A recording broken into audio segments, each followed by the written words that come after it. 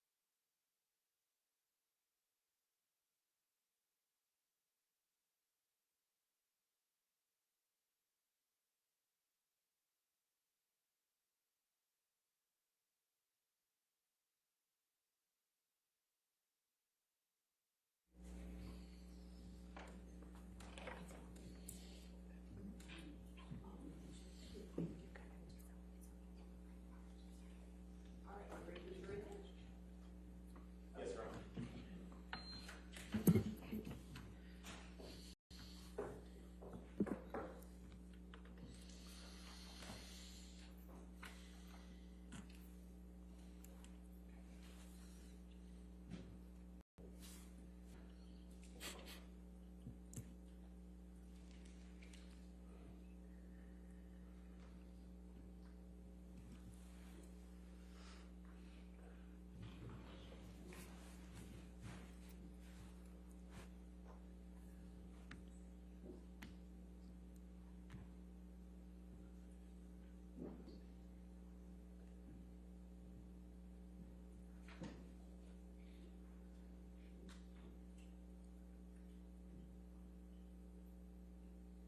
All right.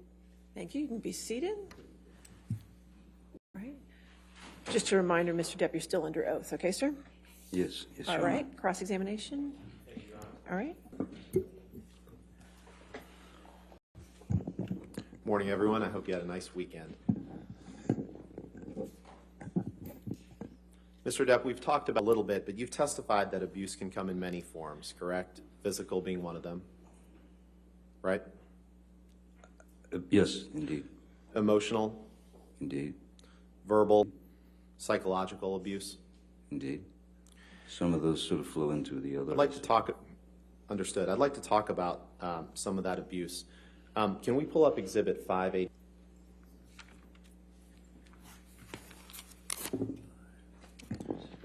Your Honor, this is a recording, Defendants Exhibit 582, that we will play. Any objection to 582? No objection, Your Honor. All right, 582 in evidence. Put your fucking cigarette. You fucking have consequences for your actions. That's it. Shut up, fat ass. Yeah, you got me there. Can you play that one more time? Objection, Your Honor.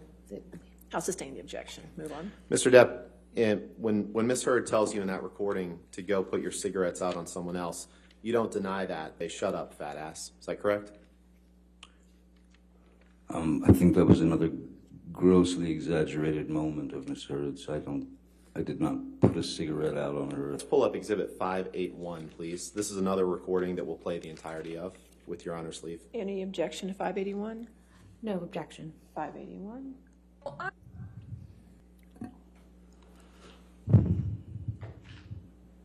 I fucked up and cried in my bedroom after I had dumped you a fucking week prior. After you beat the shit out of me, and then a week later you show up at my doorstep in my room saying you want to say goodbye. Okay, say goodbye. Oh, I said it? Yes, you did say it. Text messages. So that we're clear on the tape. Yes, you said it before to me. Okay. No doubt. But you did not say you're going to come over to say. Huge mistake. You didn't say that. You didn't say that to me. Well, I won't do it again. What's the mistake then? Did you? Can we please pull up Exhibit 598? Your Honor, and I will give the excerpts that we propose to play, and I'll we propose to play, and I'll say, Your Honor, it's a lengthy recording where. Well, I already have 598. So. Right, and I just wanted to clarify. Spoke with Ms. Myers this morning. We're gonna speak at a break. We're trying to be very careful about whether there's a third party. At the very end, someone else comes in. But Ms. Myers and I will speak, and we may be, to the extent your Honor's agreeable, we may be agreeable to just entering as evidence. But for now, since there's a very small portion at the end that we're not going to play of a third party, I'll just give you the excerpts if that works. Well, then I need 598B, and I need to know at the time. We'll prepare that for you, Your Honor. Thank you. Well, I need it now. I mean. I have the excerpts. So this would be 598B. Okay. And it's seconds 1 through 20. And then it's 30 minutes and 2 seconds through 31 minutes and 45 seconds. Okay. All right. Any objection to? No objection, Your Honor. Thank you. I'm not what I said. You of not being able to do. No. What did you say? At least I'm not doing it behind your back. I'm telling you. You gave me shit that I was recording, and I said, yeah, I'm recording, but at least I'm telling you. Okay. And if you had asked me not to, I wouldn't. Okay, so the next excerpt is 30 minutes and 2 seconds.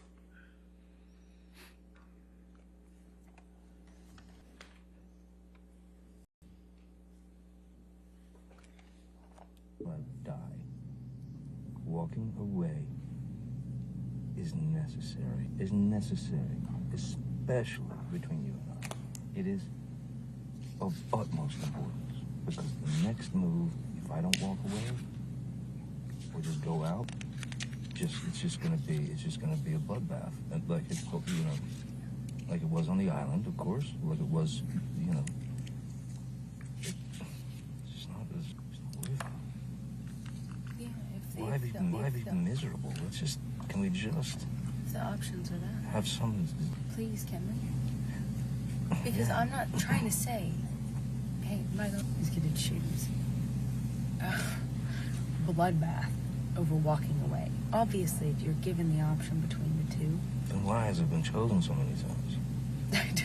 it's that snowball. It is not a distinct choice at either any discernible point. No, it's stubbornness, and it's all kinds of. No, it's stubbornness, and it's all kinds of. It builds, right?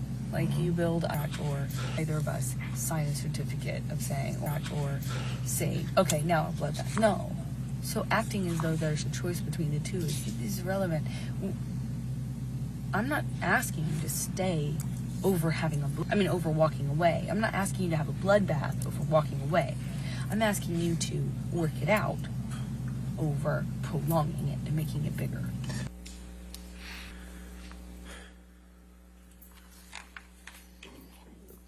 Can you please pull up Defense Exhibit 161, which was admitted into evidence on Thursday, Your Honor, I believe. Okay. Yes, it was. Thank you.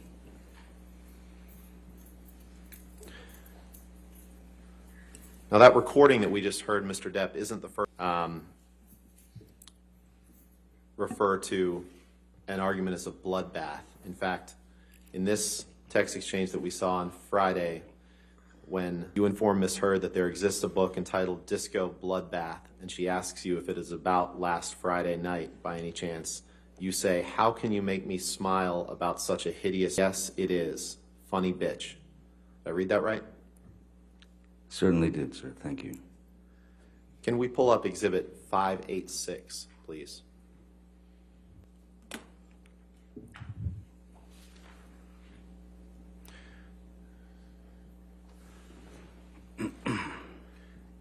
Your Honor, the only, the portion of this exhibit that we would plan to play, it's a recording, is minutes 7:35 to 8:20.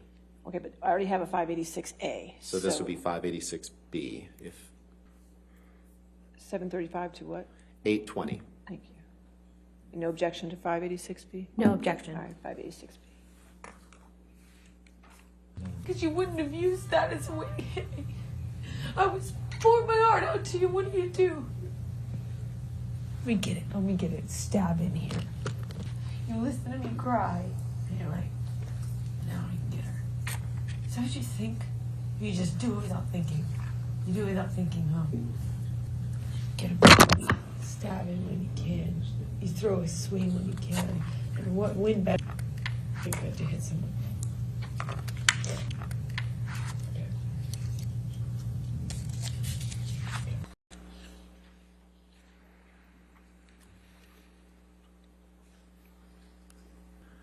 Can you please pull up Plaintiff's Exhibit 366?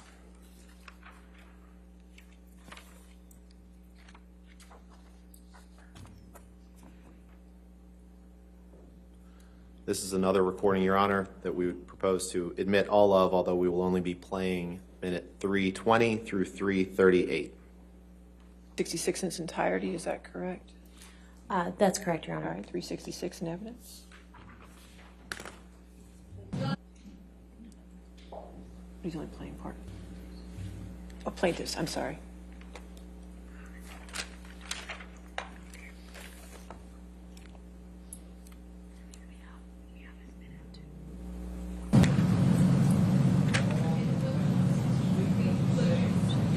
You're a flower. Every other man I know, every other relationship I know, there's a man, and it's like, oh, yeah, shit. Flower. Every single time you get a Because you're a fucking cunt!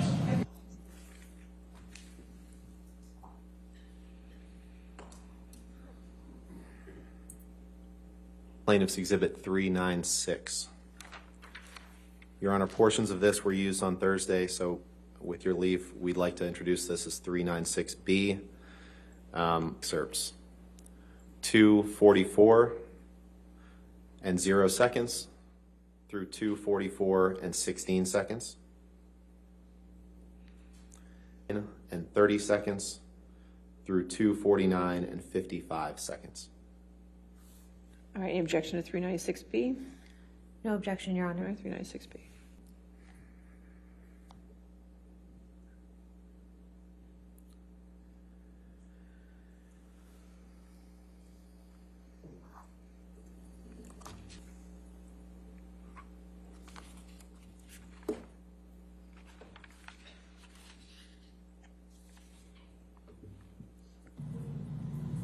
What? This is your last plea. This is your last plea. This is your last call. The last one. This is not happening! You stupid fuck! Help me! If you could please go to 2:49 and 30 seconds, please.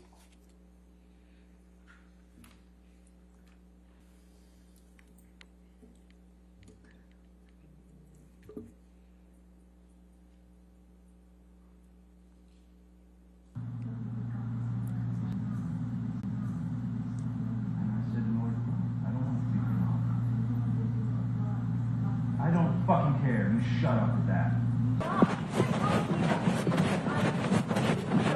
Impossible. I'll talk to you later. Get off me, right? No, I did not. I heard. 5-7. No, I did not. I heard distant screaming, and I heard, "I'll talk to you later. I'll talk to you later." I was Let's look 5-7, please.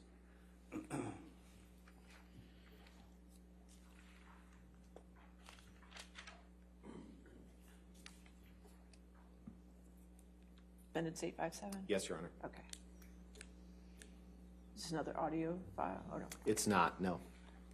Okay, is there any? Mr. Depp, I'd like to direct your attention to the second to last text Yes. on this. This is a text from you to your agent, Christian Carino, on August 15, correct? That's correct. That's what it looks like, yes. Objection, Your Honor. Relevance and prejudice. If you could approach from almost.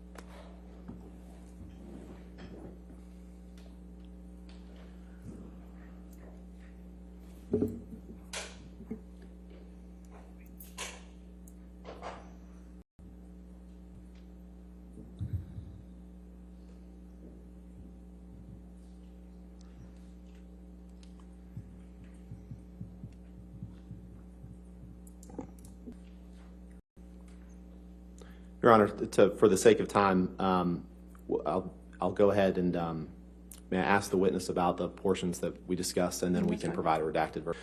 Mr. Depp, in this text message from you to Christian Carino, your agent, on August 15th, 2016, you tell him, you go on at some length about Amber, but you say, "She will hit the wall hard," 4 exclamation points. And then later down you say, "I kicks in and takes the gift of breath from her." Did I read that right? Objection, compound. I'll allow it. Mr. One. You read that correctly.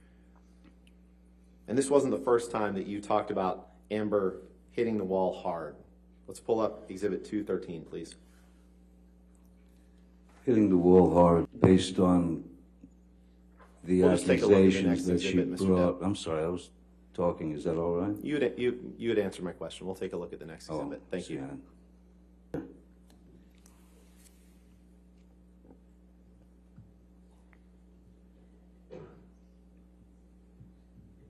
Mr. Depp, this is a text that you sent to February 4th, 2014. The text Where, at the top where of the am I page. looking, sir?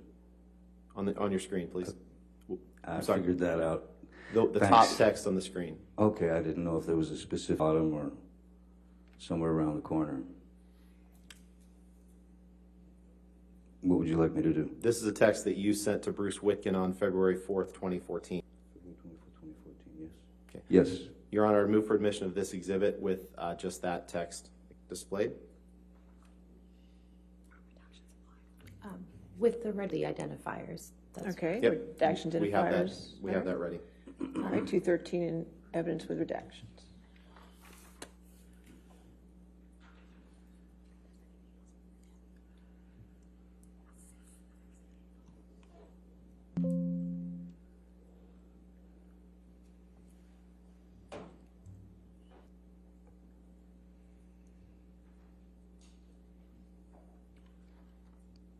Move for the admission of this, permission to publish, Your Honor. All right, it is in evidence, Thank so you. you can publish it.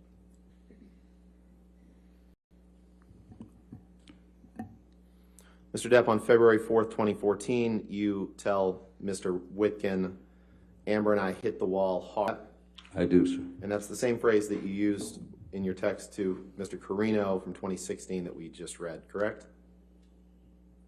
They are similar words, but they have meanings. If, Can we I pull don't know up if that makes sense to you, but Exhibit 498, please?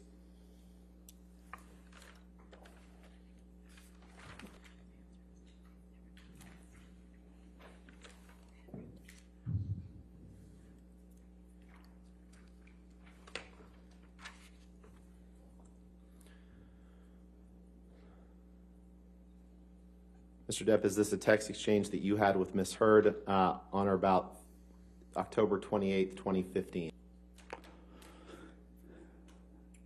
yes, sir. And I'd like to direct your attention to the third text down.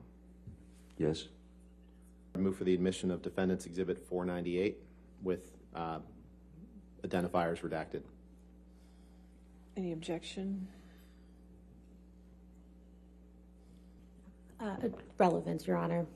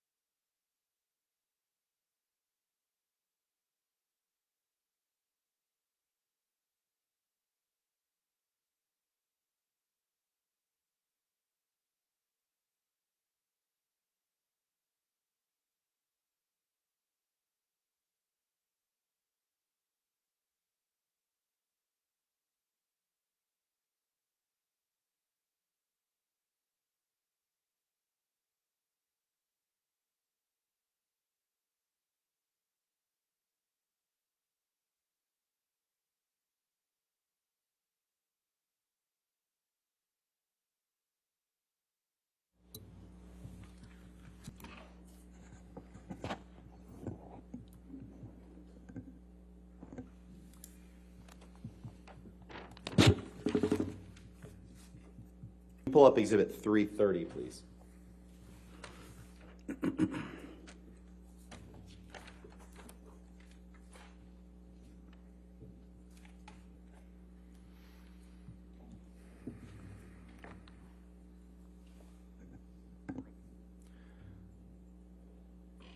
Mr. Depp, I'd like to turn your attention to the on this page, which is a text from you to someone named Ryan A.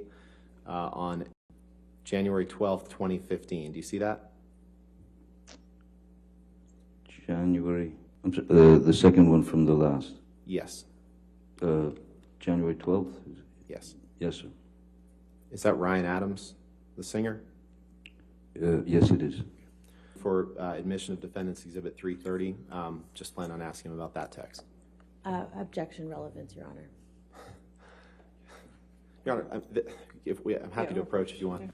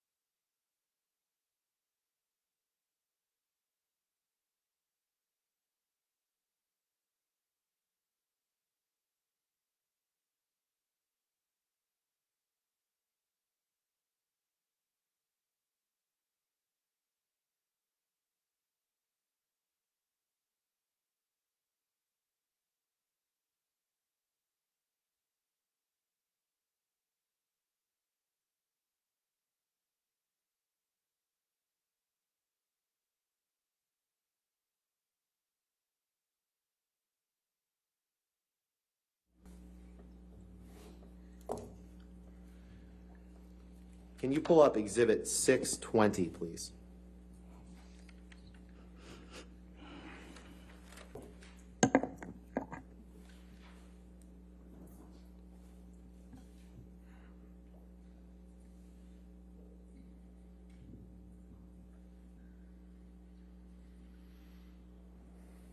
Mr. Depp, I'd like to turn your attention to text number 40. Okay. Yes, This is a text from you to Malcolm Connolly. Is that right? that's correct.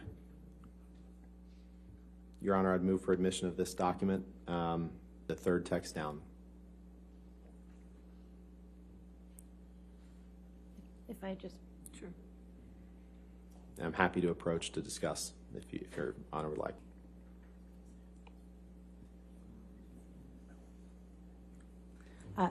relevance, objection, again, Your Honor. Okay, if you want to approach.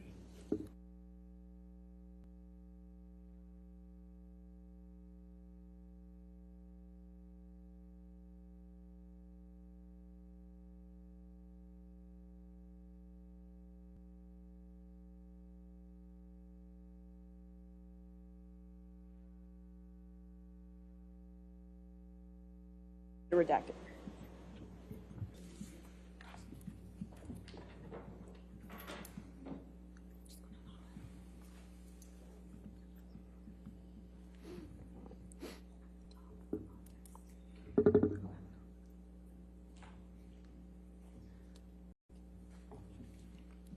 Mr. Rottenborn, if that's coming in, we'd allow, like, the content, well, if we might take a look, please. I'm sorry. We would like to take a look and just make sure the contextual text messages are coming in with the one that you're directing Mr. Depp to. I'm just going to address the court. That was the text message that I would like to get in. If they're, I'm not sure what she's asking, Your Honor. We'll just go for this for now. Okay.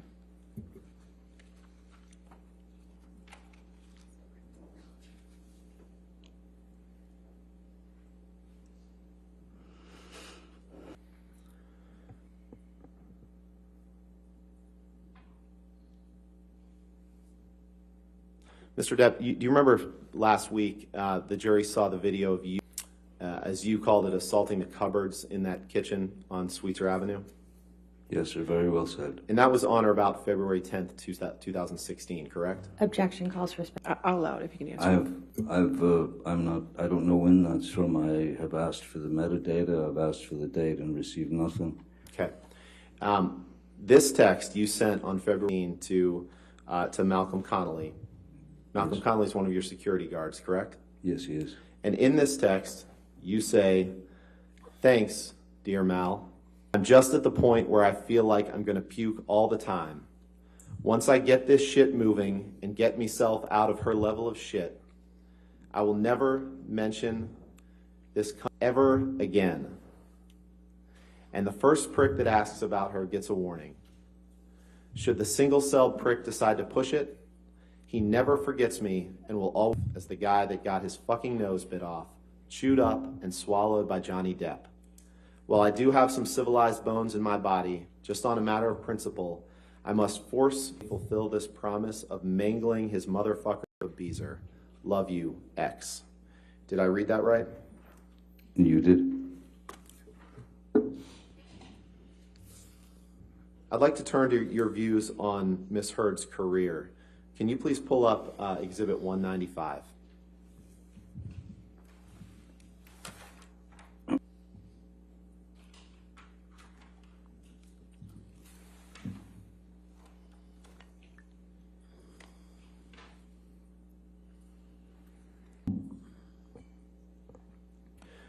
I'd like to direct your attention to the second to last on October 29th, 2013, correct? 13, correct?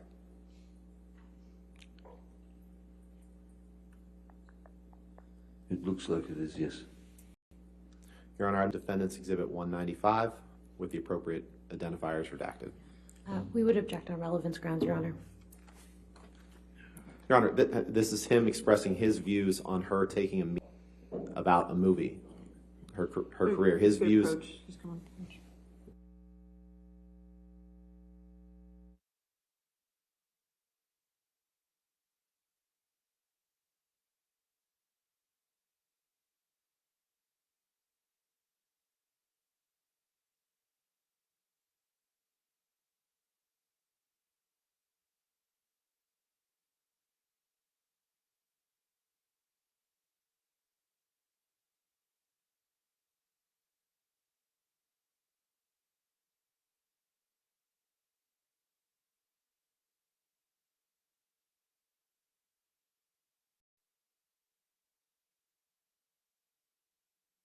So 195 will be in evidence with,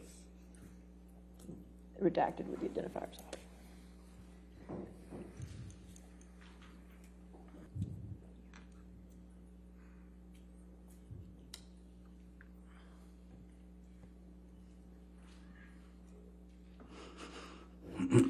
Mr. Depp, you see that from Amber that says, "I'm at a coffee meeting now." You see that? I do, sir. Right there. So she tells you at 12:41 p.m., "I'm at a coffee meeting now, will be home soon." You respond, "Holy crack whores, no goddamn meetings, no movies. Why? Why do you deviate from our agreement? What's meeting? Fuck it, just tell me when you get home." Did I read that right? You did, but a coffee meeting. You didn't know that she was taking that day, correct? It seems as though we had an agreement. What seems like we had an agreement to do something together. Asking what species of mating. So this is not necessarily angry text. It's just, why do you deviate from our agreement? It's not about her doing films. How do you think she got Aquaman? No goddamn meetings, no movies, because you didn't want her acting. You wanted to control her career, correct? Objection compound. That's hold patently on, untrue, and it's a Mr. great Depp, guess. sir. All right, yes, I'll sustain the objection. Next question. Sorry. We can move on. Exhibit 394, please. Defendants Exhibit.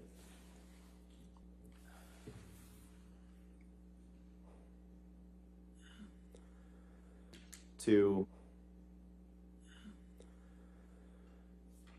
Mr. Depp, if you can take a look at the fourth text down. This is a text to Dr. Kipper on it's in the timestamp issue. I believe it was sent on March 8th, 2015 in Australia, timestamped March 7th, 2015. Do you see that? Okay. Your Honor, I'd move for the admission of 394.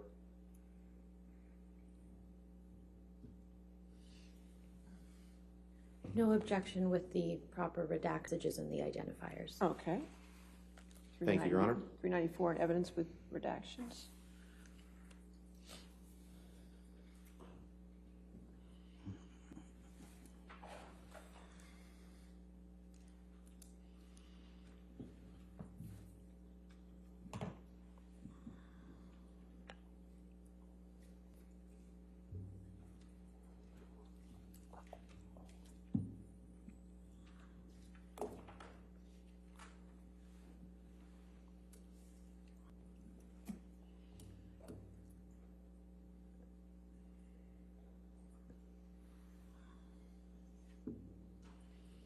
Permission to publish?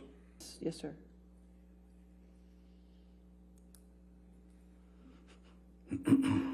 Mr. Depp, on this date,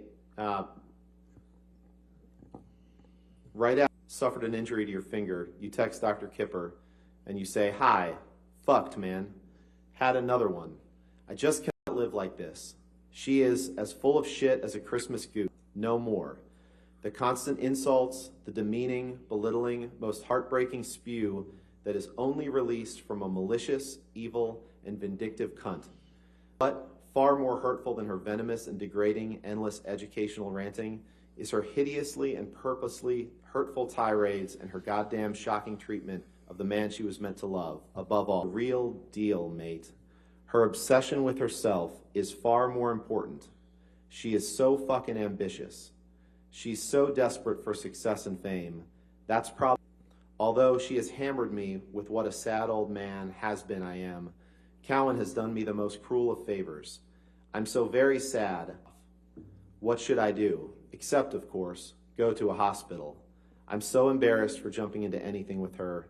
Fuck the world." Did I read that right? Yes, Mr. Rottenborn. So even as you are ranting about Ms. Hurd to Dr. Kipper, even as you were talking about her ambition and expressing your objections, you still admit to him that you cut the top of your middle finger off, correct? Objection compound. All right, sustained as compound. You're complaining about her ambition in this text to Dr. Kipper, correct? I'm realizing that her ambition is far stronger than her supposed feelings for me, yes. And there's nothing to protect her. Protect her? And from what? And you tell Dr. Kipper, "I cut the top of my middle finger off" in this text, correct? It was worded. It doesn't mean that I actually literally cut my finger off after, at the age of 12, finding the only that gave me peace, which is playing the guitar. Very unlikely. Why didn't I start lopping off digits when I was 13 then? Just the way it was worded. Miss Hurd wasn't the only one who had a problem with you can take that down. Miss Hurd wasn't the only one who had a problem with your drinking and abuse of alcohol, correct? Objection compound. All right, I'll sustain the objection if you want. Miss Hurd wasn't the only one who had a problem with your drinking, correct? Sir, if anyone had a problem with my drinking, it was me. The only person that I have ever abused in my life is myself. In fact, you tried to hide your drinking from your daughter, Lily Rose, didn't you? Objection relevance. When your nerves are pushed... Sir, if you Can we approach, Your Honor? Okay. Pardon.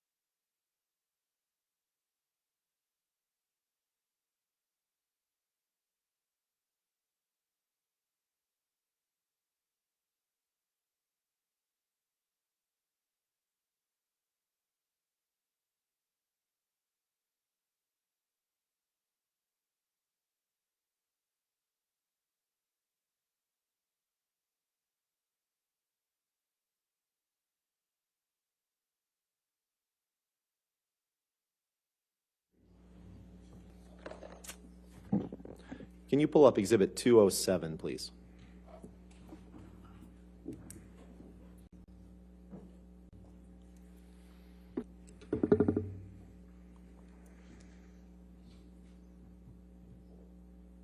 You scroll down, please. Thank you. Mr. Depp, I'd like to direct your attention to the last text on this page. It's a text from you to Kevin Murphy. He was your hitcher, correct? He was. This is a text from you to Kevin Murphy on January 21st, 2014, correct? Your Honor, I'd move for the admission of that portion of Defendants Exhibit 207 with redactions. With the identifiers redacted, that's fine. Thank you. 207?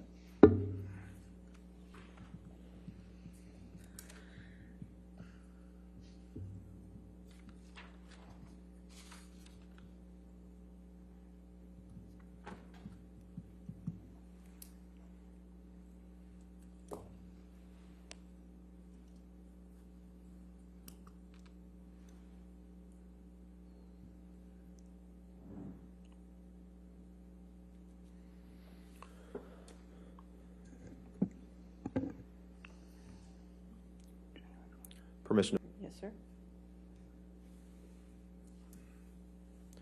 And in this text to Kevin Murphy on January 21st, 2014, you say, just my shocking discussion with Vanessa that lasted 5+ hours. Vanessa's your former partner, correct? She's the mother of my children, yes. The mother of your children, that's right. And I feel ill and have invested my guts into some side corner. Now, Lily Rose hates me because she thinks I'm drinking, and she's right, but I can't admit, or I fucking die in her eyes. Thanks for that one, Vanessa. Come to master in main house. Did I read that correctly? You did. Exhibit 1092, please.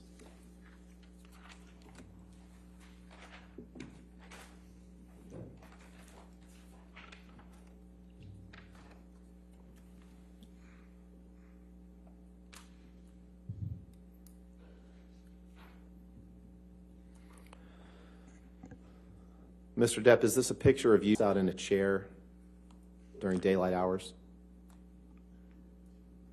Again, isn't passed out. That's a very specific. Sleep could be one. Passed out. Let's try it this way. This is a picture of you in a chair, correct? That is correct. Your Honor. Relevance, Your Honor? This is a picture of Mr. Depp. Your Honor, I'm trying to move this along, and when we stop with relevance, You want to lay a foundation? this is a picture of Mr. Depp. We've introduced another, on Thursday, another picture of that. What is the date of this photograph? I'm sorry.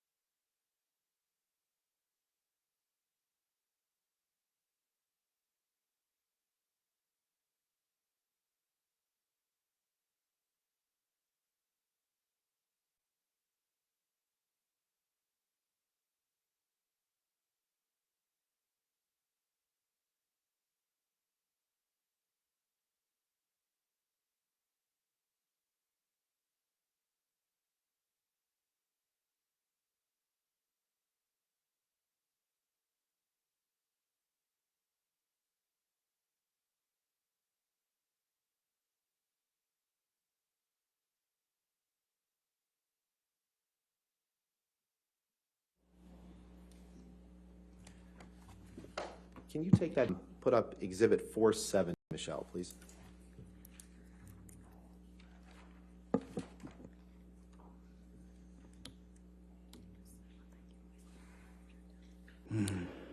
Mr. Depp, is the bottom text on this page a text exchange or a text message from you to your personal assistant, Stephen Duders, on September 13th?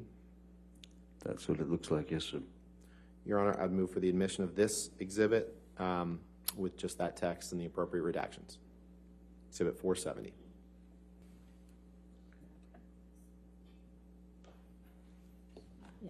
Again, of relevance, Your Honor. And cumulative. With the redactions.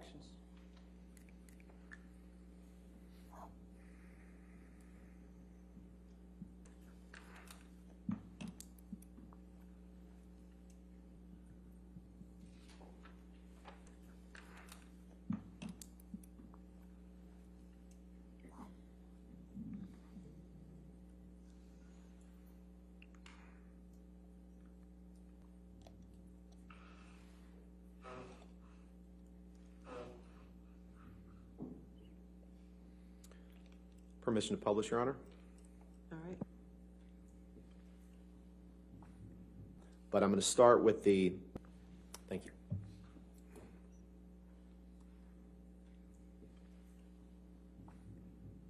Mr. Depp, in the effort to move this along, I'm not going to read the whole thing, but I'm going to start with the word main bits, which is 5 lines down. You write to Mr. Duders on September 3rd, 2015, main bits needed are and I want no judgment from Kipper or Debbie. Kipper means Dr. David Kipper, correct? That's correct. And Debbie means Debbie Lloyd, you're correct? That is correct. Just found out from Joel last night how much I spent on having Kipper and Debbie around. Millions and fucking millions, mate. All the while, Debbie just fraud, BCH, and gave me new meds like every 2 weeks. She was on set maybe 4 times. Wow. Then 5 money symbols. Did I read that right? You did.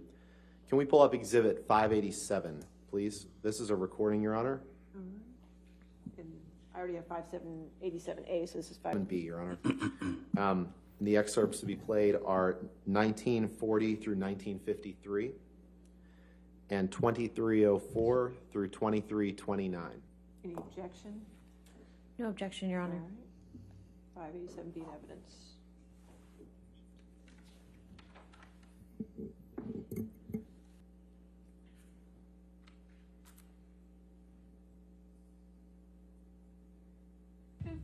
I wanted to have my Mustang. I want to be clean. I thought you'd get clean and sober and it would fix a lot of our problems. I'm never getting clean. I know. In that clip, Mr. Depp, you tell Ms. Heard, I'm never correct. It sounds like to me that yeah, it's either that or I have never been clean and sober. 304, please.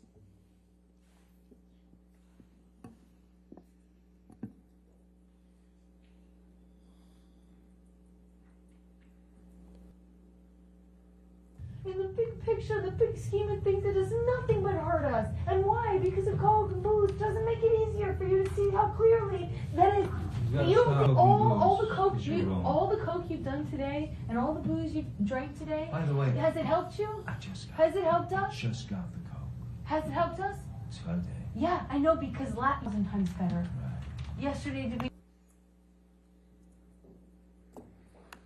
I'd like to turn about how you viewed Amber's role in that process, Mr. Depp. Can you please pull up Plaintiff's Exhibit _40? And Your Honor, 120 admitted the other day, but I'd like to introduce this as a separate exhibit. So 120B, and that would be _40, you said, 40? Yes, Your Honor. Okay. Any objection to that? If I may, it just came up on the screen. Okay. Mr. Depp, while they're looking at the second text from the bottom, a text that you sent to Amber's mom, Paige, on August 19th, 2014. Yes, that's correct, sir. And this is when you were either in the middle of detox process from roxycodone, correct? That is correct. All right. No objection? No objection. Okay. 120B in evidence. You want to publish? It is correct? With the other Okay. That's fine. text messages redacted, please. All right. Thank you. Oh, with the, okay, yeah, sure.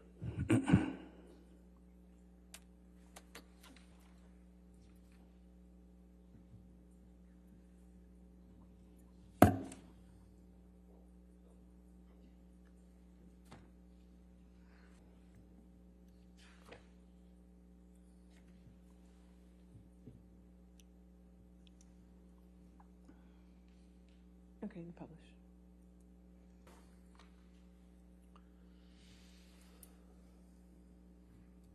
And in this text message that you write Amber's mom on August 19th, 2014, dearest Paige, how unbelievably kind and pure your message was. I am beyond thankful to have you in my life. There is no luckier man on this earth. The strength that Amber gives me and the full support of each of you individually that I've gotten helps immeasurably. I don't need to explain the horrors to you. What you do need to know that your daughter has risen far above the nightmarish task of taking care of this poor old junkie. Never gone by that she didn't look out for me or have her eyes on me to make sure that I was okay. YN words are truly feeble in attempting to text. Suffice to say that I have never met or loved a woman or a thing more. She has this for nothing but you, sweetheart. Thank you. I love you. Your son, outlaw. I love you. Your son, outlaw. Did I read that correctly? You did, sir. I'd like to take a look at another document, Exhibit 272, please.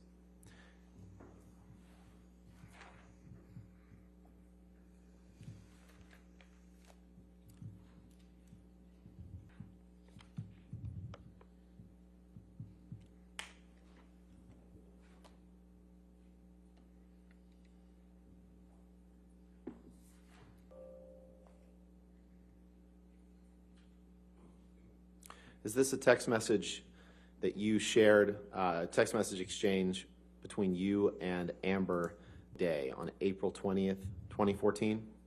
Yes, sir. Your Honor, permission to, or I'd move for the admission of Exhibit 272 and after. With the identifiers removed, we have no objection. All right, remove the identifiers.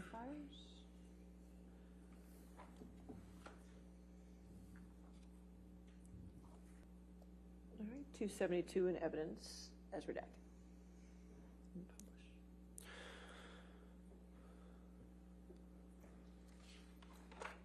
publish. On Thursday that you saw nothing wrong with referring to Amber as a lesbian camp counselor when she was trying to get you to stop using drugs.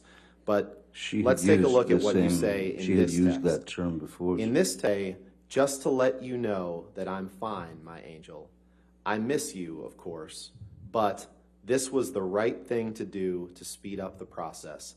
I love you. Yours, Steve. Did I read that correctly? You did. You can take that down. Now, you've brought this lawsuit about the op-ed specifically, but for years wrote the op-ed, there were numerous negative news stories about you. There were numerous negative news stories about you that were released into the public, correct? Objection calls for speculation. I'll allow it if you can answer. Teen, you're saying? Correct. Yes, it all started with Ms. Hurd going directly to a court to get it, which is with a bruise on her face and paparazzi. That was the sort of beginning of the ball rolling down the hill and gaining momentum. The negative stories about you prior to May 27th, 2016, when Amber went into court, correct? Objection asked and answered. Now it's 2016. I'll allow it if you can. Stories about you prior to that date, weren't there? Sir, I've been in the racket of Hollywood since 1980.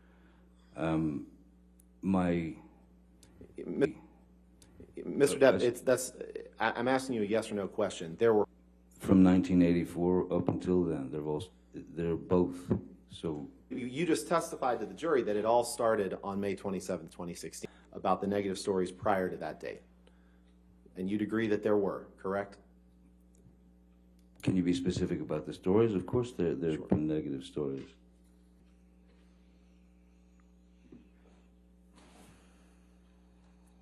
Permission to approach, Your Honor? All right. Your Honor, I have here numerous exhibits in one sort of compendium, all press articles about Mr. Depp, if I may approach. Thank you. All right, yes, sir. Thank you so much.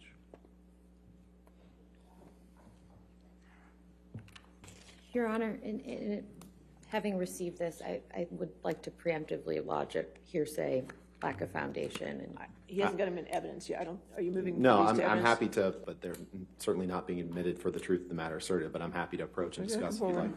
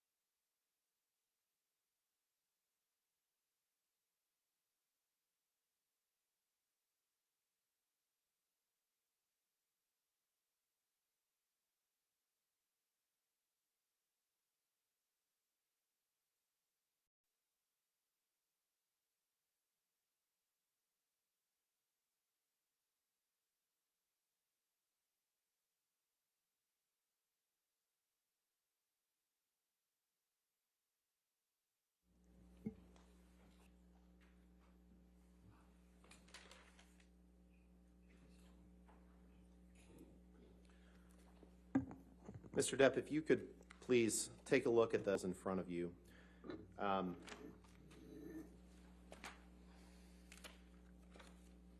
Yes, it's a stack of hit pieces. Yes, the first, for its publicity team.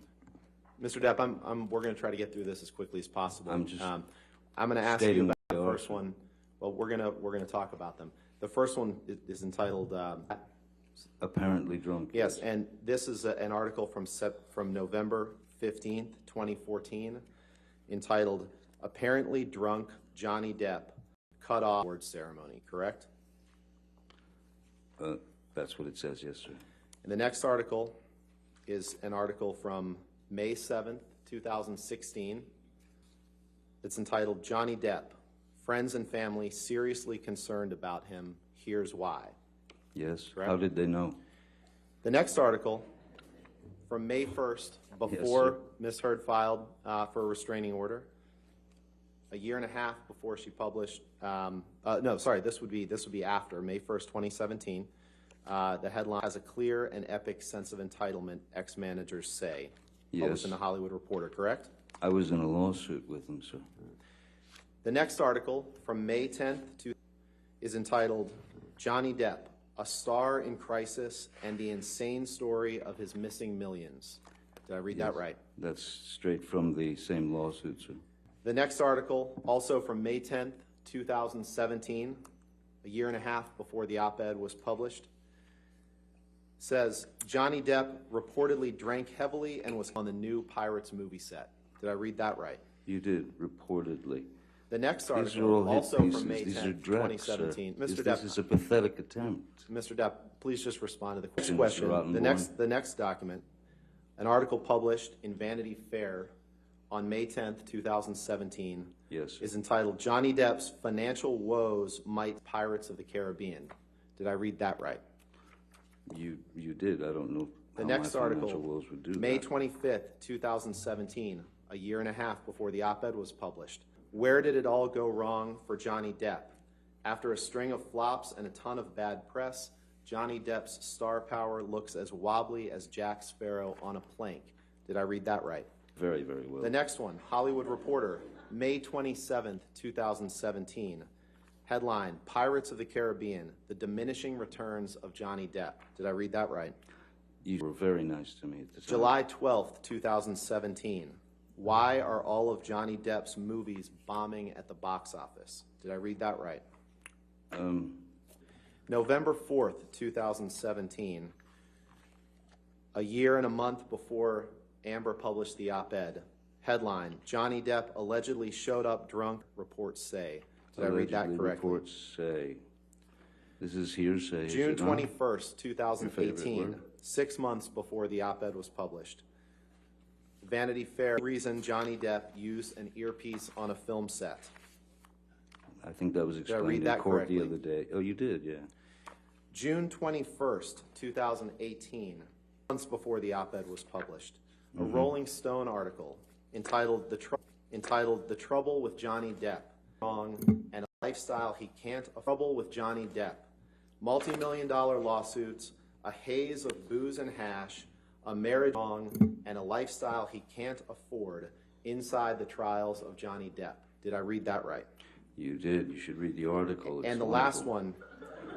last one, June 2018, the Daily Mail, vodka for breakfast, 72-hour drug binges, and spending sprees that beggar belief. Alison Boshoff reveals why for what's being called Johnny Depp's career suicide note. Did I read that correctly? You did. Who's Alison Boshoff and how does she know? Mr. Depp, you can't name Oh, it a won't single answer. who has benefited in her career by coming forward and stating that she was the victim of domestic violence, can you? I'm sorry, what was Objection that? calls for speculation. I'll sustain the objection. Next question. When Amber made abuse accusations against you in May 2016, fair to say it got a lot of press attention, right? Objection calls for speculation. All right, I'll sustain the objection. Next question. When Amber made abuse accusations against you in May 2016, you became aware that it got a lot of press attention, correct? Very quickly, I'm aware. And she became associated with those abuse accusations that she made against you in May 2016, correct? To your knowledge. Objection calls for speculation. I'll sustain the objection. Next question. Associated with those domestic abuse accusations that she made against you, correct? I think that's clear. And yes. you understood that she became associated with those same accusations that she made, correct? Well, she had a choice, I didn't. And you've talked about the immediate impact that those accusations on May 27th, 2016 alleged. Yes. You testified earlier in your examination on direct that when Amber made those accusations in 2016, you said you lost less than everything, correct? That is correct, sir. But you didn't try to get the restraining order lifted in 2016, did you?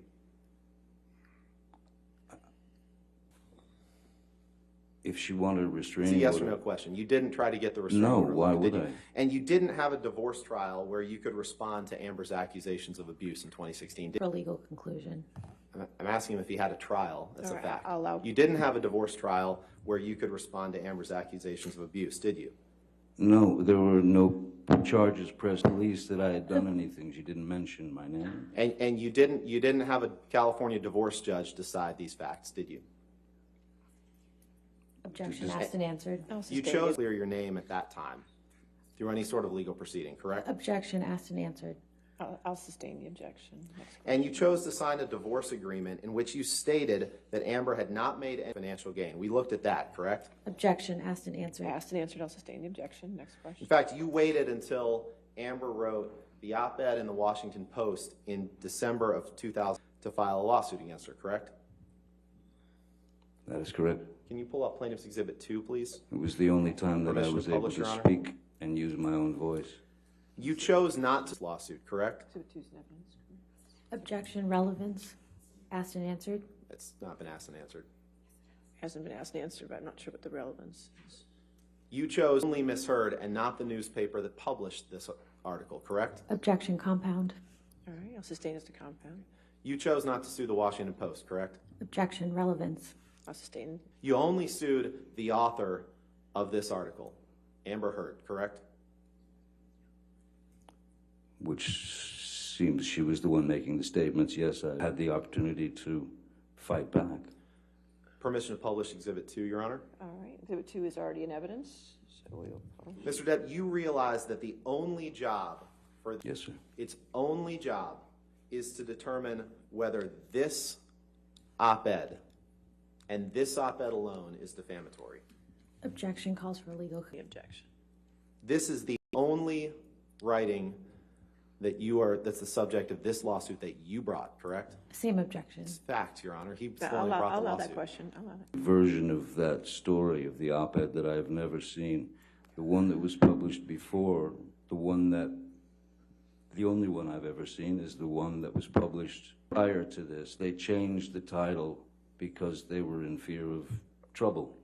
Well, I'd move to strike that last testimony, Your Honor. Well, I mean, it's clear. Whether it's the online edition in the paper, this article is the only statement, the only publication of anything that's the subject of the lawsuit that you brought, correct? Objection.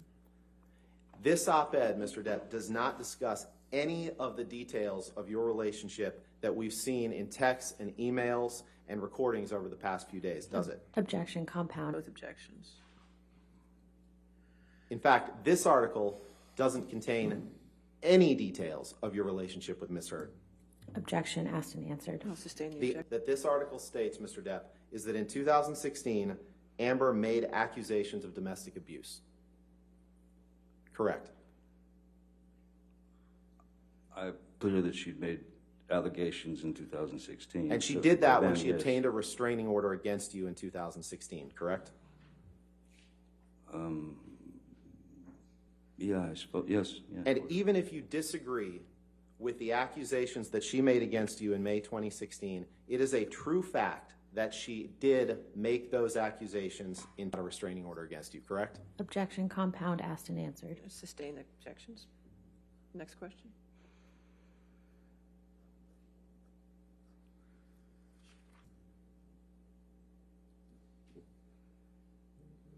To your knowledge, the words that Ms. Heard in this article about getting a restraining order against you in 2016, those are true, correct? I'm sorry? The words that Ms. Heard, All right, I'll sustain the objection. You want- can you go to the third paragraph? Pull up the third paragraph, please. The statement that then 2 years ago, Ms. Heard became a public figure representing domestic abuse. That is true, isn't it? Sure, we're looking at it. Objection. Oh, I see it. Calls for a legal conclusion. So I'll sustain the objection. It's I'll his sustain the objection. And in 2016, publicly, Ms. Heard accused you of domestic abuse, correct? In 2016? Yes. That's correct. No further questions. Ladies and gentlemen, why don't we go ahead and take our morning recess for 15 minutes? Do not do any outside research and do not talk to anybody about the case, okay? We'll come back in 15 minutes.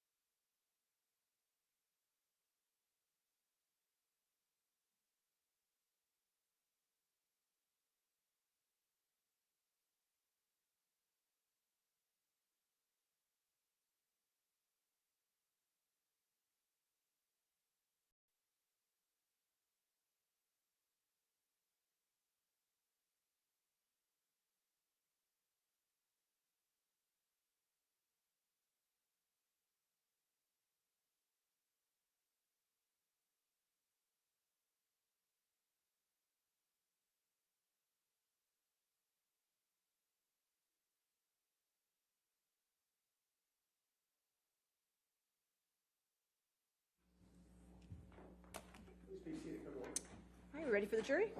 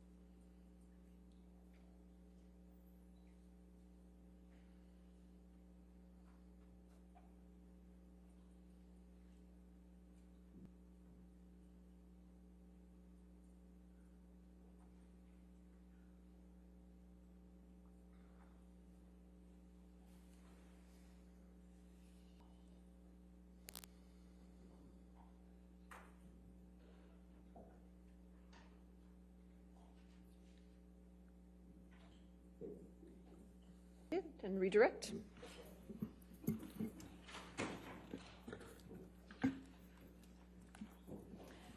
Good afternoon, Mr. Depp. Could we please pull up Plaintiff's Exhibit 1?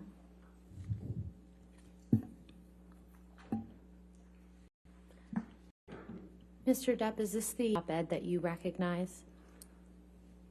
Yes, ma'am, that's the one.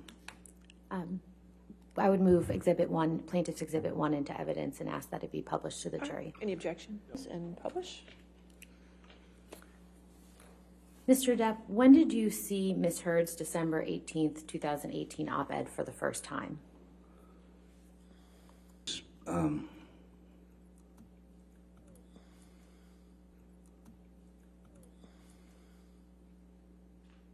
It was within a day or so of it, I believe. And what was your reaction? Shock. Why were you shocked?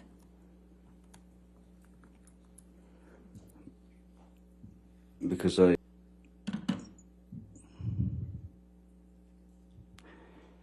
that point, it had been a good solid two or so years of this, of the accusations, of the allegations, planted firmly on my back, so something that I had to, and I just couldn't believe that it was continuing, that it was continuing in such a way that it was clear that the more bad press, the more hit pieces that came out on me, stories of Ms. Heard and her righteous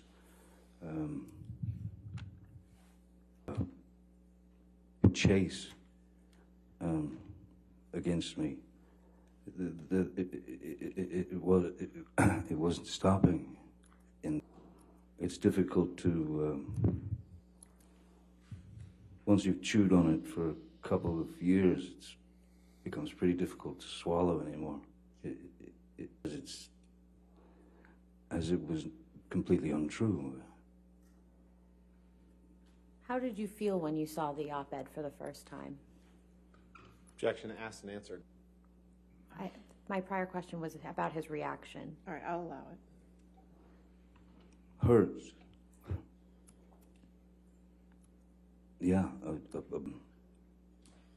a blinding hurt. It was like somebody had hit me in the back of the head with a 2x4. As I said, I had no ability to speak prior to, because I'd done an interview to try to explain myself. It turned into a hit piece, and this was the opportunity. Something's got to be done. It's just got to be done. I couldn't take it anymore. When did you first learn that Disney was not going to recast you in the Pirates franchise? It was probably this op-ed appeared. one of my crew, again, I don't remember who had sent me, excuse me, had a piece that was in some magazine, and Sean Bailey, who was the number 3. Objection, hearsay.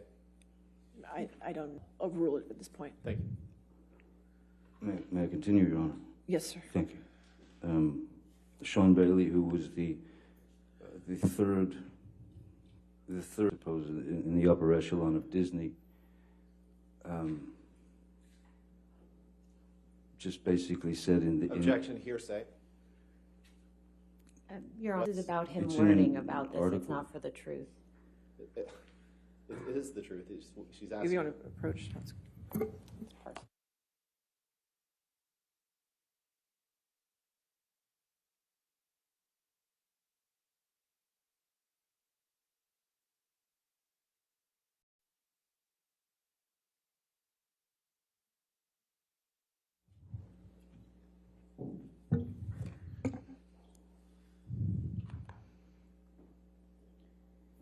Please explain to the jury who Sean Bailey is. I think you were starting to. Yes, I'll try again. Sean Bailey is number 3, or was at the time. I don't know what his status is anymore, but at the time he was the number 3 sort of upper echelon of Disney top dogs, and Sean Bailey was quoted as saying that... Objection, hearsay. Mr. Depp, where was Sean Bailey quoted, without getting into the saying? He was quoted in whatever the article was that that was brought to my attention. And can you please just clarify what article you're... I don't know what journal it came from. I don't know what magazine. I don't know any of that, so I don't know who did the interview. Objection, lack of foundation. I'll overrule the objection. Go ahead. Mr. Depp, how did you feel when you learned that you were being dropped from the Pirates of the...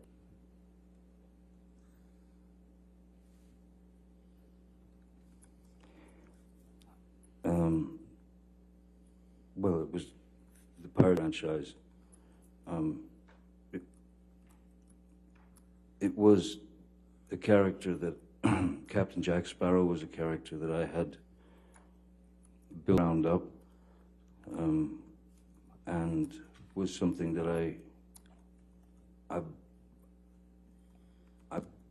of course put a lot of as you do with all characters, but you put a lot of yourself into the character. So, and also having worked on these people and having added much of myself, much of my own rewriting of the dialogue and the jokes and whatever they are, I didn't quite understand how, after that long relationship and quite a successful relationship, certainly for Disney, that they would, that guilty until proven innocent. Up until the point that you learned that you were not going to be in the Pirates of the Caribbean, what was your intention with respect to future Pirates movies? The last thing that I knew,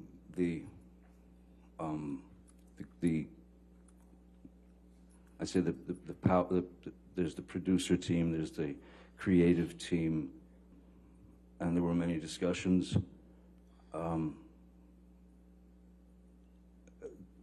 I, in fact, had been approached writing Objection, Pirates hearsay. 6. Mr. Depp, what was your intention with respect to future Pirates movies, aside from what you'd been asked to do? My feeling was that these characters should be able to have their proper goodbye. A franchise can only last for so long. And there's a way to end a franchise like that, and I thought that the characters deserved to have their way out of to end the on a very good note. I planned on continuing until it was time to stop. Mr. Depp, last week, Mr. Rottenborn asked you about a quote where you said you wouldn't come back to the Pirates franchise for $300 million, and I remember that. I do. When relative to learning that you would no longer be a part of the Pirates franchise, did you make that statement? I think long before I made the statement, there was a very deep and distinct sense of having, by the people that I had been working with, the people that I had worked hard for, the people that I had delivered a character to, they initially despised, but somehow, you know, even I stuck to my guns with the character and it seemed to work. So. Do you recall when specifically you made that statement about the $300 million and the 100 alpacas? Objection, asked and answered. Overruled, I'll allow it.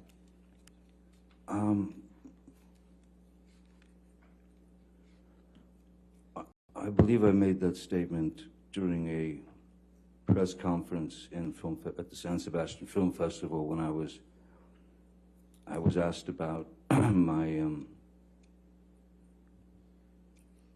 situation. That have been, if you can recall. I believe it was last year or so.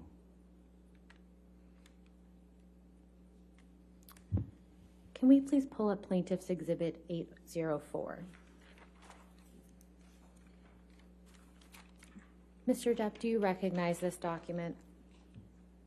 As soon as my eyes go on, I hopefully will.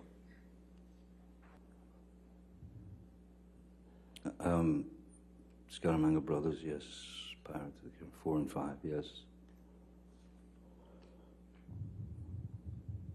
What is this document?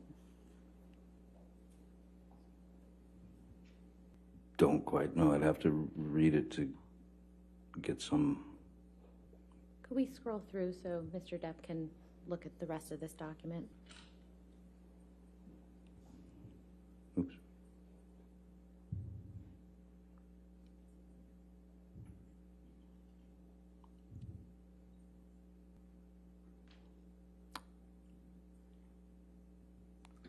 Oop, there it goes.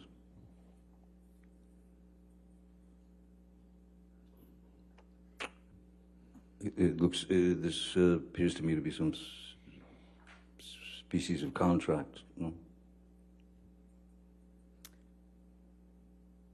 You entered into? With Disney. Your Honor, I'd ask that Plaintiff's Exhibit 804 be moved into evidence and published.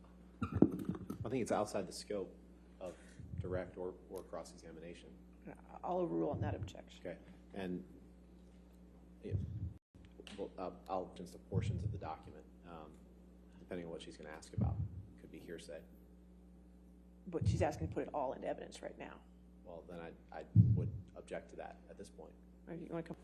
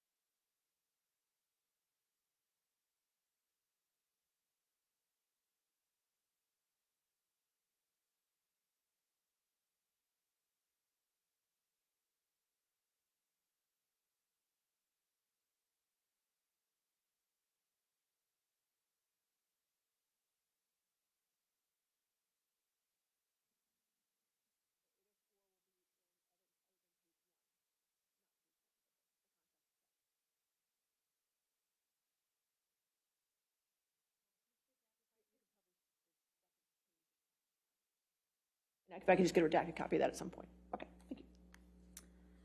Mr. Depp, if I could direct your attention contract, which is on pages 8 through 10 of the document.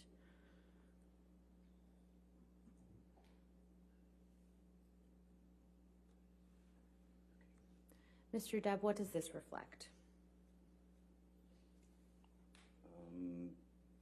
Sorry. Pirates 4 and 5, compensation, and 5, compensation and merchandise. Mr. Depp, at this time, how many other part of? At that time, Alice in Wonderland. Boy. Alice in Wonderland.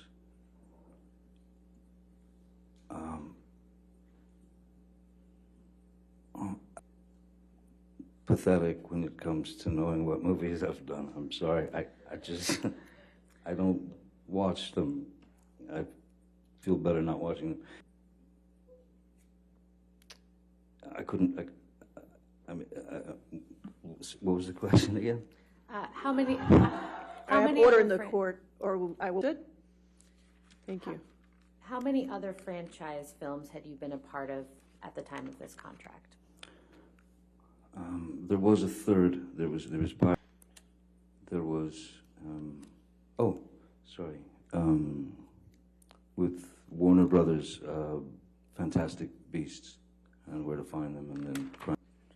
And how does the compensation reflected in this contract compare to that, what you receive for the other franchises that you've been a part of? Objection, Foundation. He just established that he was a member of other franchise films at this point. And he hasn't established a foundation that he knows how he was compensated for this. I'll overrule the objection if you can answer.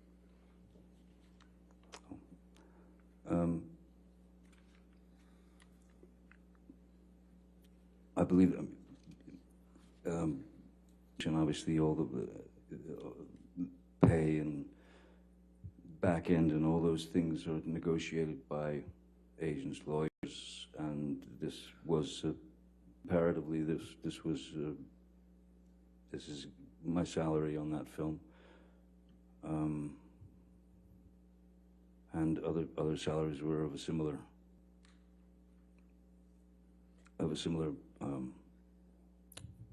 status, I suppose. If I could direct your attention to the 12th page of the document.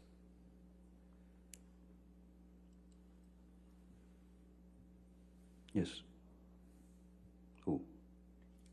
Is this your signature, Mr. Depp? Yes, it is. You can take this down, thank you.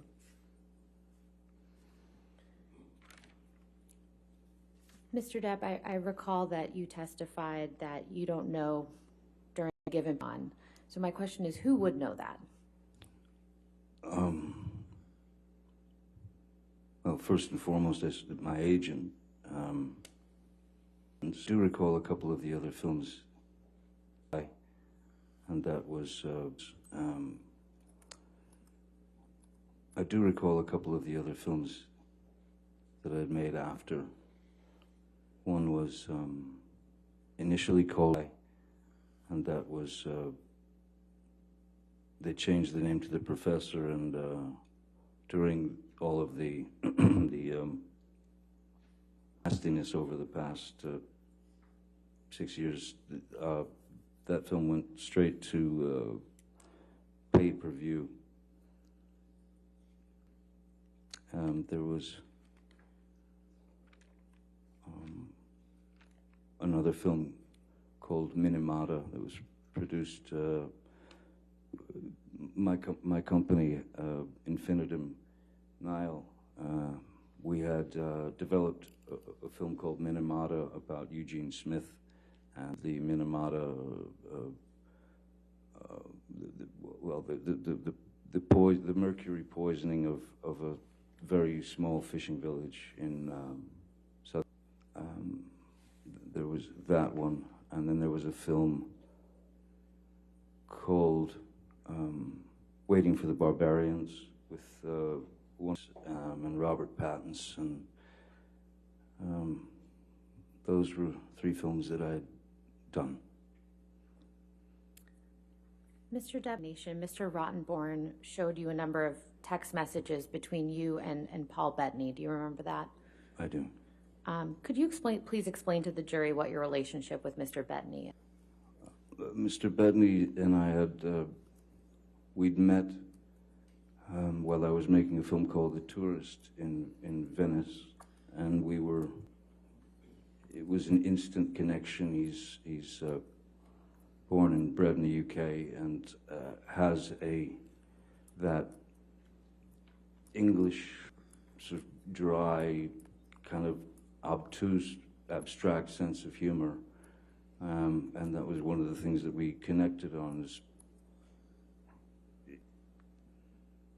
taking, even if it was a difficult or unpleasant situation, we would, do our best to deal with it with humor, as opposed to just a constant complaint or of that nature. We dealt with it with humor, albeit sometimes as these are private texts that have been, there was a lot of in context. It's important to know that intended to be real, and the language that's used, which yes, I am ashamed that that has spread on the world like peanut butter. For example, the text that is about burning Ms. Heard it's directly from Monty Python, in the sketch about burning witches, and then drowning the witches. This is a film that we'd all watched when we were 10, and it's just irreverent, and that's what we were referring to in those texts. The text message that you just referenced, other than Mr. Bettany, who else saw that time that it was sent? No one. Of course not.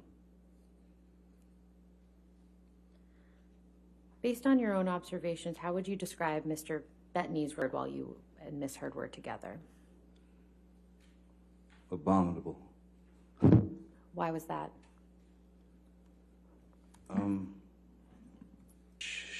Ms. Heard despised Mr. Bettany mainly because we had become such close, and for her he was a threat, and would take me away from her with regard to if Paul Bettany was getting the attention from me.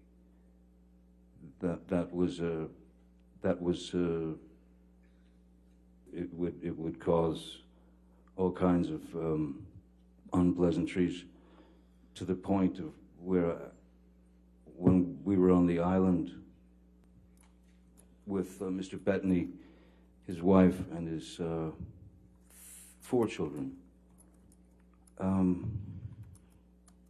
Ms. Heard and Ms. got into some debate over lunch, and Mr. Bettany tried to make a point. She would talk over him. She got mean, and she got mean, and she got loud. And then I believe it was his 18-year-old boy, who was getting ready to go to he's a very bright, brilliant kid. He entered the conversation because with what he'd studied in school, and he knew quite a lot about it, and he voiced his opinion, and Ms. Heard demeaned that young man, where he burst into tears and walked away. And it was at that I had spoken to Ms. Heard and said, that's just unacceptable. That behavior is unacceptable. You have to demean that boy. You cannot always be right. You should try being wrong sometime because you might learn something. Then I asked her to, I thought it was best that she leave the island. Could we please pull up Defendants Exhibit 245? And Mr. Depp, I believe this is another text message with Mr. Bettany that you were shown on your examination.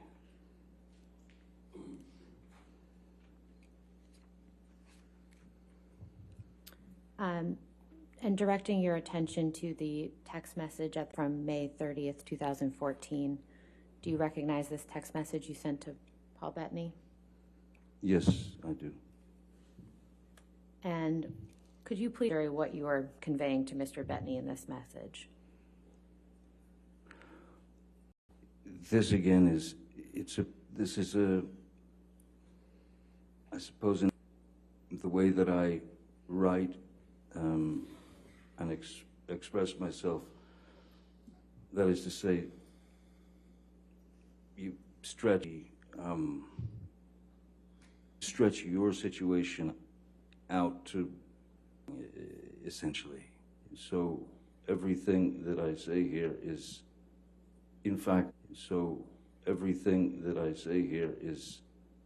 in fact, an impossibility for the human body. I would have been, well, I would have certainly at least had to be rushed to the hospital for a stomach pump.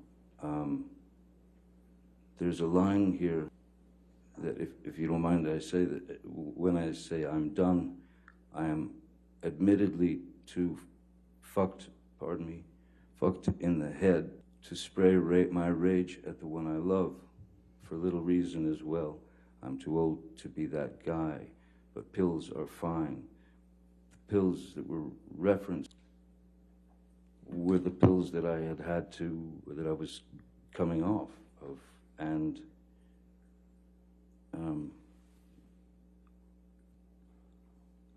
they were the only thing that could give me some semblance of the same numb effect that I searched for as a child with my mother. And saying that I was too messed up in the head, it's kind of like if you've been told since you were a child that everything you do is wrong. I shouldn't have even been alive, or whatever, joyous little treats that my then very sick, very ill mother brought to me.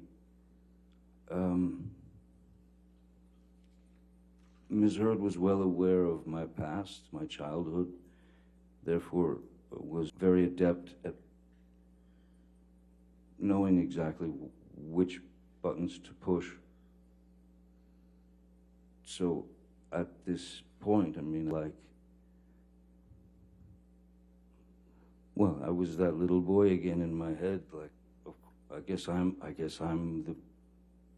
am incapable of doing anything right. I guess I will never be happy. I guess that this is who I am, along with this person. But it's confusion, it's confusion, it's nothing that anyone could sustain for any length of time. It's nothing that anyone should have to sustain. Judged, and treated as if I'm only surrounded by yes men and that I'm a bad. We're endless, and they other, and that it was these things were endless. were endless, and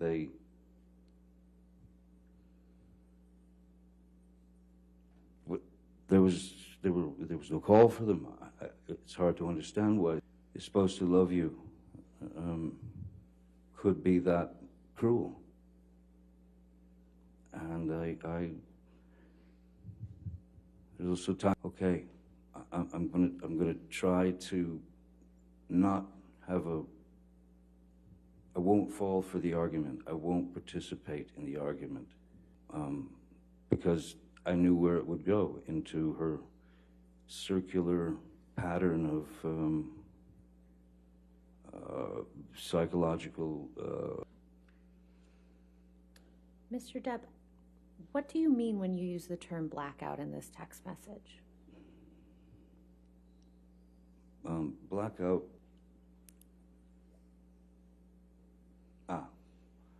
Yes, because I'm talking about 1,000 Red Bulls and vodkas, 2 bottles of champagne, no food for days, half a bottle of whiskey. Those things, had that been all absolutely true, would have not only caused a severe alcohol poisoning, overdose. I would have had immediately, if that were true, I would have had to have been taken to a hospital, or I'd just die. So, no, black gets so drunk on alcohol, essentially, on alcohol. But the pills that I had my addiction, that I was addicted to, the roxycodone, which are very, very powerful opiates. Two of those would knock me out. That is to say, so you can be, a person could be wide awake and wreaking havoc, or having a giggle in a blackout and never remember it. But when you've taken the prescription medication, it knocks, or certainly not, well, you're not in any condition to, first of all, swing it anyway. You are out. You go on what's called the nod, and then it takes you away into sleep. It's just very deep, and I found that much more accepting than having to hear constant badgering. Mr. Depp, I'd like to show you Defendants Exhibit 153, which I believe Mr. Rottenborn also showed you last week. Yes. Do you remember seeing this during Mr. Rottenborn's examination of you last week? Yeah, yes, I do. Okay. Now, I'd like to show you exchange, which is in Plaintiff's Exhibit 120, and since there's been a number of text messages drawn from this document, this would be Plaintiff's Exhibit 120C. Page would that be, or underscore? This would be 4 and 5, Your Honor. 4 and 5, thank you.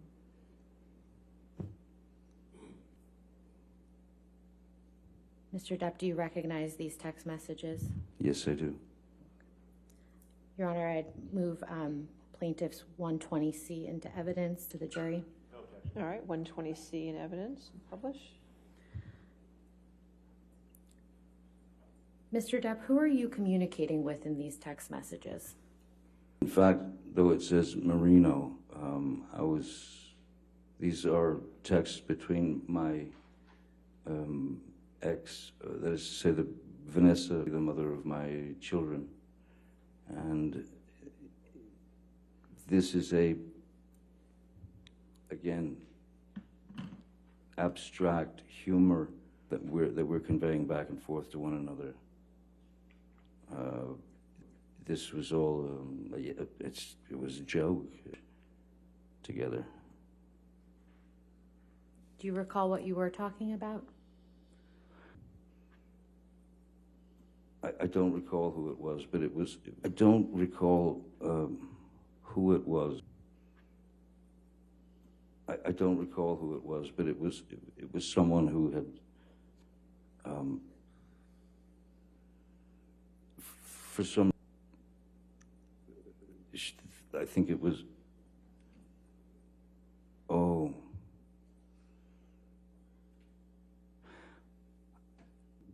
the possibility is that 2013, it might have been, we had a nanny at one point who we, in fact, we had,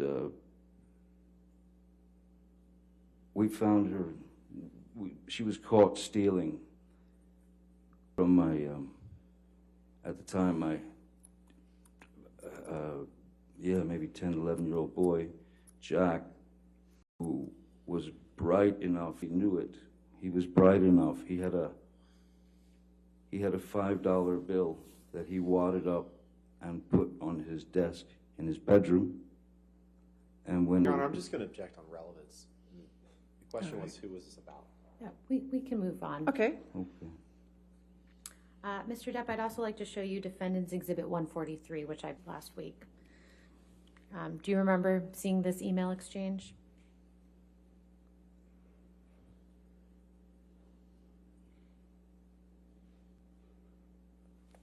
You could scroll down as well, please. Thank you.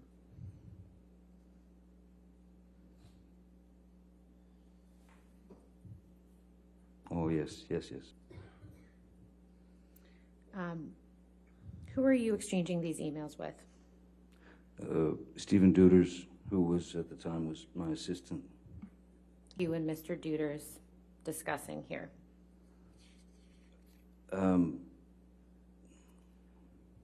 Gobbledygook, essentially. As I remember, it was a day of work, and there were times Mr. Duders, because he's the worrisome type, I would Duders, because he's the worrisome type, I would send him a text in jest, of course, and to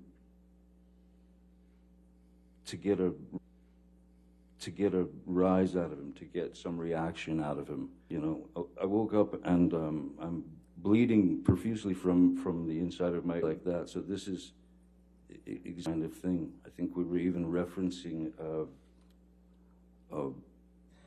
The Hangover, the film The Hangover, in part of this about Tyson and sort of bizarre circus that I was telling him that I had in my room and that everywhere. It was a joke to just sort of throw him off, worry him, and make. Ultimately, it was a joke, and we were laughing about it. What, if any, portion of this email exchange is literally true?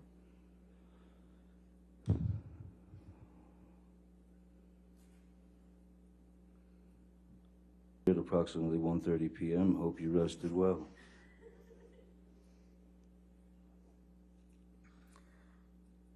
Mr. Depp, I'd like to talk to you about some text messages that you refer to the monster, and this is in the context of in conversations with that don't include Ms. Heard. Do you remember seeing some of those communications? Yes.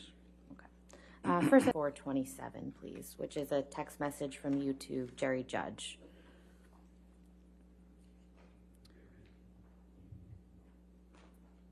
How are you in this context when you're communicating with Mr. Judge?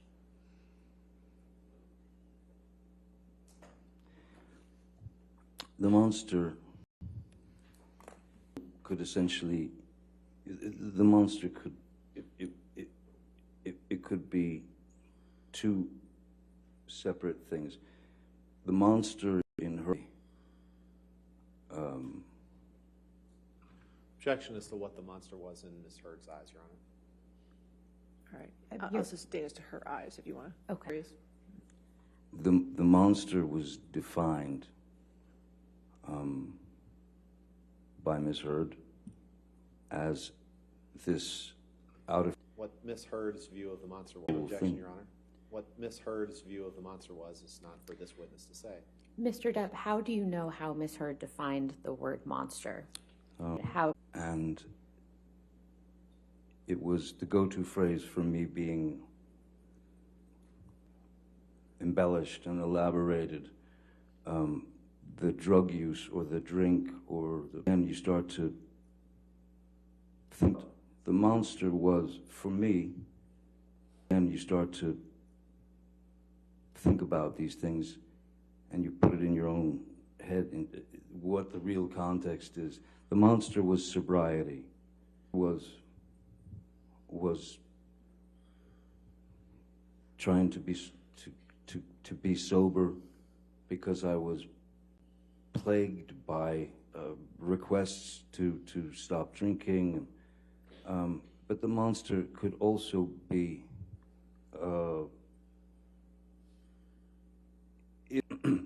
if a conversation, if something starts as a conversation, which would quickly ramp up to quite an antagonizing argument, if I responded to her, if I took part in the back and forth where people do in life end up saying obscenities, screaming obscenities at one another, or calling them names, or to that point. I mean, the monster was just for me, was just the guy who actually enough to continue to take part in arguments that would ultimately get nowhere. So that is one of the reasons why I would try to get away from Ms. Heard and not participate in her debates and the knowledge that she wanted to express to me, and circular and painful, it was constant, it was rapid fire. So I stopped participating in those. I tried to walk away. I tried to go to another room, even to the point of locking myself in rooms so that she just could pound on the door and scream. That was clearly a mistake. Fallen for that, or taken the bait to allow myself to get into a conversation with physical violence.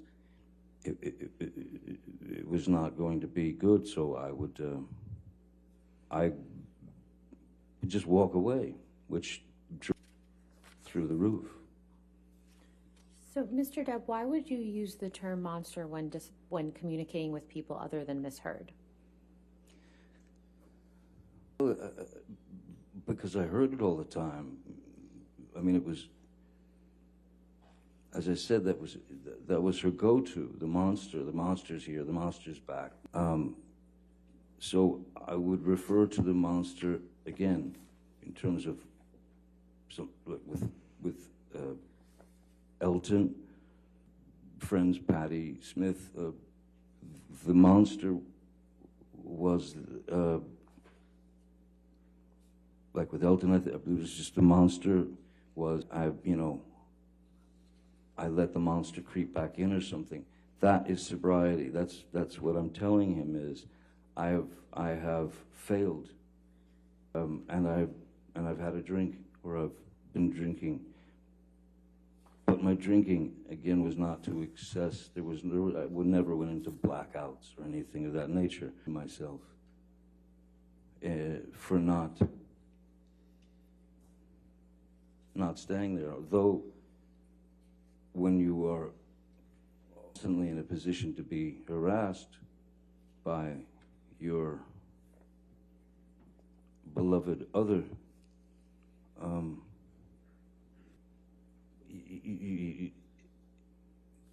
what else could I do?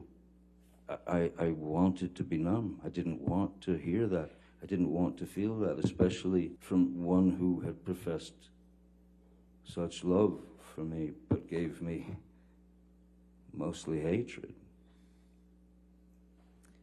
Your subject, so if this would be a good time for the lunch break. All right, we started a little later, so I don't mind going a little further. Okay. If you want to do that, go ahead. Mr. Depp, Exhibit 161, I believe Mr. Rottenborn showed you this last week and again today. Yes, yes. Recognize these text messages as between you and Miss Heard? Yes, I do. Yes, I do. Why are you informing Miss Heard that there's a book called Disco Bloodbath? When I texted her, 2:30 in the afternoon, I was in a bookstore, a used bookstore, bookstore that had a lot of first editions and things like that, which was sort of a passion. And I saw a book called Disco Bloodbath. I thought it was a funny title. I can't say that I was necessarily referencing anything other than it was a funny title, Disco Bloodbath. It sounded like a sort of a bad slasher movie to me. So I said, just thought you should know that there exists a book titled Disco Ball. And then she said, we need that book. And then she asked me, is it about last Friday in chance? And then my answer to her, how can you make me smile about? The fact is, this is a light-hearted exchange that she's even saying, we need that book, reference to last Friday night, which I don't recall what last Friday night was or whatever, so I just, how can you make me smile about such a hideous moment? A hideous moment could have been some grotesque television, it could have been anything, I don't recall now, but all I was saying is, and it even says at the end of my text, that's Disco Bloodbath, you know. So this was not we were not butting heads in this exchange, lighthearted. Mr. Depp, I'd like to show you Defendants Exhibit 375, which is another document Mr. Rottenborn showed week. Yes. Could you please remind the jury what's reflected in this photograph?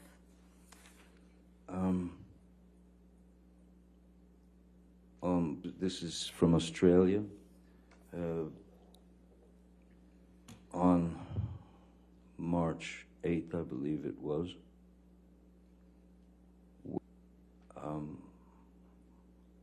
After my finger had been,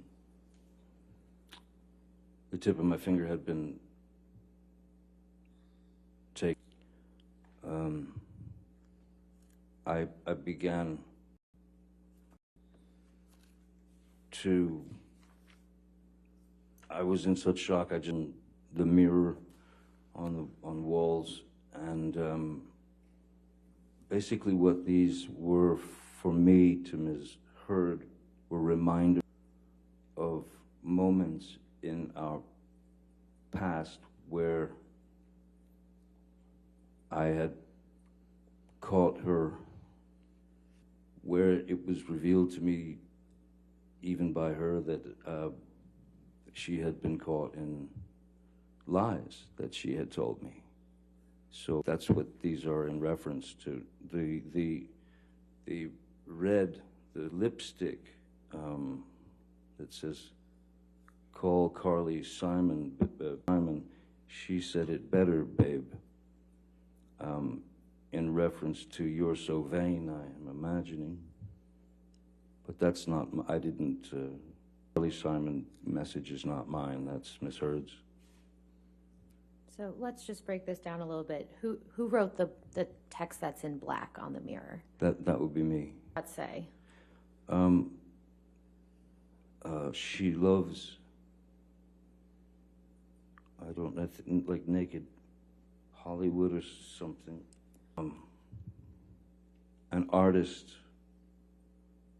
of, I don't know what the rest says, but what that is, Ms. Heard had come to me, and she was seemed to be seriously concerned about how she was being portrayed in Hollywood. She was concerned that because she had done films where there was nudity and things of that nature, she had voiced to me that she did not want to be, she didn't want to be looked at industry. She wanted to be able to escape the chains of being objectified by the Hollywood system. Difficult thing for any woman, certainly, unfortunately. For any woman, certainly, unfortunately. But she asked me, how can I avoid being stereotyped as the beautiful blonde who gets her breasts out or goes naked and has to shtuck people. And I gave her my advice on it, on how to avoid it, which I thought was pretty.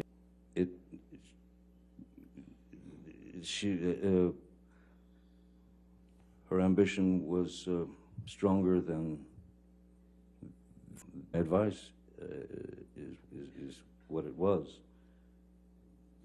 Then what she received from my advice is what it was. My advice, and hard about, because I did care for her and I did understand. I didn't want her to have to do that. And early on in my career, I was in a position where, you know, I could have gone on, I could have been just a guy who was on a TV series for a couple of years, and then, you know, what was going to be left of me was lunch boxes and thermoses and posters and teen idol things, and I fought that tooth and nail because I didn't know who I was. So I had experienced something similar in terms of being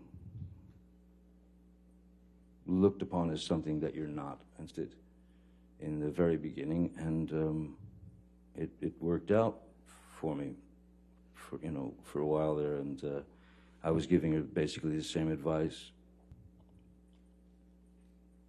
Now, Mr. Depp, you said that you did not write this portion that's in red here that says, call Carly Simon, she said it better, babe. Is that right? Yes, no, that's not mine. How do you know that it was Ms. Heard that wrote that? Objection, lack of. Ruled out. We can answer it. There are,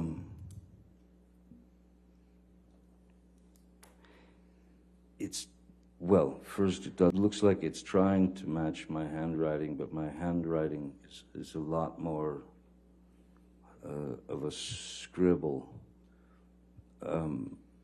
And all this where she went in to make sure that there were, that the red was, I believe there's also a napkin down there where Objection, someone Your Honor, lack of foundation. He's referring to exhibits that aren't in evidence and All right, I'll have sit. no idea whether they even. Objection now. Next question. Do you recall whether the lipstick writing was on the mirror when you wrote in the black paint? No, of course not, no.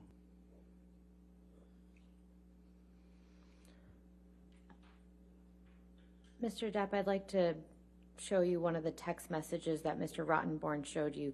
If we could please pull up Defendants Exhibit 398.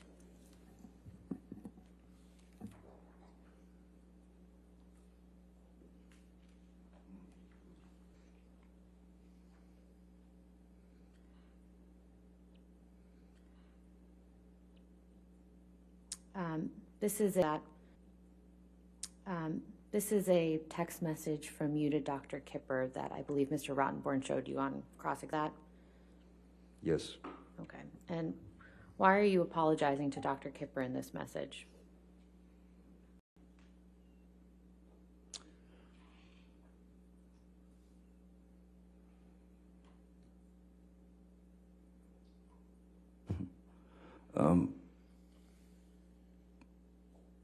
Believe that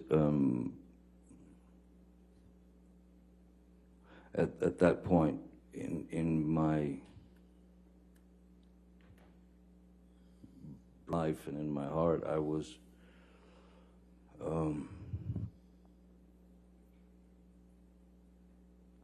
completely and utterly frustrated with how I was living my life, and I had some disagreement with Dr. Kipper.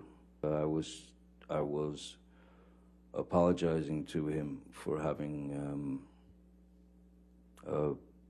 gone against his wishes, against his advice, let's say. What did you mean when you said, "I have chopped off my left middle finger as a reminder that I should never cut my again"? It's my way of dealing with a painful situation. It's my way where I resort to humor. So I had lost the tip of my right finger, and so I'm saying to him, my left finger, to remind me never to cut my right finger off again. That's not,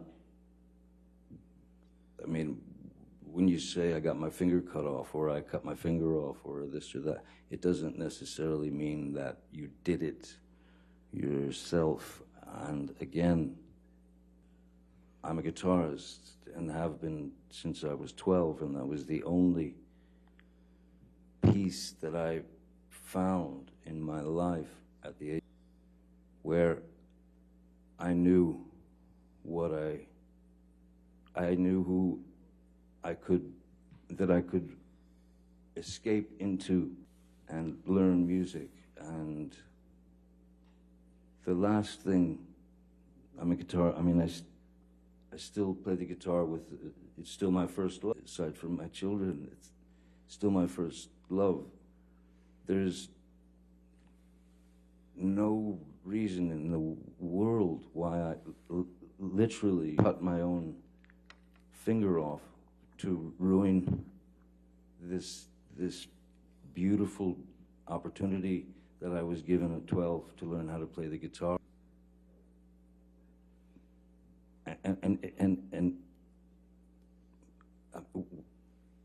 again, why would I digits in my 50s if I as Mr. Rottenborn suggests, am a kind of, walking. When I was younger, why wouldn't I just start chopping, or some kind of, why would I ruin the only thing that was really good in my life aside from my children? When this finger went, the tip of this finger went, the only thing I could think in my mind was, thank God it wasn't the left hand, which is the fret hand. I'm right-handed, so that's the fret, that's where the fretboard is. If you lose a finger from your left, I'm not Django Reinhardt, who had only 2 fingers to play with. If I'd have lost a finger from here, I would have had to start all over again. It's just not the case. Even though I say I've chopped my finger off, it's like saying, I bumped into a knife or something. It's not. I'm not admitting it to someone that I actually chopped my finger off. this text wouldn't be as it is. I think it would have been a long explanation as to why I got to that point. But I can't take responsibility for what I now call Little Richard, my chopped finger. The time that you sent this text message to Dr. Kipper, had you told him what had actually happened to your right finger? Oh yes, yeah. He was aware of that day, the day that it happened. Malcolm was aware of it. Jerry, Stephen everyone was aware of it. And of course, yes, when I went to the doctor, the emergency room, I lied to them because I didn't think it wise to cause a ruck misheard and then have 8 million stories out in the press about how she'd thrown a bottle of vodka at my, smashed all the bones in the tip of my finger and cut off about, well, it was all sliced down through. You've seen it was pretty horrible.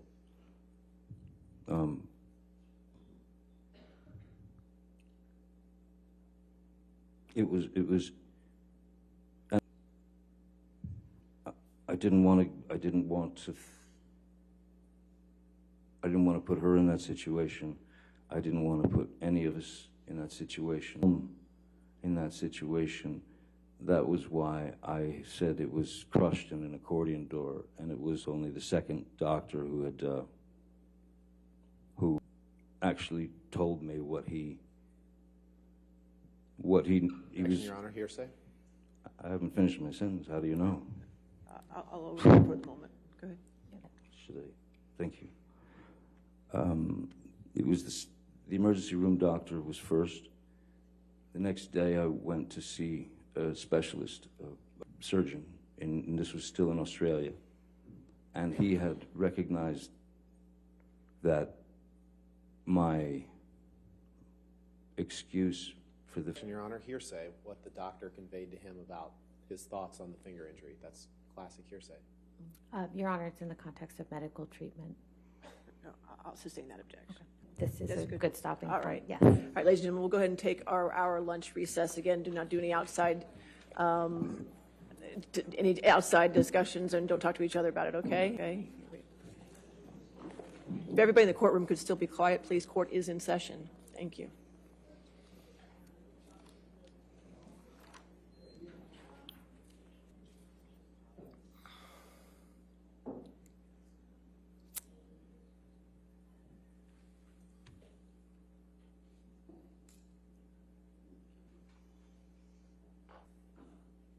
All right, so we can take a recess till 2:20, just for planning purposes. I know you plan on having a remote witness, which is fine, just let us know so we can set that up. But also make sure your remote witness knows on in direct attention, and also if they would know that if there's an objection. Also make sure your remote witness knows that this is a courtroom. I don't expect them to be any outside on in direct attention, and also if they would know that if there's an objection for them to hold off answering until that's resolved. That goes for all remote witnesses when we get to them, okay?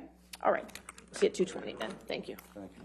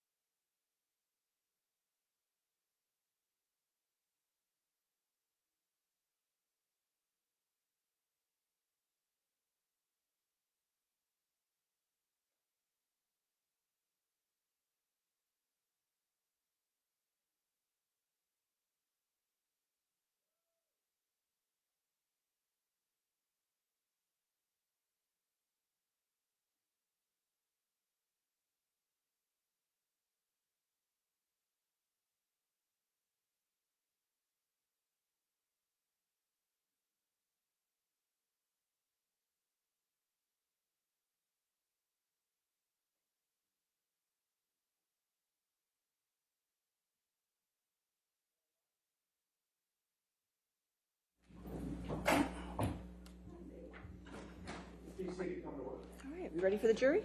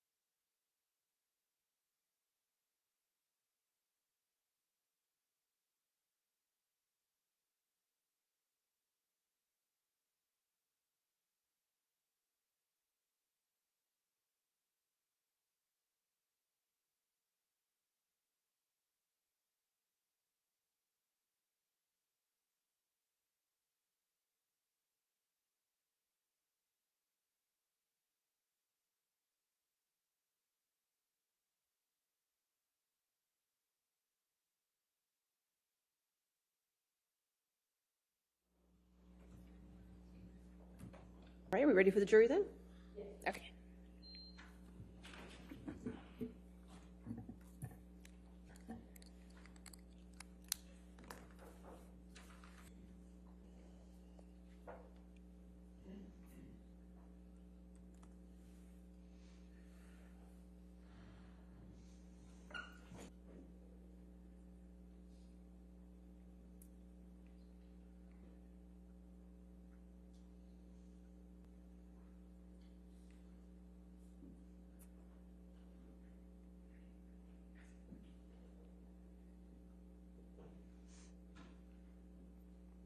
All right, thank you. You can be seated. Your next question.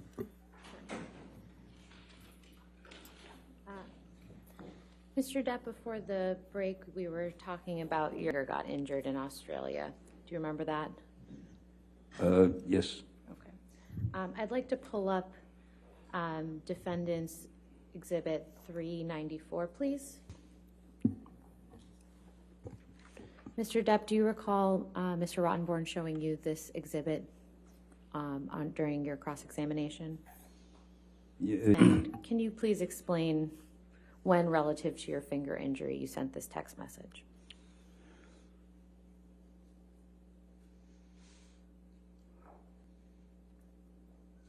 That's the day before. Am I correct? At the bottom, it says, I cut the top of my finger off. What should I do except... Australia, exactly. The time difference, right. Yes. That's what I said. And so when did you send this text message, to your best recollection?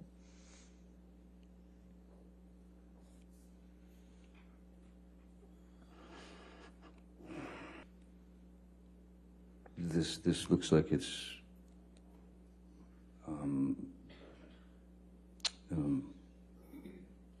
at the time to me.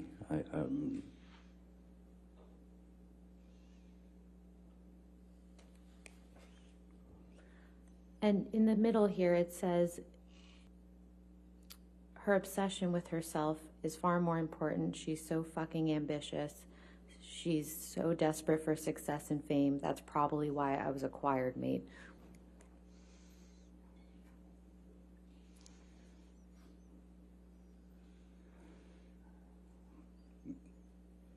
Unfortunately, I meant exactly what I said in this text. It seems it had become clear.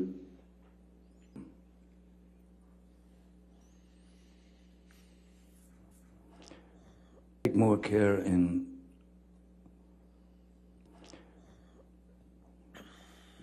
she seemed to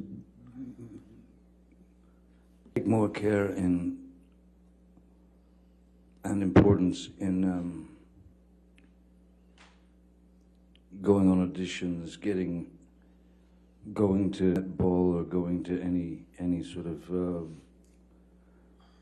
premiere or opening or whatever, where she could be. Scope the question, Your Honor. Sorry?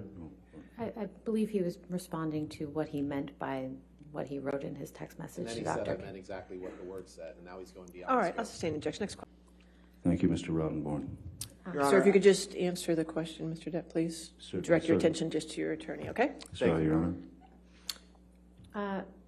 Mr. Depp, last showed you an audio recording where you referenced your finger getting cut off in Australia. Do you recall that? Yes.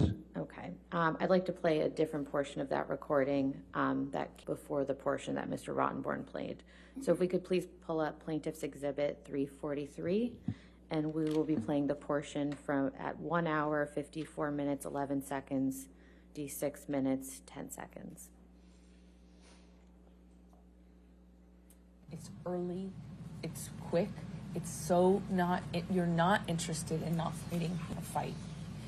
When you do that, and I've told you this so many times, you guarantee if you were interested in not fighting, you would be respectful if you needed the space. You would be careful not to perpetuate the fight longer by saying, I need a few minutes, and then actually honoring that. How can I trust you that it will be a few minutes when you've done this in the past and worse? You know, I got mad at you in Australia about this. I said, baby, I want to trust you. It's hard for me not to try and work it out. If you want to be the person that's like, I need to cool down, help me do that. Give it to you if you always let me down and fuck up and forget. Because I gave you a time limit, because I said I'll be back in 3 minutes. So I'm just... No, it's if that different. happens, if it happens... It's different. You never... I'm just going to say, look, I need some time. That's it. I'm telling you, that will make it worse. I guarantee you it will. If you're stuck in throwing punches... I'm not talking about throwing punches. I'm talking about an argument. In arguments, you tend to throw punches. I'm talking about arguments. I'm not talking about the times when it's got physical. I'm talking about arguments. I'm talking about arguments. Yes, in our argument... Earlier and earlier and earlier now, and you split. Whether earlier and earlier and earlier now, you split. You take off right away. You don't deal with the issue. You don't deal with the claim. Whether it is, and then you do it for an undetermined amount of time. You do it without actually respecting when you do give me a time. Like, say, I need a few minutes. You never... Mr. Depp, whose voices can you hear in that audio recording? Ms. Hertz and myself. And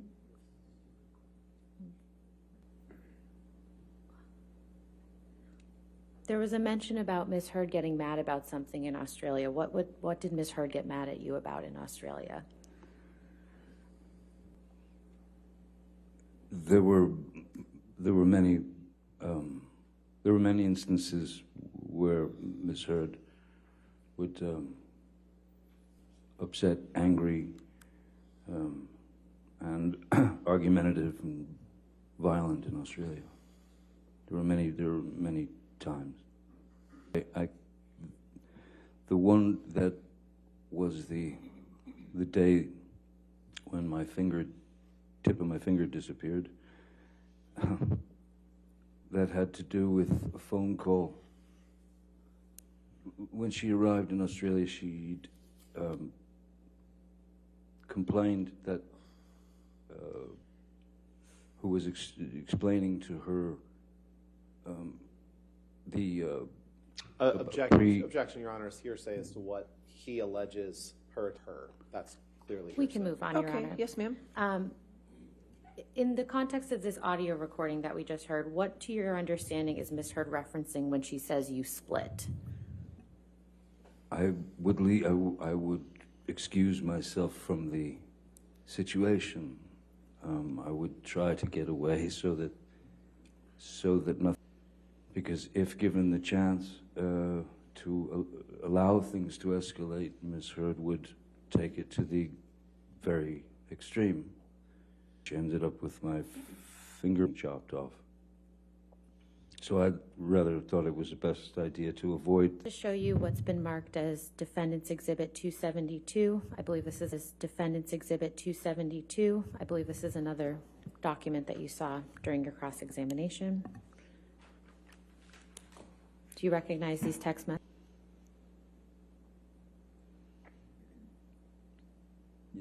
Yes. And these were after your detox on the island, is that right? Now, where it says here, this was the right thing to do to speed up the process, what are you referring to there?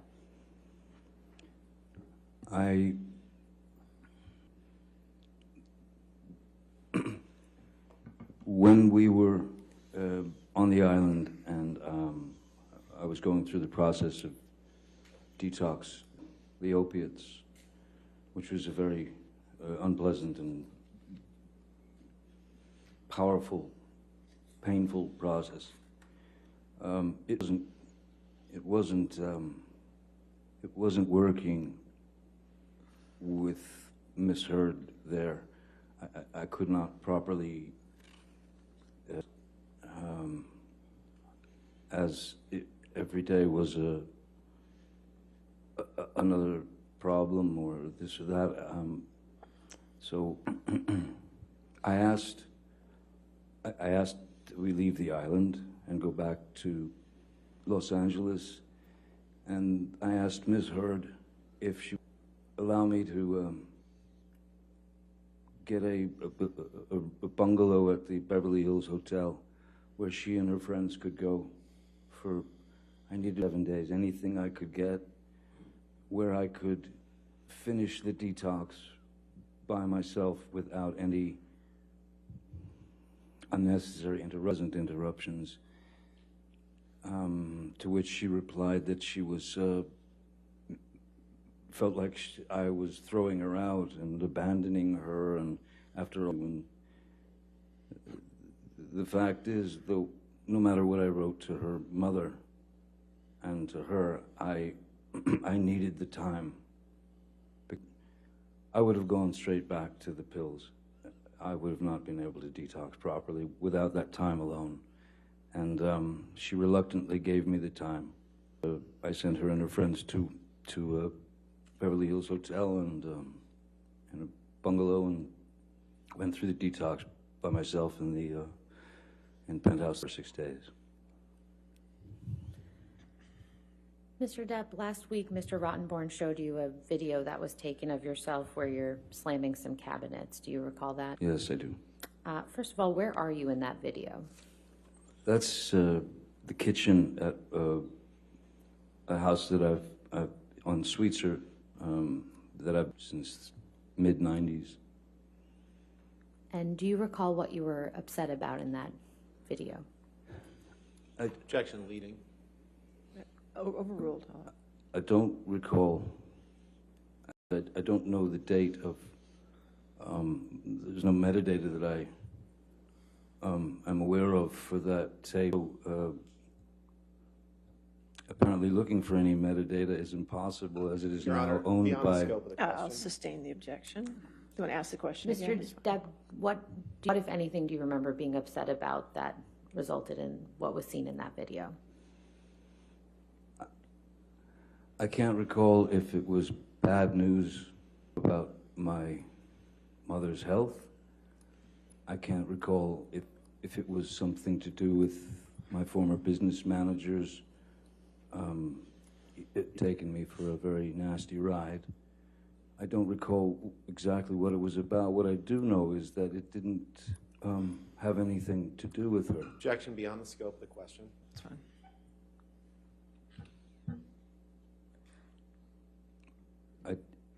There was nothing between us before she entered that room. Okay. Do you know where Miss Heard was before she entered the room? I assume that she was up in the, she'd gotten out of bed and gotten dressed and come downstairs. Mr. Depp, earlier today, Mr. Rottenborn played a recording where you can hear Miss Heard seeming to claim that you put a cigarette out on her. Do you remember? I remember hearing that, yes. I'd like to play you another recording, which is Plaintiff's Exhibit 365. Okay. And this is, for the record, an 11, so we'll be putting in the entire. All right. Any objection to 365? No, Your Honor. All right, 365 in evidence.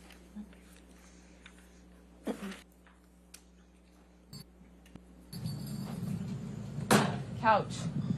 Couch. Couch. You give me one couch. I gave you 3 other couches. Give me one, please. Please, give me a couch. What do you want? Couch. Couch, right. What do you want? I want couch. We don't have to shake hands. I want couch. Please, so. You said you agreed before Couch, we agreed. started talking. I'm gonna stop fighting. Have I been fighting? Yes. Your Honor, she said this was Everything 11 you said is seconds. provoking and mean-spirited. Not you. And no, I'm not saying. Not you. And no, I'm not saying that. fuzzy. You asked. I'm sorry. I'm sorry, I think I misremembered. All right, it's in evidence. It may help if could we ask them to move the, we just have a blank screen, so. Only because we didn't publish it. There you go. Okay. Okay. Thank you. Couch. Couch. Couch. You give me one couch. I gave you 3 other couches. 2 couches. Give me one. Please, give me a couch. What do you want? Couch. Couch, right. What do you want? I want couch. We don't have to shake hands. I want couch. Couch. Agree, please, so. You said you were talking. I'm gonna stop fighting. Have I been fighting? Yes. Everything you've said has been nasty and provoking. Not you. And no, I'm not saying that. You asked me yours. By the way, you just threw a fucking cigarette on me. Mr. Depp, do you recognize recording? Do I recognize what's in the recording? Yes.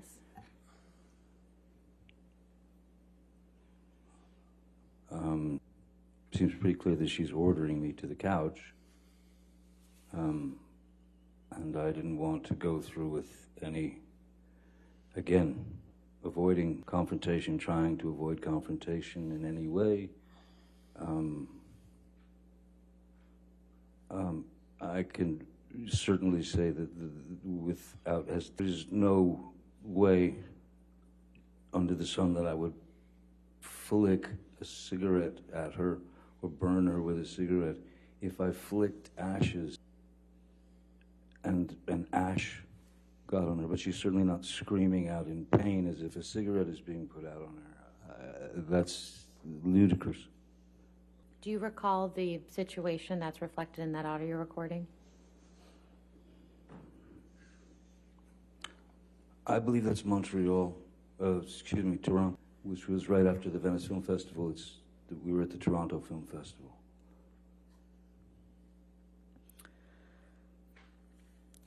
Mr. Depp, I'd like to ask messages from May 22nd, 2016 that Mr. Rottenborn asked you about on between you and Ms. Heard on May 22nd, 2016.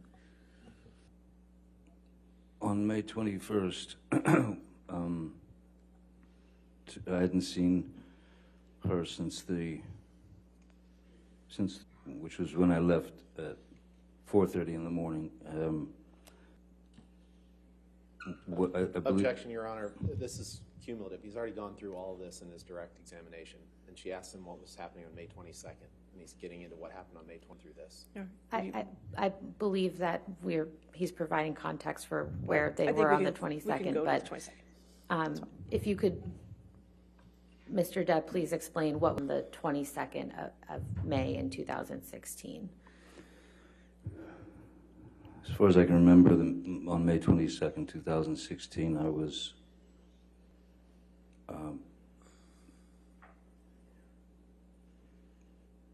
preparing to leave for New York for with the Hollywood Vampires. I was either preparing to leave or I was had left. Could we please pull up Defendants Exhibit?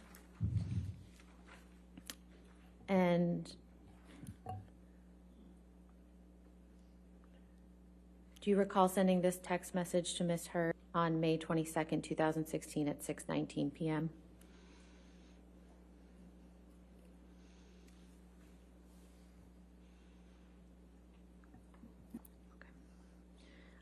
What did you mean when you told her nothing I have to say to you should elicit anything but a sense of ease?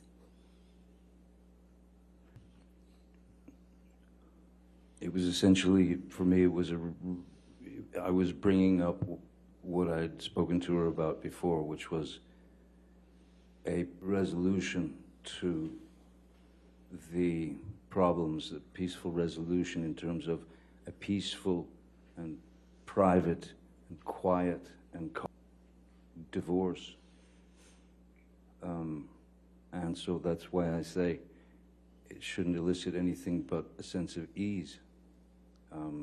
Because it was not about, I didn't want to argue. I didn't want anything but to make possible for all, her family, my family, her. All my love and profound apologies. Profound apologies is that it just work. We just could not work. There was no way. And I had to try to put a peaceful stop to the endless opportunities for these arguments. If I didn't put a stop to it, then, I mean, if I didn't try to put a peaceful stop to it, if you don't stop it yourself, it'll stop you. It'll stop you, and you don't know what that could be. But it was horrific, and I wanted her out of it, and I wanted out of it. No one deserves like that. No one deserves to live like that. Not her, not me, not anyone. So I just wanted a smooth exit for both of us. That's all I was looking for. Mr. Depp, last week, a clip from an audio recording where Miss Heard told you that you vomit in your sleep a lot. Do you remember that recording? Yes, I do. And what's your response to that?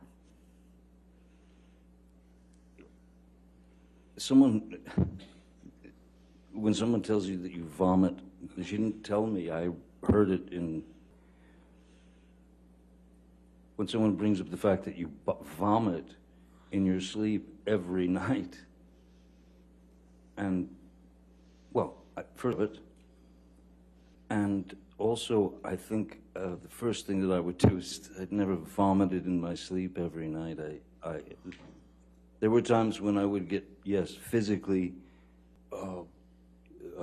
shots that you take when you're just, it does take when you're just, you're unable to take it anymore. It does affect you physically after a while. So I would have to leave and go vomit when fights got into these surreal and absurd and horrible places. But it still confounds me as to why she would record that. I don't know why anyone would record that.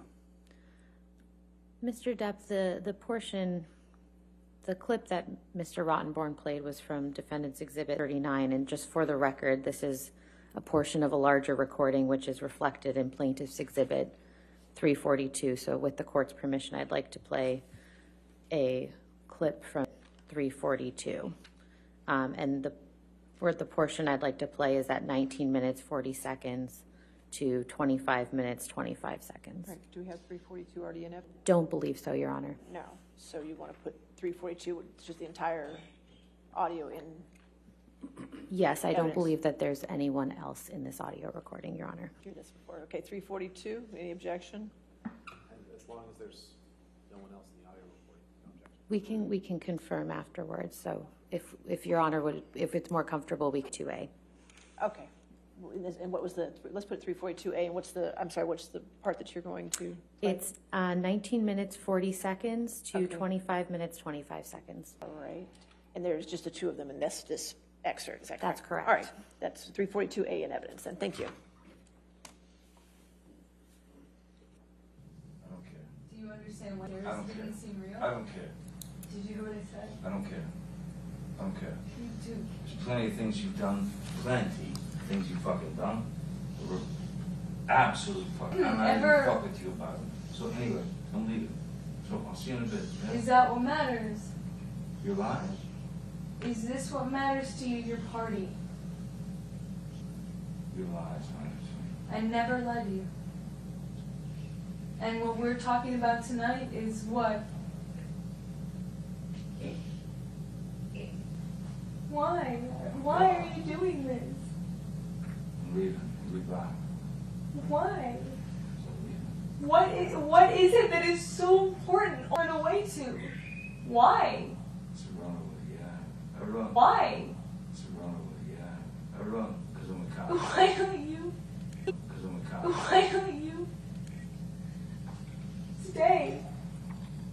You asked me once, not you. So why every 5 seconds do I get, I'm leaving because there's a fucking movie party I gotta go to? I have never prioritized you behind that.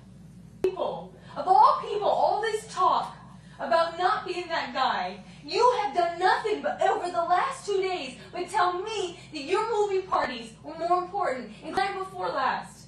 When I said to you the same thing, stay. And today you apologized, said I love you, I'm so sorry, and then today it takes you 2 seconds at most to go, fuck that, I hate you, I don't want to be with you, goodbye, I'm leaving, I'm running away, but I'm not running, I'm walking away. Well, the one thing is, I don't want to be with you. I don't. I really don't. Then if you don't want to be with me in life, Goodbye. then you need to really do it. You need to actually take off your ring and forget that 5 hours ago you said the opposite. Otherwise, you can't keep throwing that around.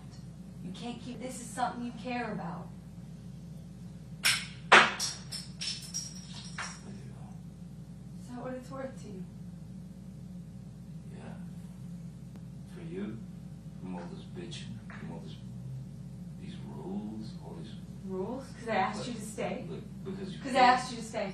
No, because you're fucking. What was hard. it when you Because you're stay? a pain in the ass. What was it when you asked I me to can't stay? stand it. No. What was it when you asked me to stay? In Australia, you said you promised me not to leave. You said you promised me not to. Change. What did I do? Not change. What did I do?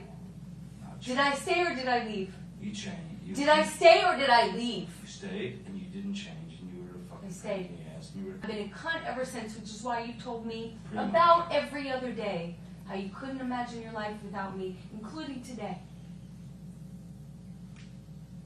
So, When which you- seem normal to when you? you're Does that crazy, seem yeah. normal to you? You told me tonight Let that me- you couldn't imagine your life without me, and now you're throwing your ring on the ground. Does that seem normal? Let's have you. You seem give me normal? the definition of normal. You. Does that seem- Definition of normal. You. Does that seem normal? You. Personality disorder now. Without question. When I've been consistent all night saying, don't go, don't fuck this up. I've been saying this to you the whole night. Sorry, we disagreed. You're not perfect. I said this 2 hours ago. I'm not perfect. You're not perfect. I love that you put But me we don't first. have to do this every time we disagree. No, we don't. But we do. Please. We do. Please, come here. And you have. Please come every here. insult. Please come here. I'm not insulting you. I have not been insulting you. You, Johnny, what do you need me to do? I love you. Stop. Don't smack me on the ear again. I love you. Don't smack my ear again. So it fucking pounds in my fucking cranium. I You love like that? you. I love you. Huh? I love you. Sorry. I love you. I love you. I love you too. No. I don't love you that much.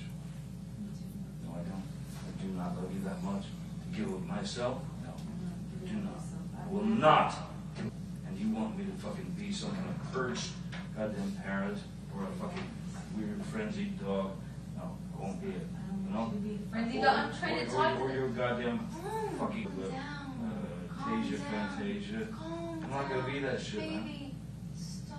No, I don't want to be with you. Baby, If these are the fucking stop. rules, fuck that. The rules, you're doing this. Oh, wait. No one's fighting you. I'm making this up. Really? That, above all else, is an insult. Mr. Depp, what are you and Ms. Heard discussing in this recording?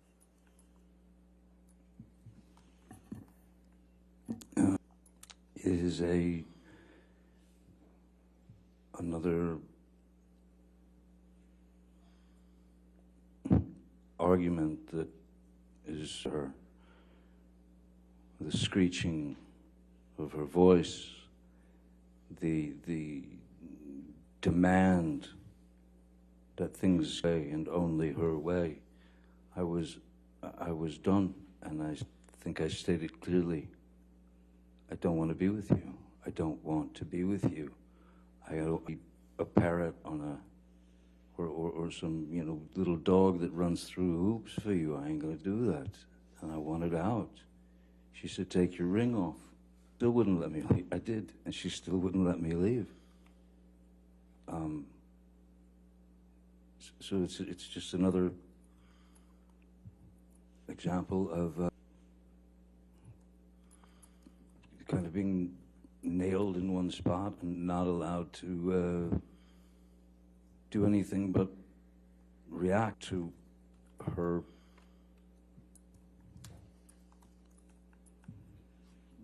screaming and screeching, and then telling me to calm down when I had been pretty calm, I thought. Where were you trying to go, if you can recall? Anywhere, away. And why did you ask Ms. Heard if she wanted to smack you in the ear again?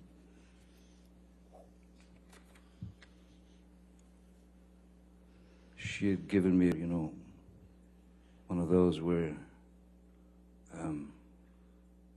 leaves you ringing, you know. And and so I thought, maybe this will make you happy. Will it make you happy to? Would you like to hit me in the ear again? Would that make you feel better? This would have done anything to have stopped.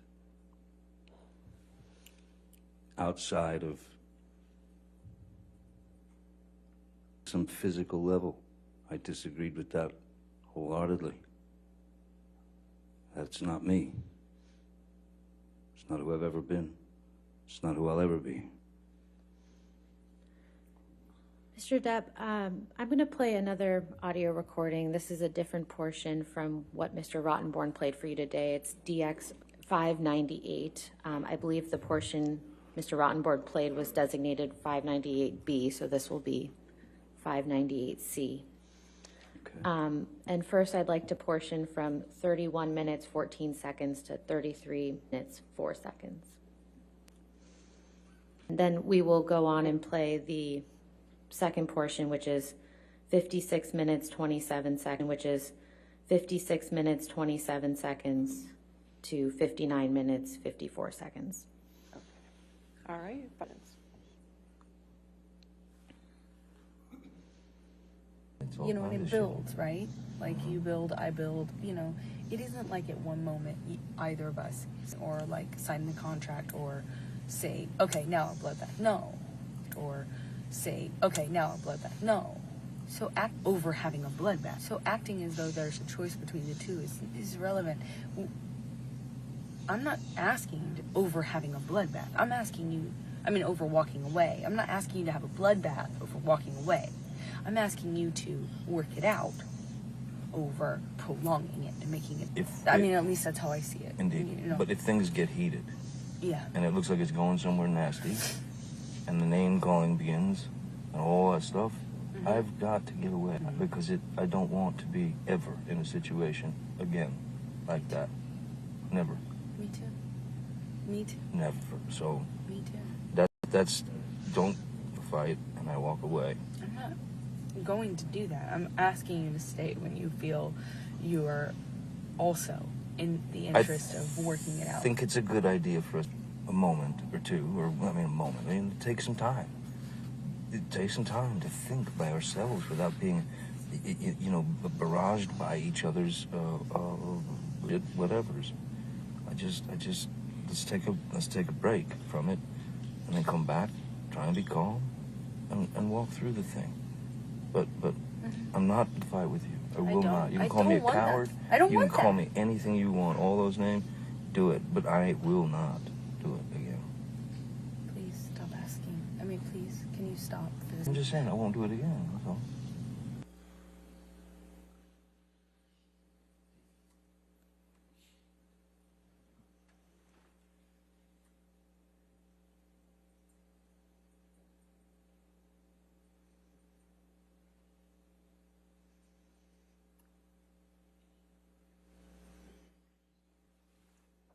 Okay, great. Then let's take our space, and let's not do this anymore, because I'm really getting frustrated. And I'm really, really, really sick of this argument. Stop. I'm sorry. Okay, and you go, and I'll speak to you in a couple hours. Okay? Okay? Stop. Okay. Why are you saying stop? Because May you're being I so- go? Please, it causes when you leave, when you walk away from me with that, it's like you don't understand how much worse you're making this. I can't believe this. Please, you're making it worse for me. Okay, I'm sorry for you. You know, you're causing me immense stress right now when you walk away like that. Causing me immense stress right now when you walk away like that. There's no reason to be mad. Well, then say goodbye. I haven't walked away. You're not saying leave. Let me Oh my leave. God. Stop rushing me! Stop pushing me in the corner and then poking me with a stick and then saying, why are you saying the word? Stop poking me! Stop rushing me! Stop throwing me against the wall! I'm going, what? You don't like that wall? You don't like the fucking wall? Rushing you. I said, I need space. I don't want this conversation anymore right now. I need space. Take your space. I don't want this conversation anymore right now. I need space. And I will take my space. Whether you like it or not, I will take it. Take your space. But if you keep halting I'm not doing anything this to you. and continuing I'm with not the rhetoric. continuing it. I'm begging you to. Okay, stop.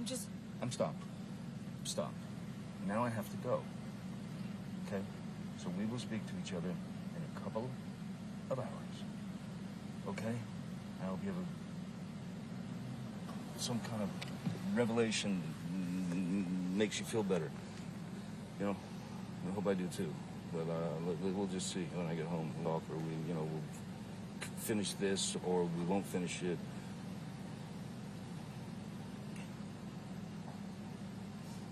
But this is not love. This is not happiness. Please stop doing this. Please, you're causing so much fucking stress. I'm gonna die at this age. I'm gonna fucking die. You're causing me so much stress. Please stop. I feel like I have heart attacks almost every day. Please stop. Please then what are you stop doing? Why- doing it. Please stop. He's so fucking mean. Why You're are a you fucking with me? bully. Stop. Please stop. I've been said, can we please have a normal argument? Just even a normal conversation, fucking normal argument. And for the last hour, I've been begging you to please just leave it at that. Let's just go on with our night. I would have been able to let it go in a few minutes. It would have been fine. It would just, if we allowed ourselves to have fucking normal arguments. Please, you're killing me with this. You're killing me. You're fucking fuck. Sean, could you, please, I want you to just go. I want you to take your medicine. Sorry that I've upset you Yeah, this I think. much. Thank you, Sean. I'm ready to go. Thank you so much. I'm really. Mr. Depp, in the beginning, well, first you are when you're having this discussion with Ms. Heard.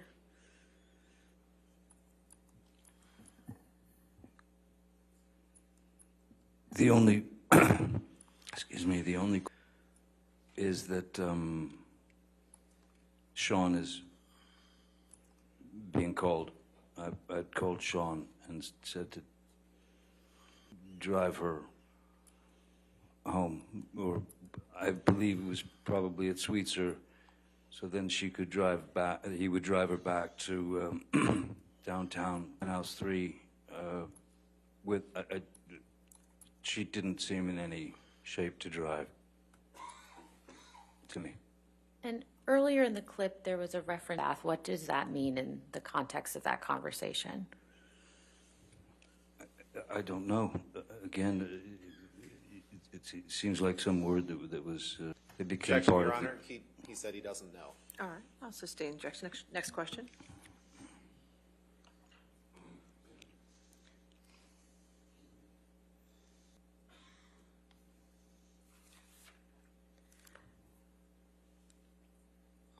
Mr. Depp, at the end of the day on Thursday, Mr. Rottenborn played an where you were heard saying you were going to hurt yourself. Do you remember that? Yes, I do. Okay. And I'm not going to play that audio recording again. It seemed upsetting to you, but I do about that, okay? Sure. Could you please tell the jury when that recording is from? That recording is from July of 2016. This was a couple of months. The restraining order had been put on me. I had been on tour through Europe, and then coming through, I got messages from Christian Carino, who was both of our former agent, saying that Ms. Heard wanted to meet go because we had one of our last dates on the tour was San Francisco, and I was confused as to why to meet with me, especially since I was under a court order not to come within, I don't know, 100, 200 feet or something of her. So if... Objection, Your Honor. The question was simply, do you remember when that was from? It's beyond scope. Okay. So where were you when that recording was taken? That was in San Francisco at a hotel room. So we went to a hotel room so that we could finish what wanted to have with me. How did that discussion go? Quite confused as to why I had been summoned to her. At the news was just about the fact that I had allegedly done all these horrible things, to her, and so I was talking, went and met with her in hopes that she would retract her lies that the world was now fed, had been fed, and in no way was she ready to do that. Understand why I was there. Everything had been taken from me. My children couldn't escape the fact that, so Objection, I was... Your Honor. The question was, how did the discussion go? And he's talking about his children. It's way beyond the scope. Just talking... Sir, just wait for the objection. Okay. I think he's describing the context. It's way beyond the scope of the All question. right, I'll sustain the objection. Next question. Mr. Depp, why were you threatening to hurt yourself in that audio recording? In fact, I wasn't threatening to hurt myself. I thought that Ms. Heard had brought me to San Francisco. At that point, it was clear she was under false... I don't know what she was after. So I had a knife in my pocket, and I just took the knife out and cut me. That's what you want to do. Ultimately, you've taken everything. You want my blood? Take it. Have my blood. And then she said, no. And then I said, look, if you're not going to take it, you want it, I know you want it, take it. If she wasn't going to do it, I would have done it. Because that's psychologically, emotionally where I was. I was at the end, broken. Not only had I had to deal with everything from coming in from over the world, but now she's, I don't know what she was trying to do. So I just thought the only answer is here. Cut me. Take my blood. That's all. That's all.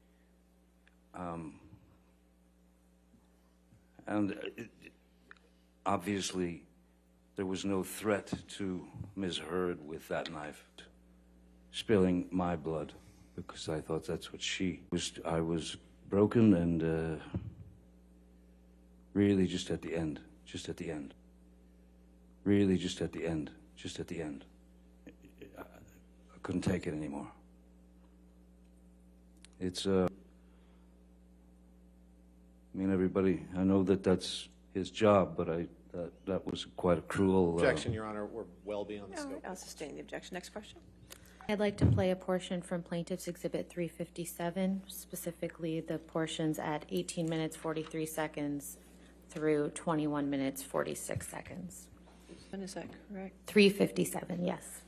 All right, so is this going to be another one where it's going to be an A, or is this going to be all that's going to be offered? Why don't we... Okay, could you give me the numbers again, just so I have them for the record? What are you going to play? It is 357, beginning at 18 minutes 43 seconds through minutes 46 seconds.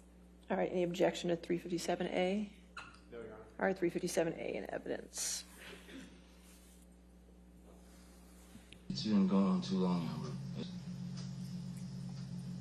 It's gotta stop it. I don't know how to get my reputation back. We write a letter together Does that make saying that we're gonna take this out of the public eye,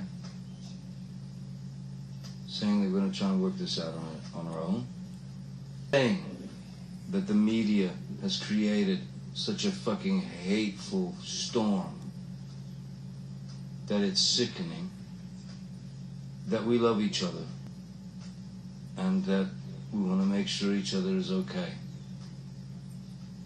Have we had fights in the past? Have we had this or whatever? Fuck it, they already know all that shit. Don't matter. No, it matters. It makes. You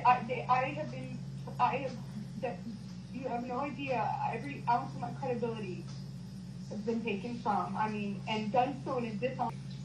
You know. Amber, the abuse thing is we've got to deal with that. Yeah. We've got to deal. My credit is my credibility. You know what? And why did you put that out there? I did not. You forced me. Your team forced me to. I didn't force you to. From the very beginning. I promise. Look up the timeline to these things. Everything is. Forget it. Forget it. You don't believe what I say. I did not choose this. Every step of the way has been an offense. I did not put this anywhere. I didn't. Let me talk to the fucking team. IO called the cops. You told IO to call the cops. IO to call the cops. When the cops, and I did not give them any statement when they came. I've been trying to protect you. IO to call the cops. While it was happening? Yeah. Oh, I'm sorry, because the last time that it got crazy between us, I really did think I thought you would do it on accident. And I told you that. I said, oh my God, I thought the first time. Amber, I lost a fucking finger, man. Come on. Fucking a jar of mineral spirits thrown at my nose. You can please tell people that it was a fair fight and see what the jury and judge think. Tell them Johnny Depp. Johnny Depp, man, I'm a victim too of domestic violence, and yes. I know it's a fair fight. And see how many people believe or side with you. Fair fight, my ass. Exactly, because you're. Mr. Depp, when did you have the conversation reflected in this recording with Ms.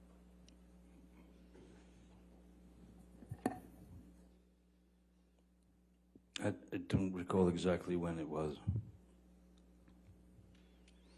What's your best estimate?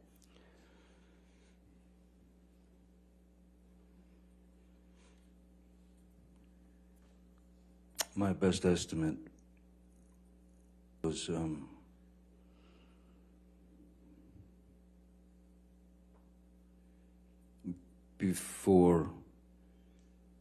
long before a while in San Francisco in July.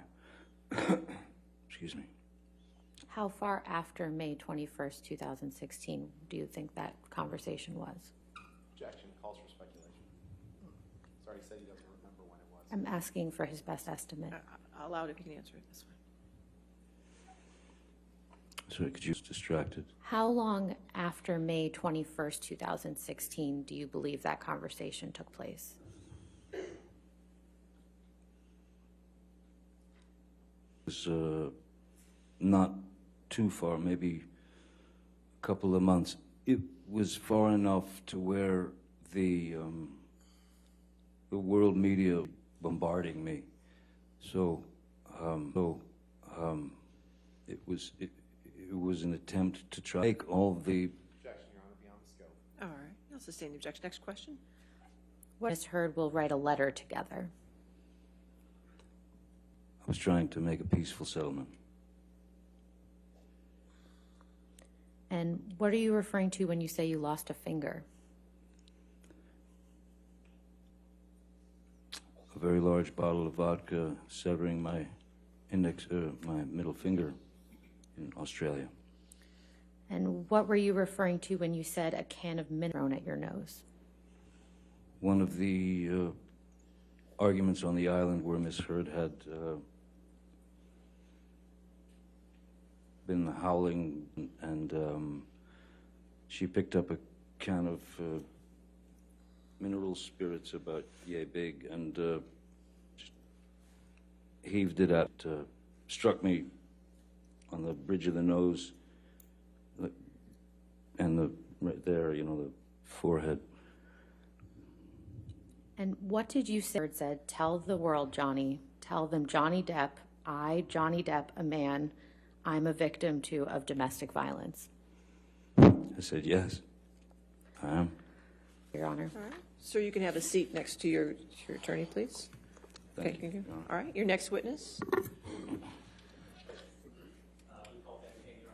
Ben King. Get Mr. King. You Should I can, do away with these? you can take it with you. If you, or you just leave it. You can leave it there. Okay.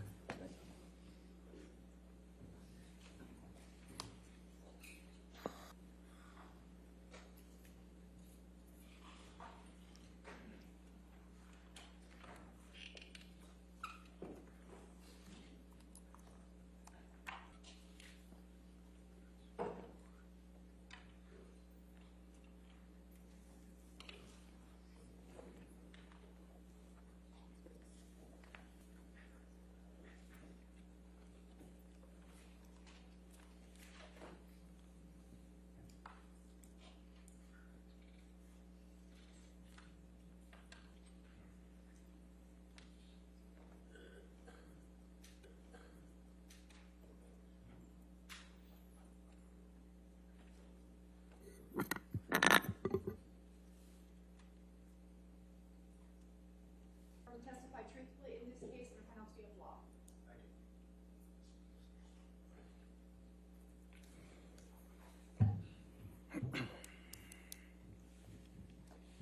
Thank you.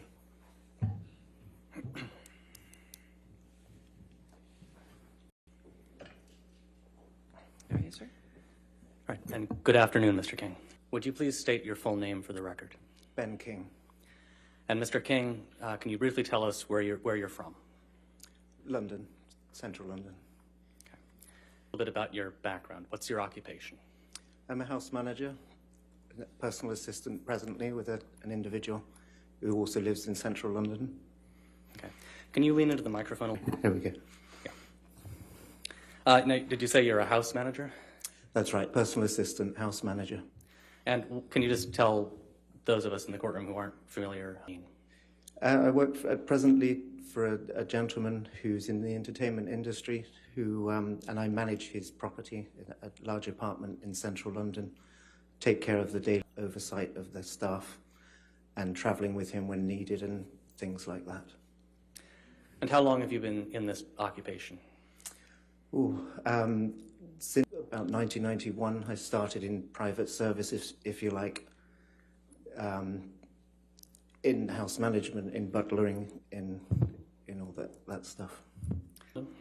Correct. I started work in London. It was my first big job at Buckingham Palace, funnily enough, for 4 years, and then I continued in different positions, full-time, self-employed, freelance capacity for many years as well. Okay. Just generally, can you tell us, and without getting into any type of people would you say you typically provide these services for? Generally high net worth people, individuals or families, residencies. Okay. Plaintiff in this case, Johnny Depp. Yes, I am. Yeah. And how are you familiar with Mr. Depp? I met and worked for Mr. Depp in 2014, and subsequently a couple of times after that. Okay, and can you briefly just explain to the jury how it came to be that you were working for Mr. Depp? Sure. Yes, at that point I was working in a freelance, self-employed capacity. A lot of my jobs came through friends, personal. And I was asked by a manager property where Mr. Depp was going to be staying for about a month in central London. I'd be willing to do it, and I was available at that point. Yeah, absolutely. And just to make sure we're on the same page, what time frame are we talking about here? That was August 2014. Did you in fact end up working for Mr. Depp in that time frame? I did, yes. Now, just to clarify, were you employed by Mr. Depp? No. So who was your employer? I was paid through a large hotel which was close by to the house, who also, they provided the housekeeper who was working with us for that month as well. So I was paid. Okay. Can you just generally explain to us what kind of work you were doing for Mr. Depp and Ms. Heard in this time frame? Sure, yeah, it was the setup of the house setting up the house initially, which meant ahead of the principals arriving, which meant making sure the bedrooms, it was a sizable property, and just organizing everything ahead of their arrival. Once they arrived, it was the management of that property and the day-to-day running, some service, like butler service, and managing the housekeeper day-to-day through that whole month. And when you referring to? Mr. Depp and Ms. Heard. Okay. Where exactly were you working in London at this point? Just kind of describe for us the house, I guess. This house is a large townhouse in an old building, but it was very contemporary inside, modern, furnished, very modern sort of way. Just maybe 4 or 5 bedrooms, I think. A small indoor pool, a small gym. Quite an open plan layout throughout the house. Okay. And how long were they there? For the month, essentially, yes. Okay. Can you tell us just generally what hours you would typically work in a day with them in London in this time frame? Yeah, approximately. It depended on what was going on, but I mean, generally 7 or 8 in the morning till 7 or 8 in the evening, tip as well. Russell, brilliant chef. He tended to stay after I left in the evening. He would cook dinner, serve dinner, and cleaned up after dinner. So I could leave sort of early to mid-evening, usually most days. Unless we had guests, unless there were guests or other things going on. Mr. Depp and Ms. Heard in 2014. During your time managing the house for Mr. Depp and Ms. Heard in 2014, did you have occasion to observe the interactions between Mr. Depp and Ms. Heard? Yes, absolutely. Yeah. How often? Most daily, I would say. Pretty much most days through that period. And did you yourself interact with Mr. Depp and Ms. Heard? So daily, I would say. Which of them would you say, or did you see one of them more often than the other? Ms. Heard was there. Mr. Depp was, the reason I think they rented the house was working at a studio. I think it was Mordecai, the movie. So Miss Heard was there at the house most of the days. Mr. Depp often went to work and came back later on that day.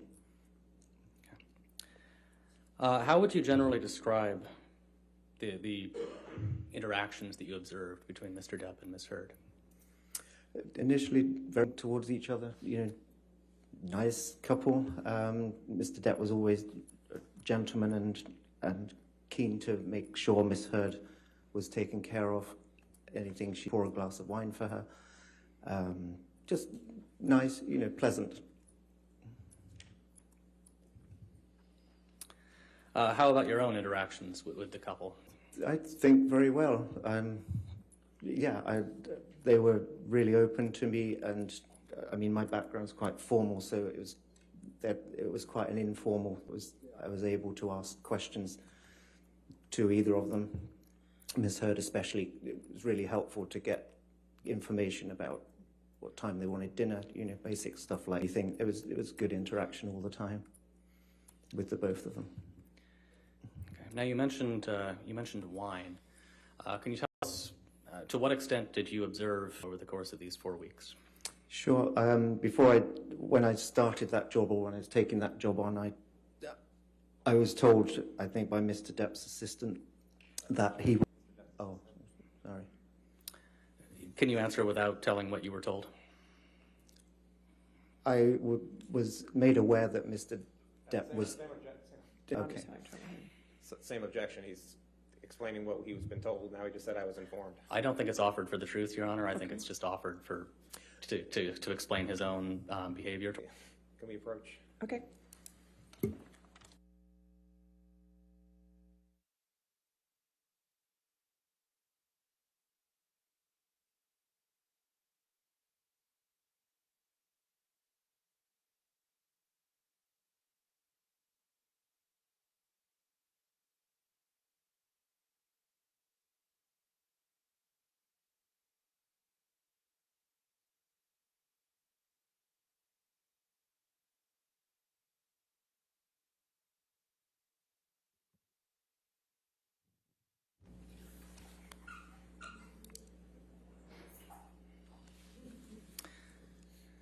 All right, so moving past the conversation, let's not touch on that. But just in general, can you describe the alcohol consumption that you personally observed and what you personally witnessed? Sure. I didn't see Mr. Depp consume any alcohol during that time in London. There was a large consignment of wine that had been delivered to the house at the start of the visit. Many store had to find a place to store. And generally speaking, on a day-to-day, about 1 or 2 bottles of red wine were consumed per day. Did you ever observe Mr. Depp drink any of the wine? No, I didn't. Did you ever observe Miss Heard drink any of the wine? Yes, I did. Regularly?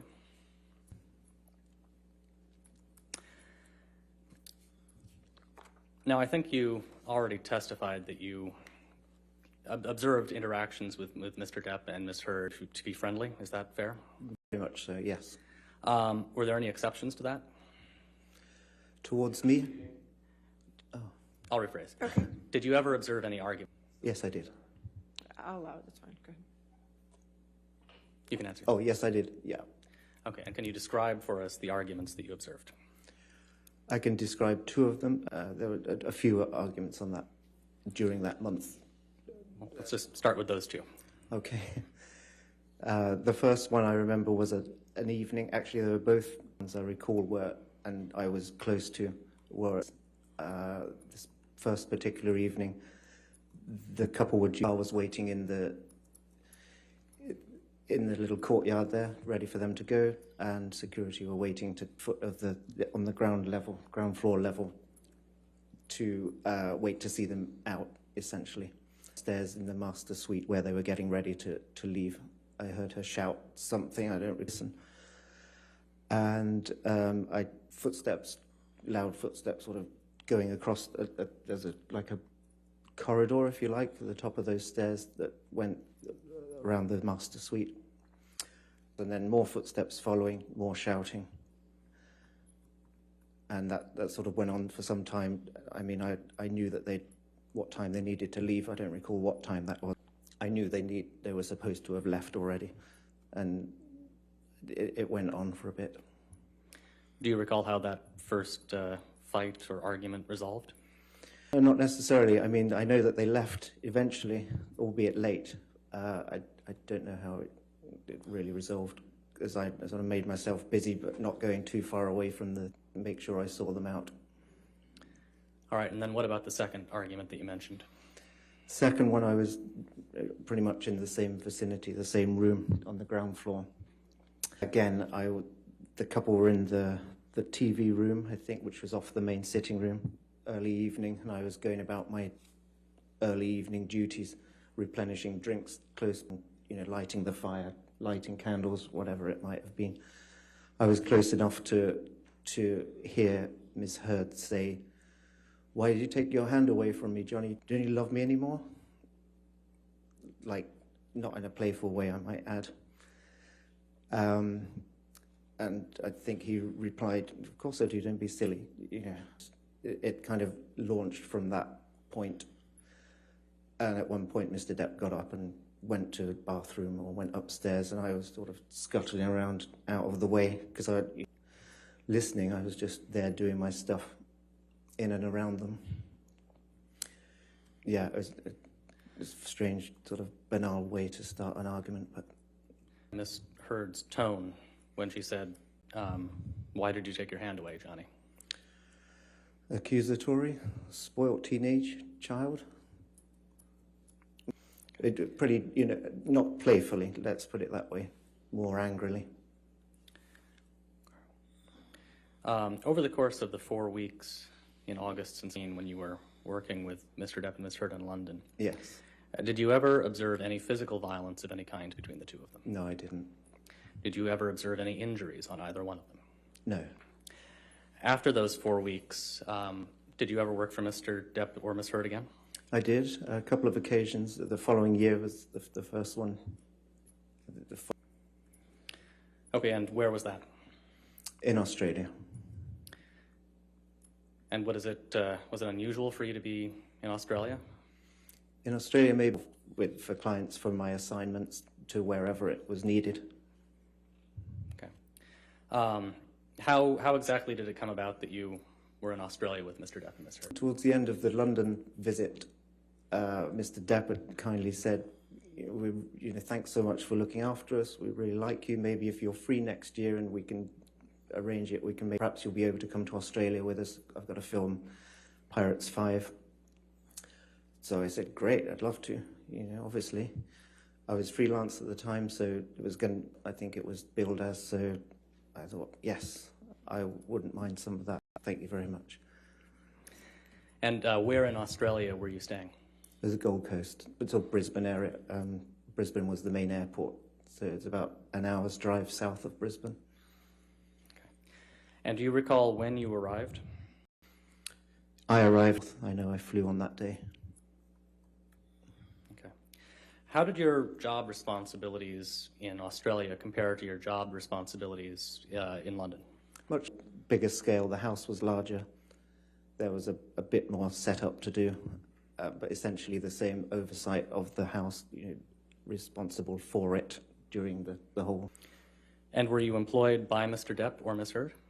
No. Who were you employed by?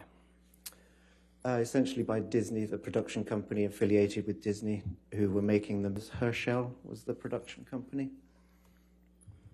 Okay.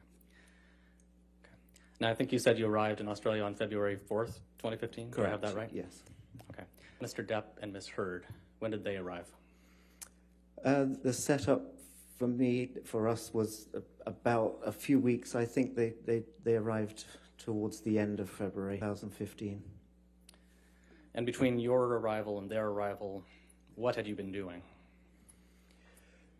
Just setting up the house. I lived on site. There was a guest house, a 2-bedroom, single-story guest house that I stayed in for those first couple of weeks, setting up the house and just getting everything ready. And then I moved out to apartments, which we all had. We and a lot of the crew, the chef had an apartment. We all had apartments about a 30-minute drive south of the house. And so we're talking about this house in Australia. So describe that property to us. Yes, it was a 3-story house, 5 on a few acres of land, 3-story house, 5 bedrooms, with 2 or 3 buildings within the grounds as well. A good-sized house, beautiful location. How many entrances would you say it had? Entrances, many. I mean, many on a ground level out to the garden. On the first or on the main floor level, there was many entrances. I mean, every room in that house had a balcony at least. Every room on the lower ground floor had a sliding door or a door out. The utility room, the garage, the gym, everything. Obviously the front door. Many. On the main level, the large glass sliding doors out to the pool area, which had a gazebo and steps down.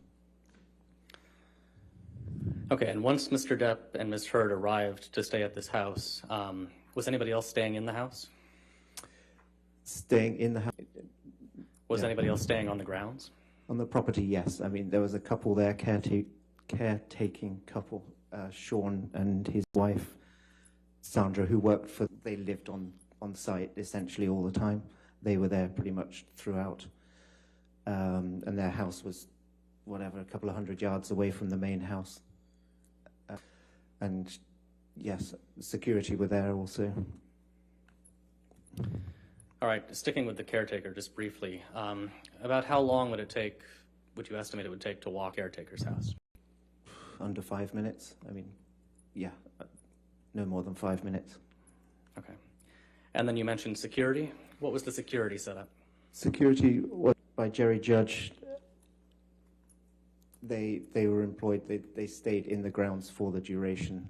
They didn't come into the house. They had a little sort of shack round by the perimeter where they would start their patrols from, walk the exterior of the house at certain times of the day, shack. And how many security guards would be on site at any particular time? I think one in the day and one in the bout, as I remember it. But it was 24/7? Yes, definitely. Do you know whether those were local employees or were they regularly employed? I believe they were Australian, yes. Okay. But you were not on the property 24/7, right? You had an apartment elsewhere? Correct, yeah. I kept the same hours as I did in London, essentially, to 5, not quite, but 7, 8 a.m. till evening, till everything was set up and I could leave. Okay. And did you have an opportunity to observe Mr. Depp and Ms. Heard's interactions with each other? Yes, of course. And how would you describe them? Initially very good, like in London, pleasant towards each other. Did you observe any arguments? Yes, I had several. Okay, can you tell us a little bit about those? Yes, a similar pattern, it seemed, to London arguments. One in particular was very similar to the one in London. Started in the TV room, funnily enough. Loud voices and shutting the door, going to another room to play his guitar or, to a bathroom, whatever. And Miss Heard closely following and opening the door, rapping on the door. It seemed to continue. Give us an estimate about how many arguments you think you observed in this time frame, approximately? Several. I mean, certainly many more than in London. Did you observe any alcohol consumption in Australia by either of them? Yes, again, Ms. Heard, again, part of my responsibilities was to provision the house and have set up for that. So I regularly brought red wine, which she consumed, the same amount as in London, I think. And what amount is that? Generally speaking, 1 or 2 bottles a day. Did you ever observe Mr. Depp start any arguments with Ms. Heard? No. Oh, so hold on, objection. Oh, sorry. Yeah, could you? Objection leading. It's the leading if you want. Okay, we can move on. New question? Okay. Do you remember anything about Friday, March 6th, 20? It was a Sunday, if you like, end of the week. You come into work that day? Yes. Nothing extraordinary about that day. You come into work that day? Yes. Yeah, I was there. Okay. Do you recall about what time you would have left the house on that date? I remember taking a photo set over the pool. The sun would set over the pool and the creek. I took a photo of that around evening, so 6:37. I would think I wouldn't have left much later than that. Was Mr. Depp there when you left? I don't think so. I think Mr. Depp was at the studio still on that day. I can't remember sort of seeing him to say goodbye. No, you know, have a good weekend. Do you recall if she was there when you left? Yes, she was. Okay. Did anything unusual happen that weekend? Yeah, I would say it happened. Can you tell us about that? Yeah, I can. Foundation. All right, foundation. You want to lay a foundation? Had some become aware that something had happened between Yes. Mr. Depp and Ms. To the Heard? extent it calls for hearsay. All right.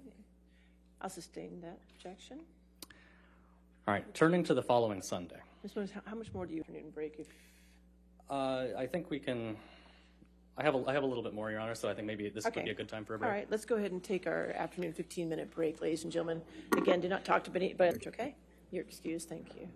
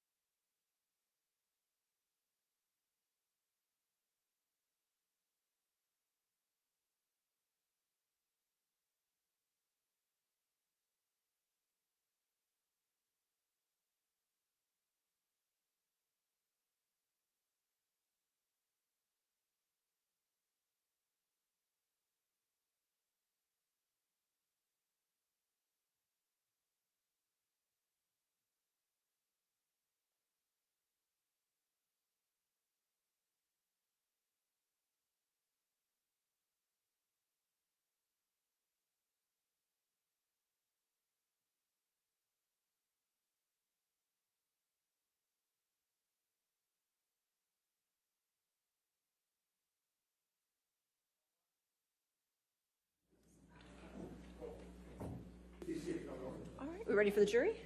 All right, thank you.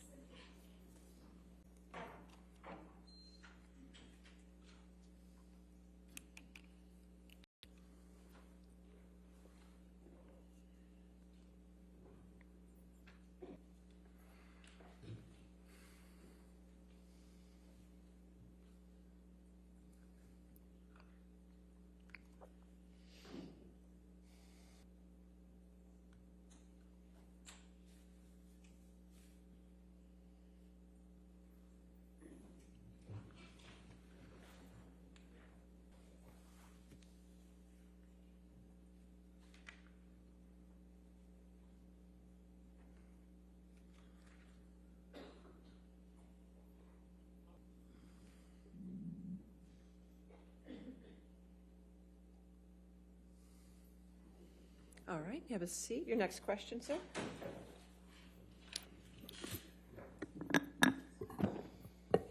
Mr. King, Yes. before we went on break, we were discussing Friday, March 15. Right. After you left the house that evening, when did you next see Miss Heard? And where did you see Miss Heard? At the house. What were your typical hours?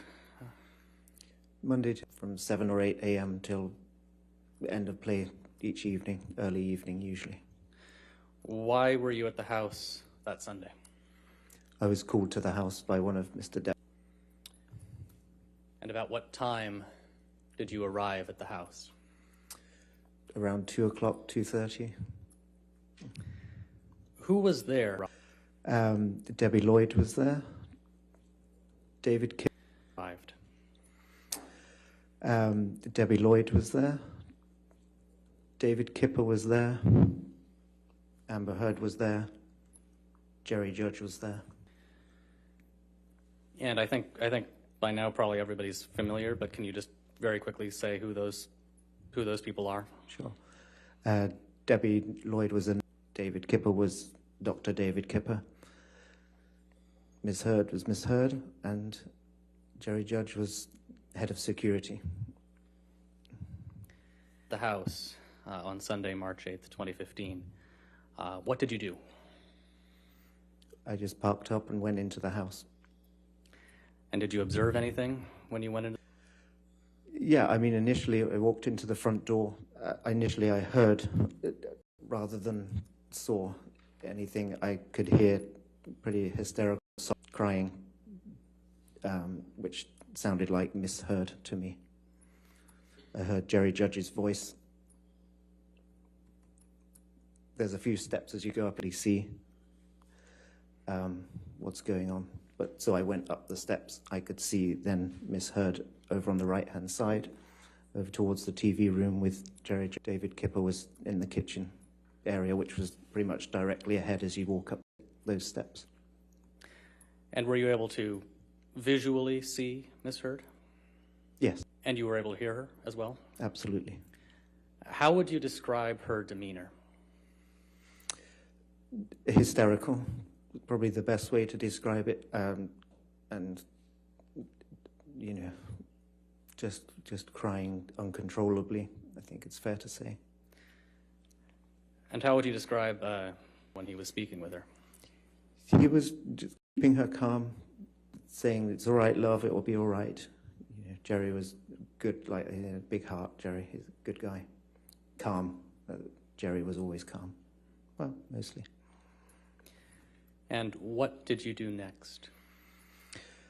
I saw they were away there, so I went into the main kitchen area, which, as I said, was just directly ahead of those main steps, and spoke to David Kipper. Following that conversation, what did you do?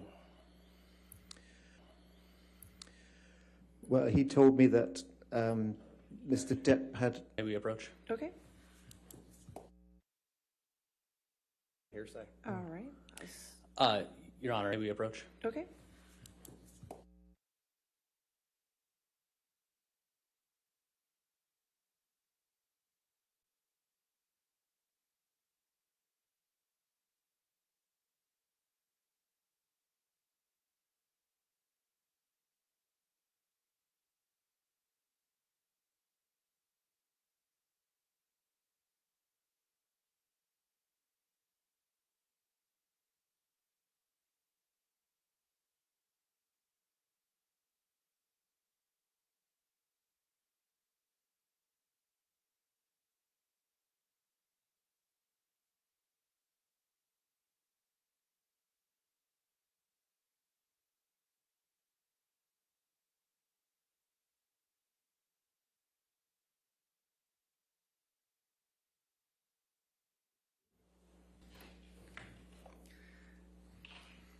So you can answer the question. What did you do next? So I spoke to David Kipper, who was in the kitchen area, rummaging through a bin.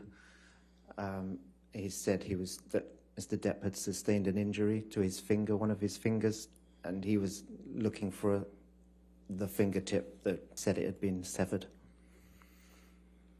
So I said, well, shall I help you? You know, as one would. And he said, yeah, that would be a good idea. There was a lot more damage downstairs.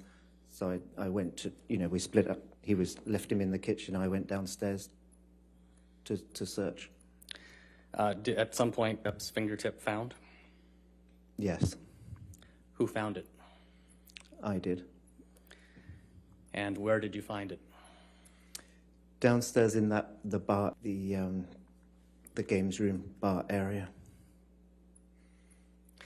So, can you walk us through how you found it? Yes. So I walked down the stairs. There was a bit of damage down the steps. That a big chunk had been taken out of the marble staircase. On my way down, remnants of what looked like a plant pot. Or walking down into the bar, I could see the damage that Dr. Kipper had told me about. A broken ping pong table sort of collapsed onto the floor, and broken glass and cans strewn around the bar area. And where exactly was the area? Directly below the bar. The bar was set up like a conventional bar that stuck out from a wall, and there was a big chunk out of that as well, like on the staircase. Directly at the end of the bar, there was a scrunched up piece of kitchen paper, if you like, tissue, on it. So I thought that was probably a pretty good place to look. And it was within that scrunched up piece of paper on the tiled floor, the base of the bar, by one of the bar stools. Was there any property damage around the finger? Yes, a fair bit around that area. There were puddles of what smelt like alcohol to me. Seemed like several drinking glasses, a couple of bottles. One was a Stolichnaya vodka bottle. And at the end of the bar, as I said, there was a big chunk out of the bar itself, the bar marble top. At the end of the bar, right at the end of the bar, on the wall, behind the bar, smashed and cracked mirror. There's a blue mirror that stretched that whole span of behind. Lots of cans again behind the bar on the floor, broken window at the end of the bar, and more plastered work damage on the wall above the sink. It was sort of a kitchenette bar, if you like. You mentioned a bottle of vodka. Was the vodka bottle intact?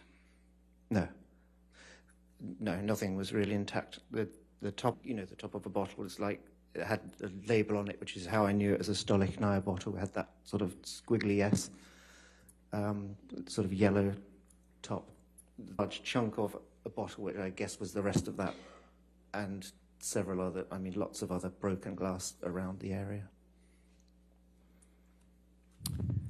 After in the bar area, what did you do next? Well, I gathered it up in that kitchen paper and sort of took it upstairs. I might have shouted up to David Kipper, I found it. I walked back upstairs to the kitchen. I walked back upstairs to the kitchen and got a bag, a little there, set it on top of some ice in this plastic kitchen container, and pretty much handed it to Jerry Judge, I think, at the time, who were keen to get it to the hospital quickly to see if it could be reattached. Do you recall about what time you found Mr. Depp's finger in the bar area? It was about an hour after I got there, so it would have been around, I think, 3:20, 3:30.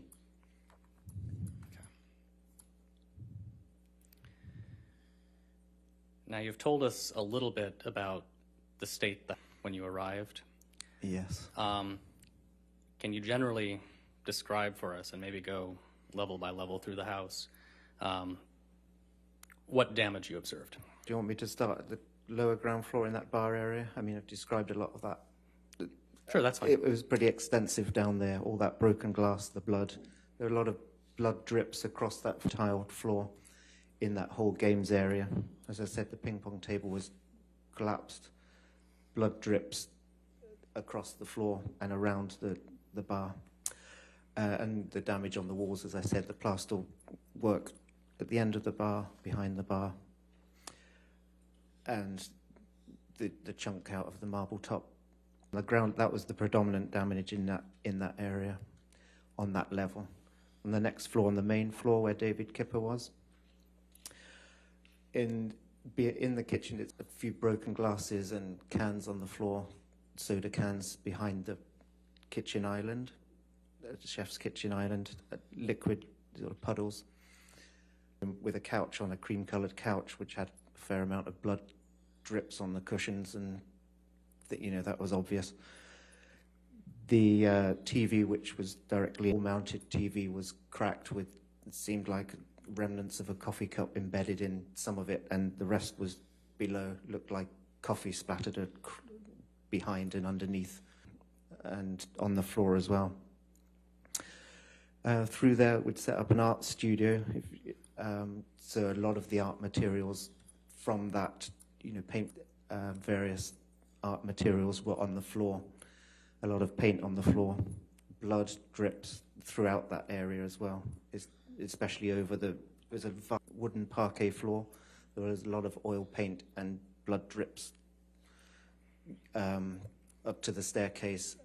In one of the bedrooms, there were two bedrooms off of those bedrooms had blood drips on the duvet, and a lamp had seemingly been broken, the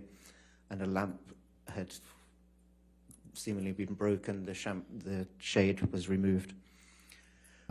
There were a couple of lampshades in the art studio area on the floor. That was about the extending upstairs to the next level. There was a few blood smears on the wall and on the drips of the stairs going up. Again, cream, not ideal. And so that's the top floor was the master. Outside the master bedroom, there was damage to the blood drips into the master bedroom. There was damage to the plaster work on a pillar outside on the wall. The master bedroom, across the master bedroom floor. Going into the master bathroom, there was a mirror, a large mirror above each of the sinks that had writing on each of them. Again, that one of the bedrooms, or both of the bedrooms, I think, had blood covers, and another lamp was broken. Mr. Depp's guitar was in one of those bedrooms, a blood-stained guitar. He's standing up on one of the beds in one of those bedrooms. That's about the extent of it. Each level, yeah. Whose job was it to clean all that up? That was mine. That was mine. The house was essentially my responsibility. So were you familiar with the damage generally throughout the house? I got a pretty good idea as I walked around and saw it all, yes. Did you observe any damaged phones? No. Did you observe any damage to a wall where a phone might have been ripped off the wall? No. Oh, yeah. Right. Yeah. Maybe the next one. Okay. Was there any artwork in this house? Decorating the house? The owners had left their art in the... Mr. Depp and Miss Heard had done some artwork themselves, yes. But, yes, there was some that came with the house, if you like. Focusing just on the art house, Mm-hmm. Did you observe any damage to any of that? No, nothing that I needed to repair or replace. Certainly not. Thank goodness. There damage that comes to mind? Just a lot of blood, and a lot of repairs. The floor, as I said, was quite heavily with blood. Yeah. And in terms of bodily fluids, it was just blood that you observed, no urine or anything else? Yes, All absolutely. right, I'll sustain, fine. I'll strike the answer. No other damage? Does any other damage come to mind? No. Okay. Can we take a look at Defendants Exhibit 375, already in evidence? Yes. And can we publish this to the jury? Okay.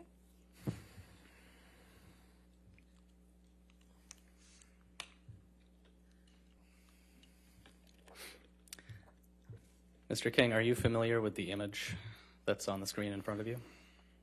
Yes, it's one of the mirrors I was telling you. Bathroom. And so, were you involved in cleaning any of this up? I cleaned both of those mirrors at some point that evening, that night. Yes. Tell what was used, or what substance I guess what sort of the ink is that's used on the black writing there? That was the same oil paint that was on the parquet floor downstairs and various other places. It was the same oil paint. All right. How about the red writing that says, call Carly son better, babe? Were you able to tell what was used to make that writing? Lipstick, I believe. Foundation. Objection foundation. He's testified that he was cleaning it up. I'll allow it, that's fine. It certainly seemed like lipstick to me, red lipstick. It was quite waxy. I remember taking that off. It seemed like lipstick. Okay, we can take that down. Mr. King, about how long were you at the house on that Sunday? Quite a long time. It the early hours of Monday morning, so at least I got there around 2 in the afternoon of Sunday. I don't think I left there until 2 or 3 o'clock the next morning. Over the course of the time that you were there that day, did you have any interactions with Ms. Heard? Yes, I certainly did. Yes, not too much initially. She was very, as I said, quite hysterical and crying a lot, and Jerry Judge was taking care of her, keeping her calm. In the evening, it was suggested that Miss Heard go to a local hotel, to a suggestion that she go back to LA, and that's, I think, when I started interacting in terms of, at some point. How did Ms. Heard respond to the suggestion that she leave? Very resistant. She really didn't want to go and said, I can't leave, I can't leave. It was just, these went over a few hours. You know, it'll be the end if I leave. Those sorts of things. These went over a few hours. There's negotiations, if you like, and eventually Ms. Heard agreed. And did you, in fact, fly with her? I did, on Monday the 9th. Okay. Sticking with Sunday, when you were interacting with her on that Sunday, how close were you to her? Very close, you know, like very close, in front of her. All observing any injuries on Ms. Heard? No, none whatsoever. Did you notice anything unusual about her physically at all? No, I mean, she was always eyes, and but no, otherwise no. Okay. So what happened the following day, that Monday, March 9th, I guess it would be? Right. So, I mean, it was eventually agreed that I would fly with Miss Heard, so I had to at some point go back to my apartment, drive to my apartment. Too enough, I hadn't brought with me, and some clothes, you know, a bag to take. So I think I left the house early hours, as I said. It'd been a bit later, a.m. I drove back to my apartment, which was 30 minutes drive south. Picked up those things. I mean, I didn't know how long I was going to go for. So passport, quick shower, pick up a bag of clothes, and I drove back up to the house. I don't recall exactly what time I arrived. We had to leave. All the arrangements were being made by the travel agent, and Jerry Judge was liaising with them to make the flight arrangements, and which I believe was going mid to late. So I think we had to leave the house around 7 or 8 a.m.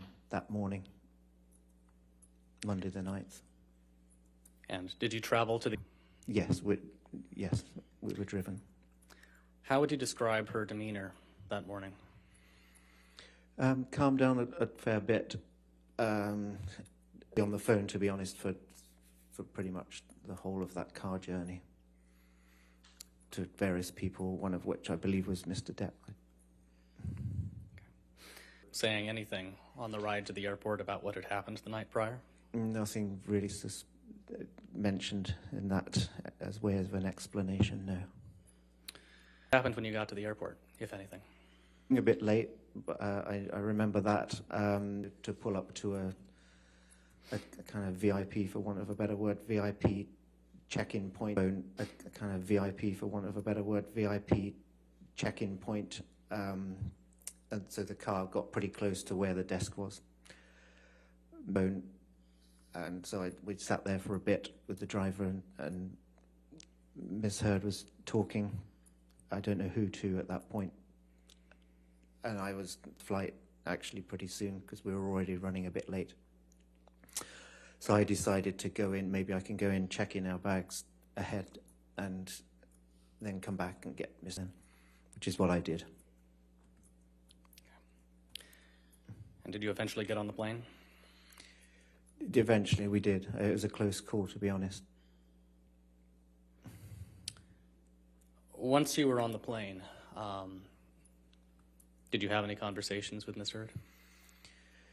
Yes, I mean, not initially with the bathroom. She was on the phone again to the point where the cabin crew had to sort of tap on the door and say, we need to leave now. Everybody needs to sit down. And she did come to sit down for 10 or 15 minutes in there. And so eventually, and luckily, as I said, we were flying first class, which was lovely. She was in the window seat, like I think it was 1A, 1B seat. And finally, we could both sit down, and in way of conversation, wasn't a great deal to be sort of say finally. So what happened? You know, obviously referring to the house. And I mean, she didn't give much explanation. Ben, have you ever been so angry with someone you just lost it with them? And I sort of said, actually, I'm pretty calm, you know, even-tempered guy. But she did repeat it. She looked pretty incredulous that I hadn't, and she repeated it. You mean you've never, with somebody, got so angry with someone you just lost it with them? And I said, no, unless you count the sort of time when I was 14 years old and I hit the lights allowed out that night or something. With a person, no, never. And that was pretty much the end of the conversation. She dropped it then. How would you describe her asked those questions of you? To me, incredulous, would be fair to say. Surprised that I hadn't lost it with somebody. Does anything else stand out about that flight? Does anything else stand out about that flight? It was fairly calm. After that, it was calm. But I mean, we were both exhausted, and I think I can't remember eating even. Just slept most of the flight until obviously we landed or were close to land. At any point, did you observe anything about Miss Heard physically on that flight? Yes, I did. Right toward just before we landed, I noticed some on her arm, her left forearm. And how would you describe those? Long, kind of uniform, even long, thin marks. Very uniform, in fact. And when did you first notice those? Towards coming into land, you know, we're gathering the stuff up. I noticed them then. Okay. What did you do after you landed in Los Angeles? Once I'd fired up my landing, I saw the arrangements that we would be picked up by one of Mr. Depp's security personnel, who I think was Travis McGovern. So I made contact with him, and he met us in the place that had been arranged. We walked through the arrived at, got in the car with him, and drove to the Eastern Columbia building. And how did Miss Heard describe Miss Heard's demeanor in Los Angeles? Yeah, pretty calm. I mean, she seemed calmer from the house, but she pleasant towards Travis, certainly in the car. Obviously, they knew each other. When we got to the building, she was kind enough to show me around. I'd never been before. She showed me around the penthouse, a little tour. She wrote down some restaurants recommendations because she knew I'd be staying a few days, probably. So LA that well. So she recommended a few restaurants. And then I left. I said, if you need anything, as usual, give me a shout. I'll be staying fairly close by. Just give me a call or a text. How long were you in LA? A week. I think I flew back to Australia on the 14th or 15th. So about 5 days, 6 days tops. And when you got back to Australia? Pretty much putting the house back together, repairing all the damage with the help of professional contracted vendors I brought in, just getting the house back as it was originally. At some point, did Mr. Depp and Miss Heard return to Australia? Were you there when they returned? Yes. Did you observe them interacting with each other after they came back to Australia? Yes, yeah. And how would you describe their interactions? Again, initially, those first few days were certainly very pleasant, almost honeymoon-like, I would say. It strolled around the grounds a bit, and they seemed fine with each other. Did you ever observe any arguments after they returned? Yes. I mean, many. Several more, yeah. Not dissimilar to the London arguments in terms of the pattern of those, the sort of provocation and the reaction, the room, Mr. Depp leaving the room, going to another room, playing his guitar, seemed to follow the same pattern as that, as I witnessed those 2 times. All right. Nothing further. All right, cross-examination.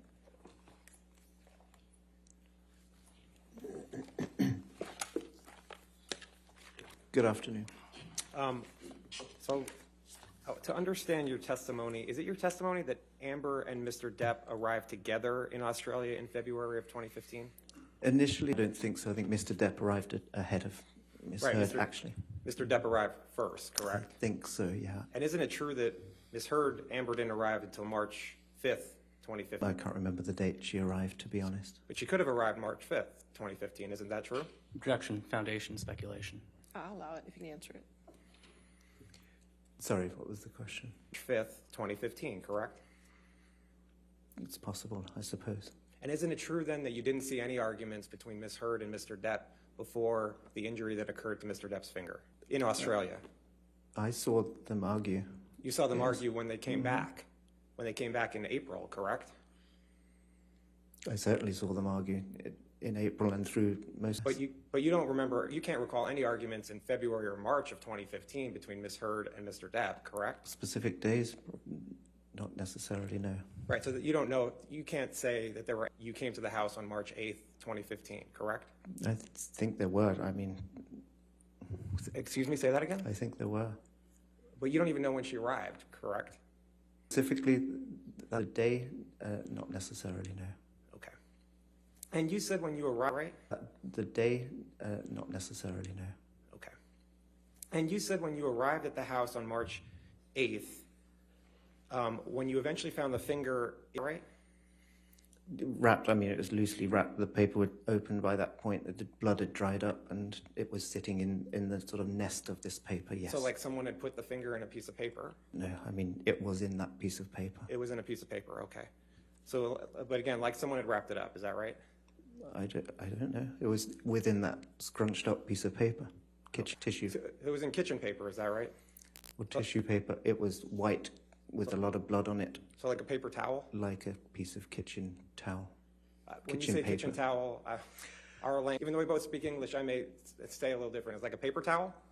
Yeah, like kitchen paper, kitchen towel. Yes, okay. Like a tissue. And was there that sort of paper towel in the kitchen at the house? Yes, in both areas, the kitchen and the bar. Okay.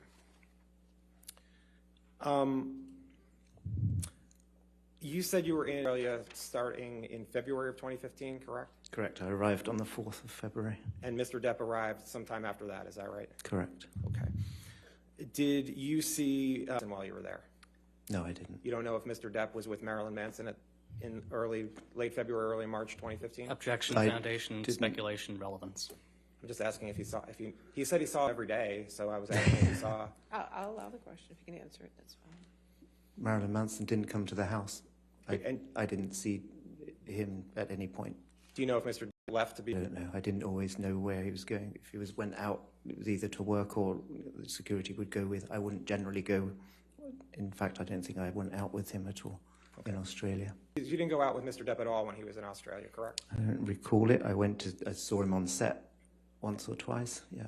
So you don't know what Mr. Depp was doing in Australia, unless you saw him. I saw him at the house. Yes, every day. But you don't know what Mr. Depp was doing when he left the house, correct? Generally going to work on Pirates of the Caribbean 5 filming, yes. But were you with him? Security with him, and I had to liaise with him for when he would go and when he would come back for the driver, etc. But you weren't there. You weren't there when Mr. Depp left the house. Yeah. And I just want to make sure. I want to be clear. There were two kind of periods that Mr. Depp was in Australia. There were two kind of periods that Mr. Depp was in Australia in 2015, right? Sorry, say again.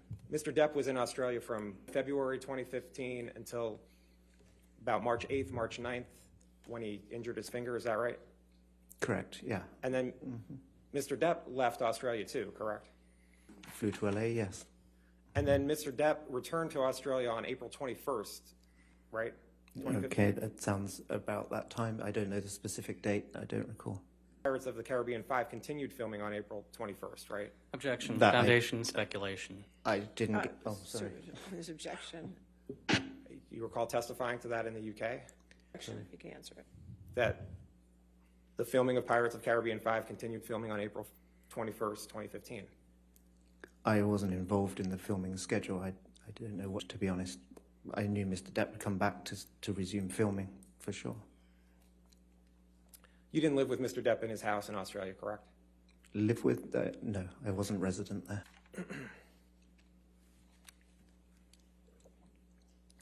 Now, when you arrived at the house, you saw a significant amount of damage, correct? Yeah, after I arrived, yeah. Okay. And the scene was chaos, correct? Chaos, I mean, there was a fair amount of damage. Correct. There was a lot of damage in the house, yes. And the house was not in a good state, correct? Asked and answered. There was a lot of damage throughout the house. You got to object first, and then you have your objection, Mr. Moses. I'll overrule the objection. Go ahead. Next question. Okay. And you said there was glass on the floor, correct? In a few areas, mainly predominantly in the lower ground floor, correct. Okay, and there was blood on the walls, correct? In various places, blood on the floor, blood on the walls. And there was blood on the walls throughout the 3 stories? No, I wouldn't say that was the extent of it. There were smears up the staircase going up to the master from the main level. There were smears and drips on the carpet. So there were smears from the master level, bedroom area? I mean, from the main level up to the bedroom area, is that right? Up to the 3rd floor, yes. Like someone had walked from the main floor up to the bedroom floor, correct? There was the steps up on the staircase and some on the walls, smears where you might have done that. As if someone was walking from the main level up to the master bedroom. What the blood was like? Yeah, maybe. I don't know. Okay. Or down. I mean, up or down, but from the main level staircase. from the main level to the 3rd floor, correct? Correct. Yes. And you said the sofas were damaged. Is that right? One sofa in that sitting room, which was just off the kitchen, was quite an open plan thing. So off that, there was a sofa, TV on a wall-mounted TV in front of that sofa. And the sofa was on the main level, correct? Correct, just by the main kitchen, exactly. And where the sofa was damaged, was that with what? Blood. Blood. Lights were damaged? Some lamps, a couple of lamps, yes. Okay. And there were bottles of alcohol in and out of the fridge, correct? Sorry, what do you Do mean? you see bottles of alcohol in and out of the fridge? Yes, I mean, there was, I don't completely understand what you mean. You saw that, correct? There was alcohol, there was, in the fridge, I mean, there may have been a bottle of wine, I don't know. And the floors were ruined, correct? Ruined, I mean, there was down in the bar area and the staircase and on the main floor area, on the wooden parquet floor, correct? And the floors were going to have to be sanded, correct? I have sanded, yes. Okay. And it took, you were there, I think you testified, it took you about 12 to 13 hours in the house cleaning up, correct? Correct. Okay. And you said that that you didn't see any of the paintings damaged? The existing paintings from the owners from the house, no, none of them were damaged. You didn't see any paintings with a painting of a penis? I did not, and thankfully that was something I didn't have to replace. Do you know if anyone else saw painting. that? Objection, speculation. I mean, I would have seen it. When there's objection, you just stop, that's all right. I'm sorry. All right, if you stand, we can see you better when you do that. Understood. Okay, I'll sustain the objection. Next question. Okay. And you said that Jerry Judge was at the house, correct? Mr. Depp's security, correct? Correct. And Dr. Kipper was at the house? Yes, he was. And Debbie Lloyd was at the house as well, correct? Yes, she was. Okay. Now, you understood that Mr. Judge saw Scratch 8th, correct? Objection, hearsay, speculation, foundation. All right. I'll sustain the objection. Next question. Did you have, the cleaning lady was going to... The housekeeper? Yes, the housekeeper. Adele, the resident housekeeper. Yes, she was going to be. I mean, yes, she was employed through the week. Again, she wasn't there on weekends. They were coming to the house and seeing everything that was in the house, correct?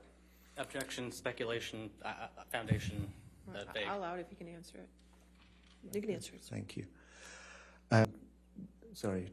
There was concern about the cleaning lady coming to the house and seeing all the damage that had been done, correct? I know that when I left to fly to LA with Miss Heard and the housekeeper, they didn't need to be coming to the house because Miss Heard, essentially the principals weren't there. Mr. Depp wasn't there. Miss Heard was obviously with me at that point. So I said they didn't need to. Isn't it true that you told Mr. Judge that you thought you could get the cleaning lady to swear to silence about what the house looked like?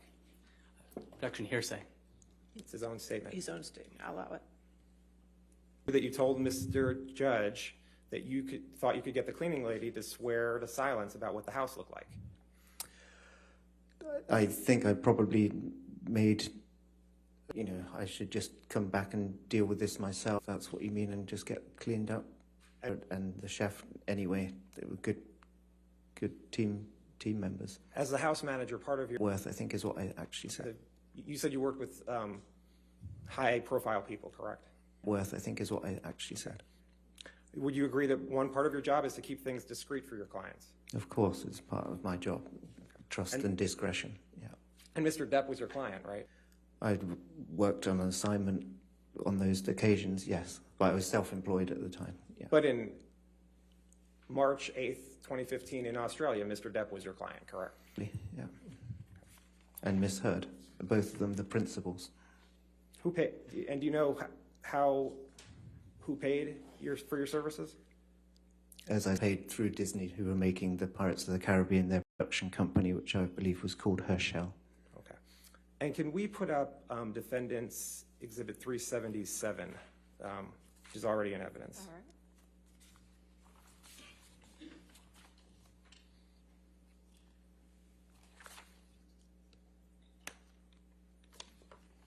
You gotta put on.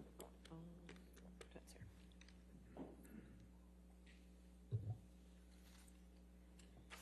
Mr. King, do you see Defendants Exhibit 377 in front of us? And do you recognize this as a lampshade that was in the house in Australia on March 8th, 2015? Yes, it was, I believe, one of the lampshades that was missing from. And did you see this painting on the lampshade? I did, yeah. It was part of my walk around to see what. And what floor was the lampshade on? This was on that main level. Yeah, so on the main level, okay. Yes.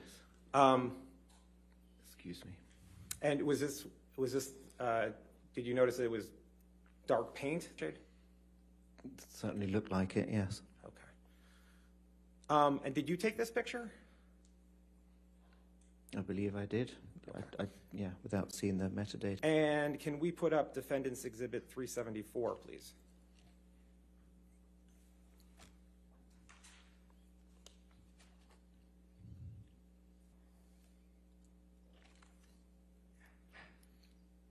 And you recognize Defendants Exhibit 374 as a mirror that was in the house in Australia on March 8th? Yes, I do. And this mirror was in the bathroom, correct? Correct. There were 2 mirrors in the bathroom above each sink.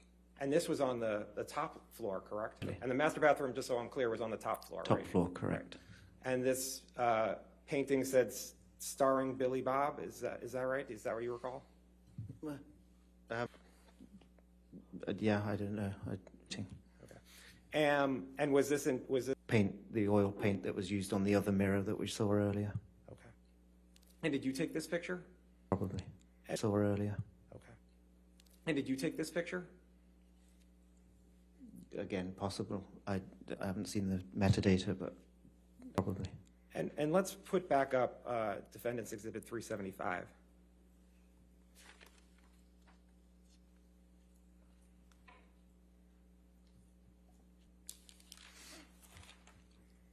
This writing was also in the master bathroom, correct? Correct, yeah. Okay. And could you tell if the black paint was on top, under the red? I didn't really analyze it, to be honest. I just knew I was going to have to clean it up at some point. Right, your whole concern was just cleaning up the house, correct? And you don't know who wrote what on the mirror, correct?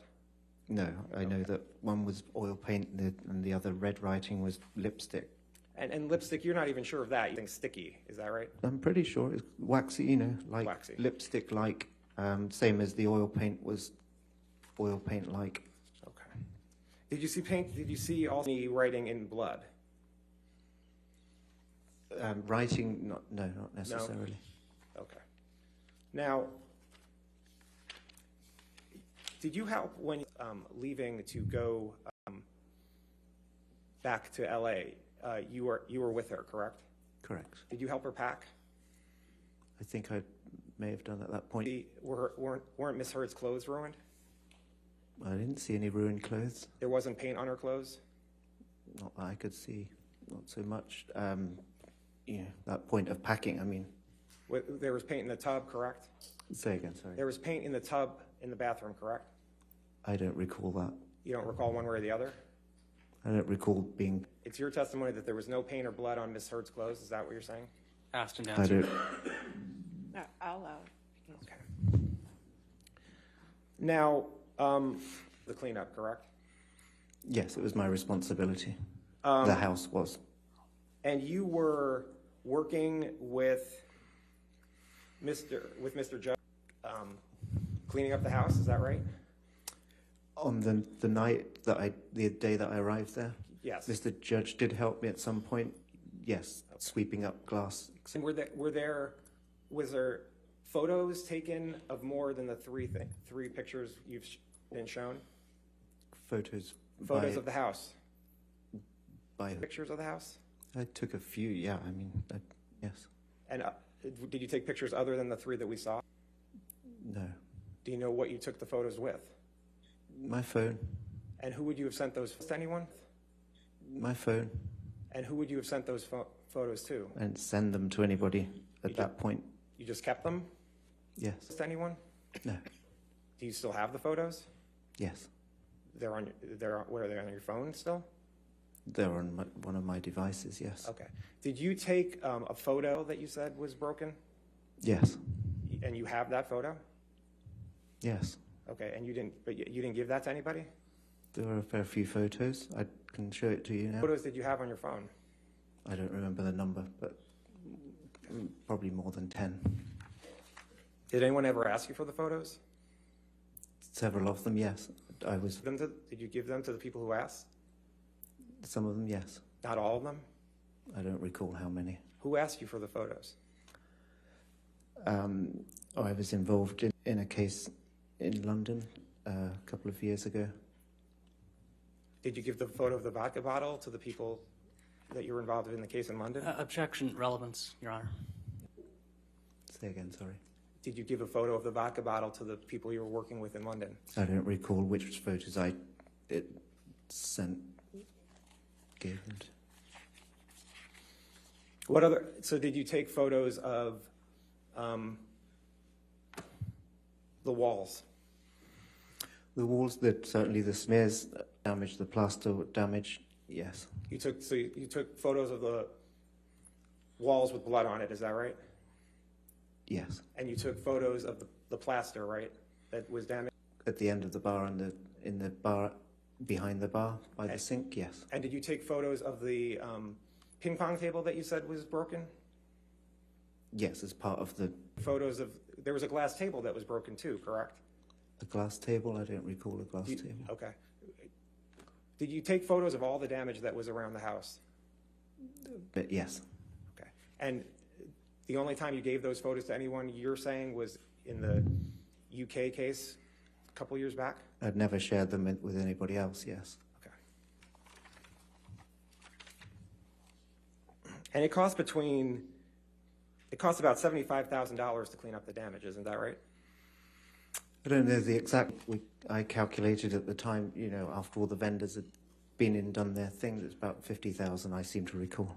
Okay. Now,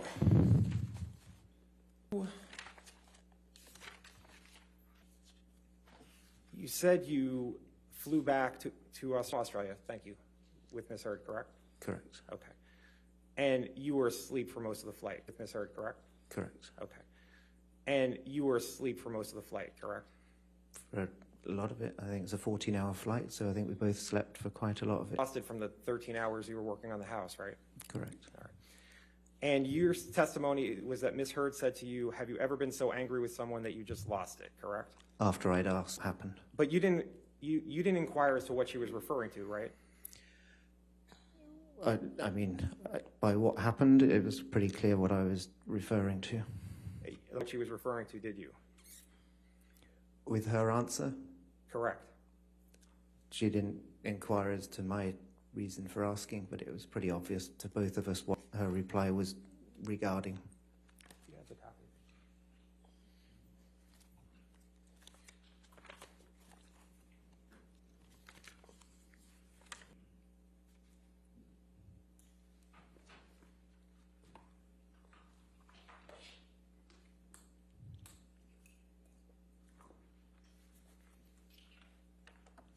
Yes, that's fine, sir. Thank you.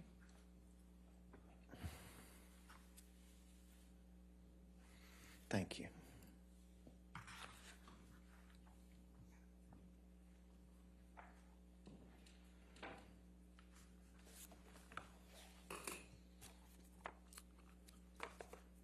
Mr. King, Mr. Depp in the UK, correct?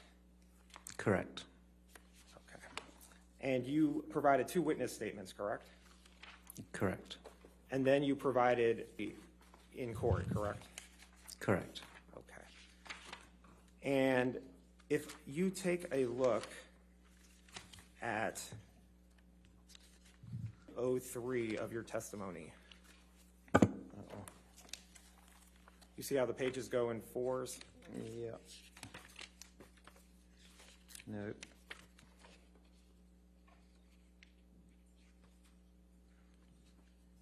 You see it's actually on the bottom right? Bottom right, you see that? Yeah. And if you actually look at, you see starting at the bottom of 1102, this was a statement when you said you did not, you say, Ms. Heard, anyone that you lost it, your answer, that's correct. And you specifically remember that, do you? Yes. You said it never happened to you. Answer, that is correct. Question, I mean, if it was said, nothing was said about who she was talking about, was it?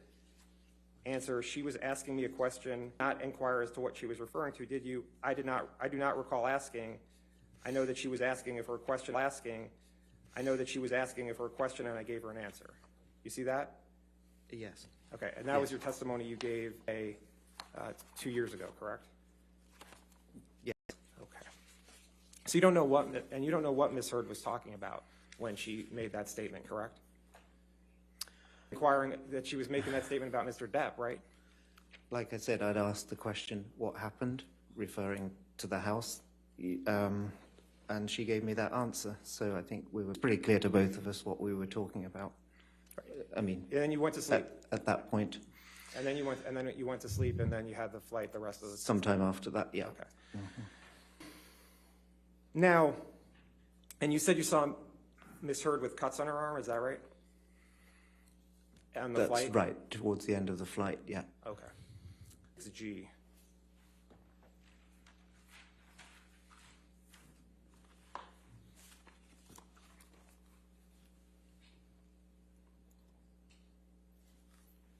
Do you recognize this picture? I've not seen this picture before. Were these cuts like this on Ms. Heard? Is that Ms. Heard? Why don't we put up 376C?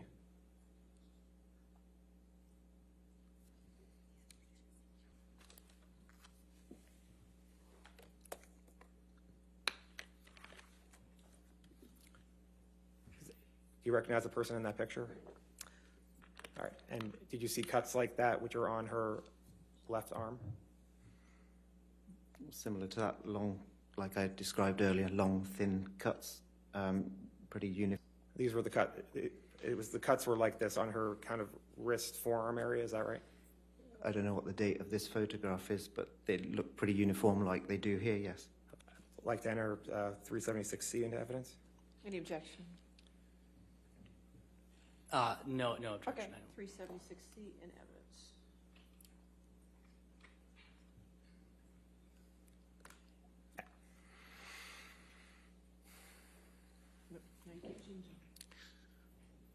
And can we put back up the?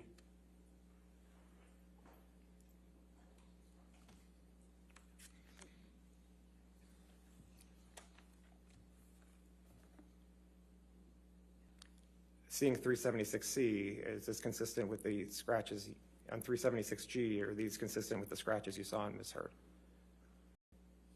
I don't see a date. Is that the same date? My question is, are the scratches similar to what you saw on Ms. Heard? These are uniform, kind of long, thin scratches. Yes. I'd like to enter scratches. 376. Objection. I mean, foundation, he hasn't authenticated the doneness. I mean, I'm just asking if the pictures are. It is. Thank you. 376G in evidence. It is. Thank you.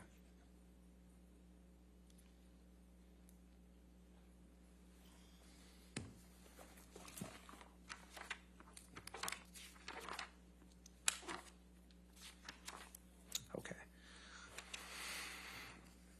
Now, you were in the house, you said hours on March 8th, 2015, correct? Correct, going into March 9th, 2015. Okay. You spoke to Mr. Judge when you were in the house, correct? You had interaction with Mr. Judge, yes. And you had interaction with Dr. Kipper when you were in the house, correct? Correct. With Debbie Lloyd when you were in the house, correct? Yes, briefly. Okay.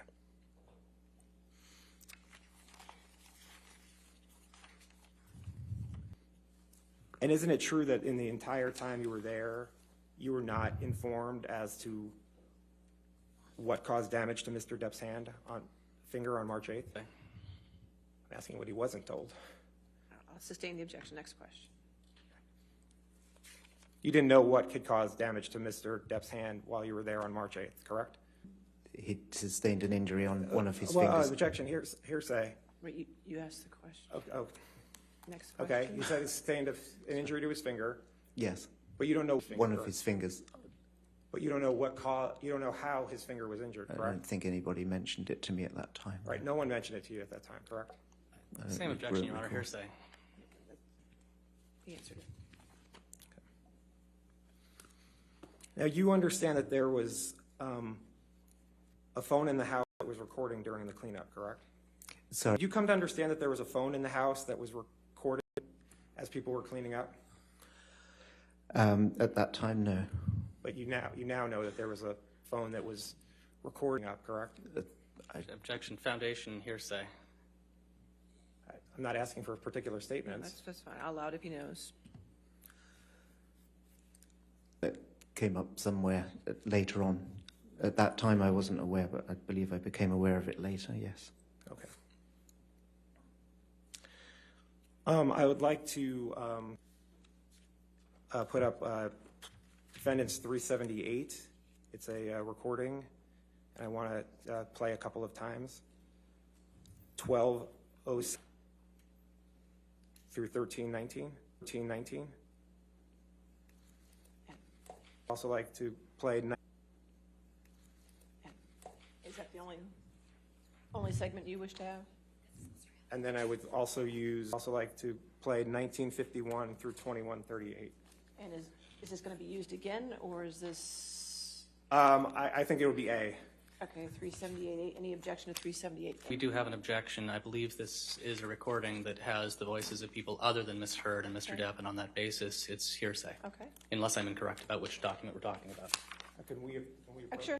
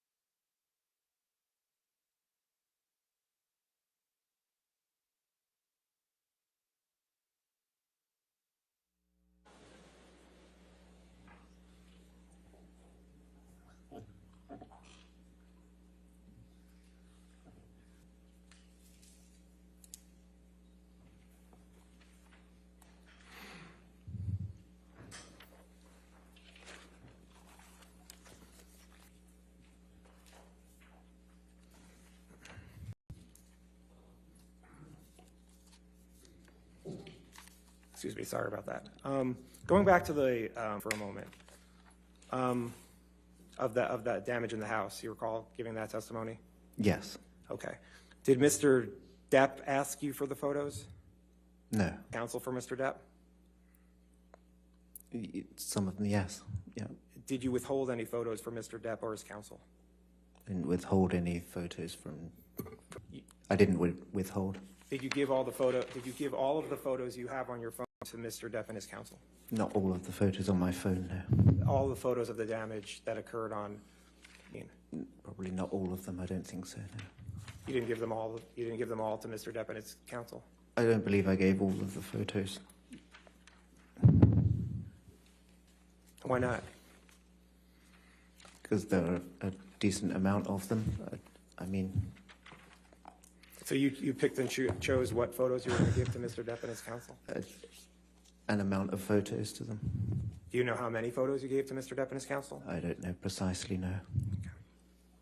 Could you give an estimate as to how many photos you gave? I really can't. No, an amount. I don't know how many. More than 3? Yes. More than 10? Yeah, maybe. Between 10 and 20? Objection. Possibly. Do you know? Sorry, she overruled you. Oh, okay. Possibly more than 10. Yeah. But somewhere between 10 and 20, is that right? Possibly. I honestly don't know. Could it be more? I don't think so. Did Mr. Depp's counsel ask for all the photos? I don't recall. You don't recall one way or the other what they asked for? Some photos.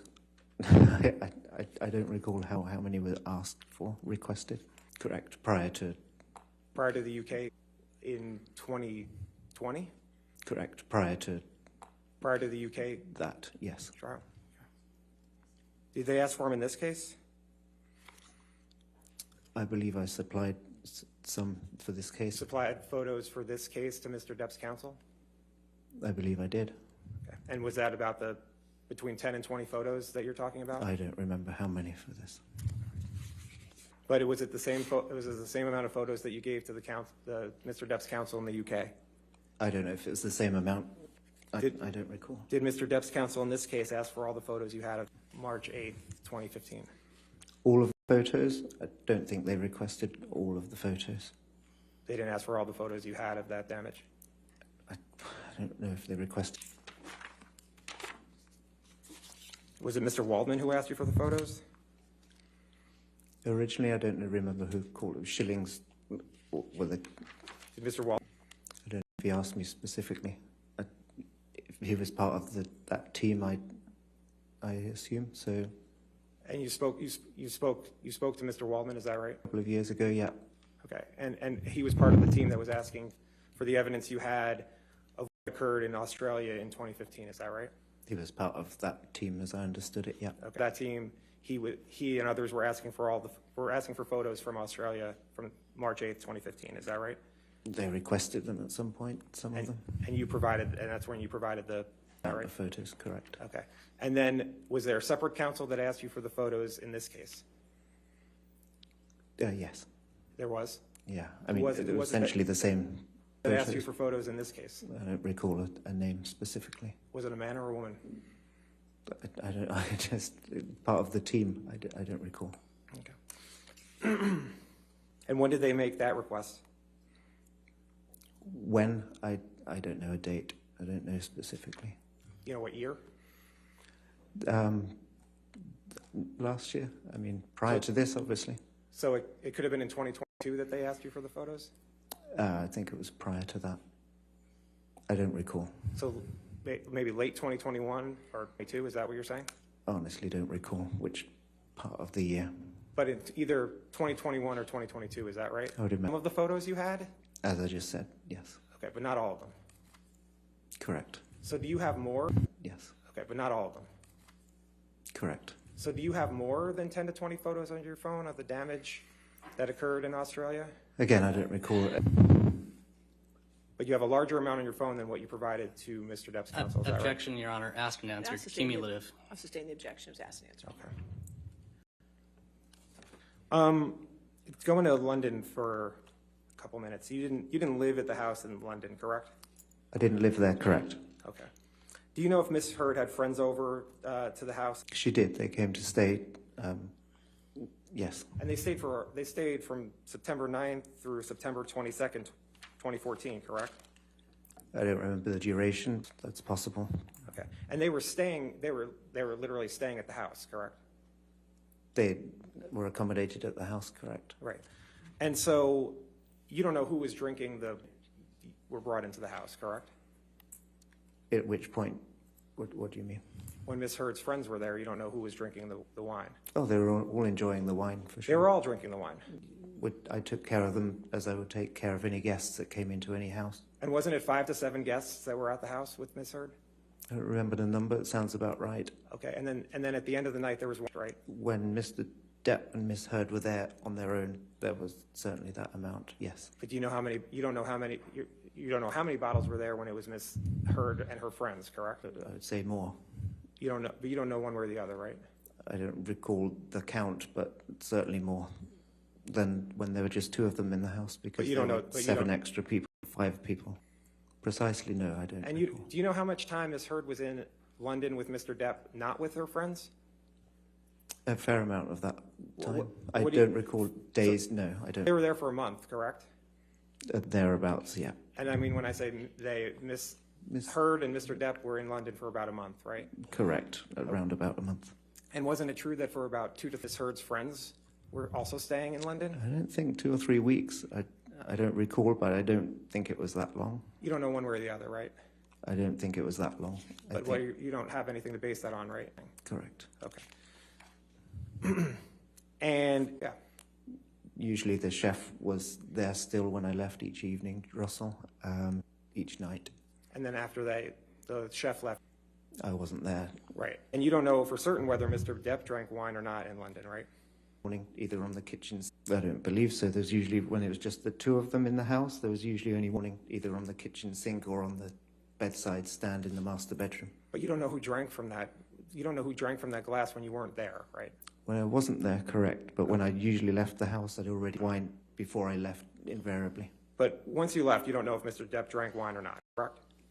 I wasn't there after I left. Okay. And you don't know you talked about in London, correct? Other than that one you said you heard about her hand. The second one that I described, I was in the vicinity. I heard the first comment of this. That was the. Actually, know if there was an argument before what you heard, right? That evening, I didn't hear another one. I'll put it that way. It started in that room as I described earlier. What happened in Australia also between March 5th and March 8th, correct?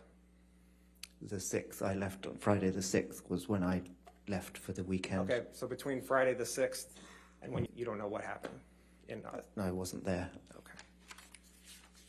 And you never saw Miss Heard be violent at any time, right?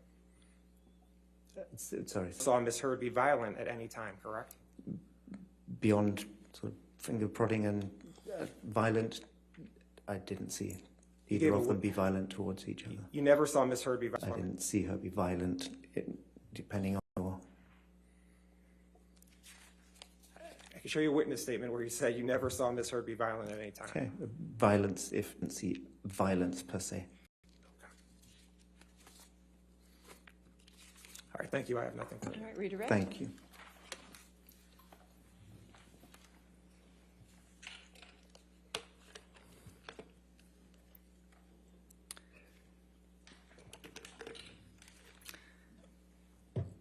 Mr. King, have you ever been employed?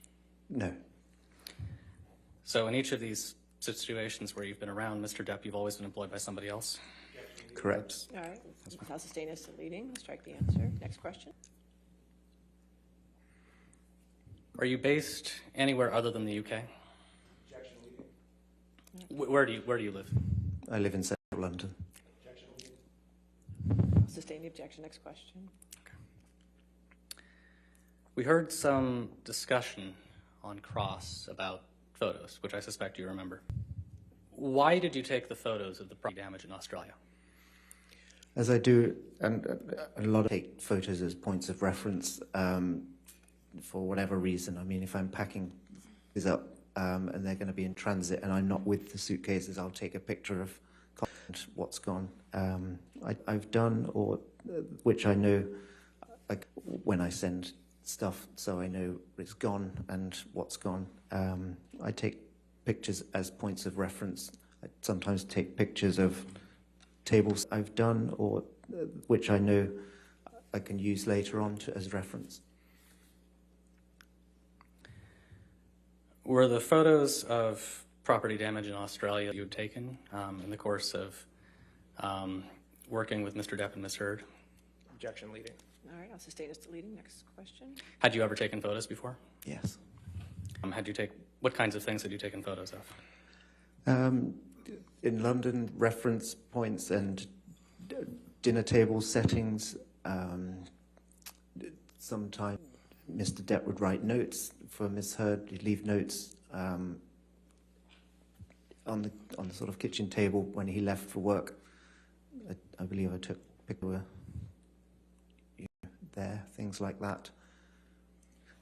Just setups of, once I set up houses, it's always good to take photos of rooms, so later on if I need to. Did Ms. Heard or her counsel ever ask you for photos of any of the photos you took in Australia? No. I'll sustain as deleting. Next question.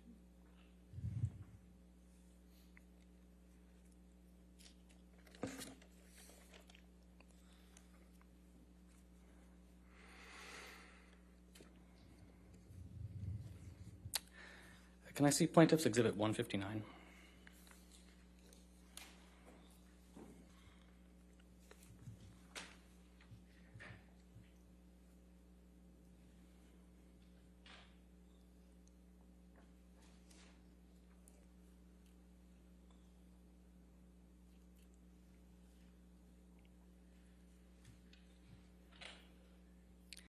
And I think this is a multi-page scroll through. I think we have 3 pages here.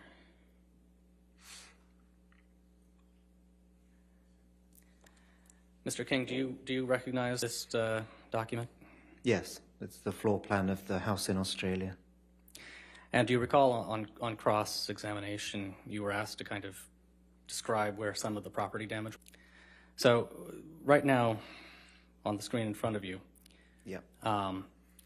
Which floor would you say this is? This is the top floor with the master suite and 2 other bedrooms. Okay. And I believe counsel asked you if there was blood in one of the bathrooms or one of the bathtubs. Do you recall that? Yes, they did ask that. Would that have been on this? I think they were referring to the master tub. I think that's what he said. Okay. So can you mark on the screen where that would have been? The master tub? How does that you just work? dotted, yes. Okay, so that looks like the master tub to me. Paul, seeing any blood or damage there? In the tub, no. Okay. Can you mark for us on this where you did see the damage that was discussed on cross? The mirrors, I dab on here again? Sure.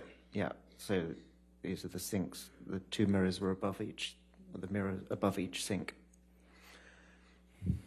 Okay. Can we scroll up to the page prior?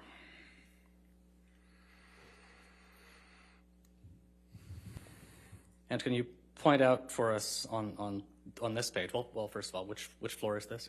This is the main level floor, essentially the 2nd floor if you...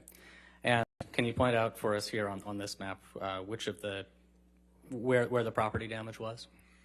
Yes. How many dabs am I allowed? Around here, kitchen area. This was the TV, the wall-mounted TV. I ran out of dabs. I apologize, actually, Your Honor. Can we move this into evidence? Any objection to 159? No objection. All right, 159 in evidence. Can we publish this to the jury? Okay. So, Mr. King, I apologize for interrupting you. So you were just pointing out where on I think this is the 2nd floor? Yes, essentially the main level, yeah. Other than these 3 dots, do you recall any other places where there was damage? Yes, where it says family room, there was the TV was wall mounted on that family and lounge. The sofa was approximately where you've got the red square, red rectangle now, facing towards the TV. The lounge, sorry, too quick. The lounge was essentially the art studio. And the bedrooms over to the left there, where the lamp damaged lamp and shade, blood on the duvet, etc. That I... Okay, and then let's go to the first page.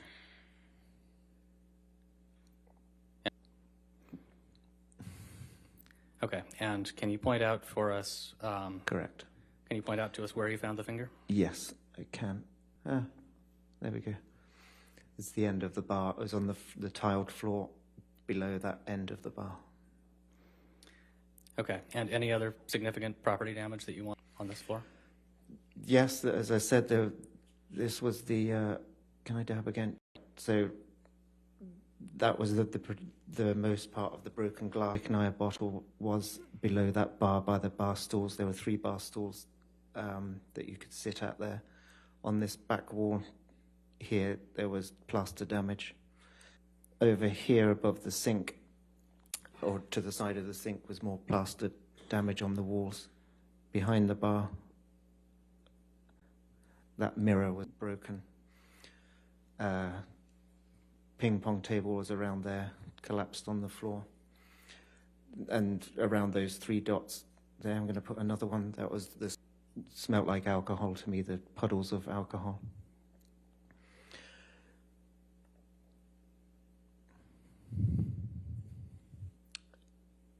I mean, that was the most part of the damage around that area, in front of the bar especially. There was, I mean, as I said, there were blood drips, cream-coloured tiled floor in the games room. And this is the staircase down. It was this side that the chip was out of the... And if I can get another dab in there, right about in the centre of that bar, the chunk out of the side of the counter. Okay. How many exits are there on the ground floor? Well, all of these were, all these, my office was off over here. I think you can just see out, it says study, big glass sliding door. The gym up here, this went into the garage. There was the button you could press for the automatic doors to come up. The laundry area, which is right here, this is actually an exit out into the yard, essentially. The gym, all of those rooms had an exit. Okay. Other than Mr. Depp's counsel, did anybody else ever ask to see your photos? No.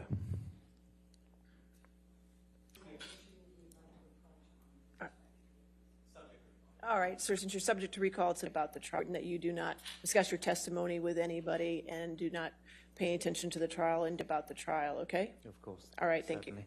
All right, you can step down, sir. Yes, ma'am? Thank you.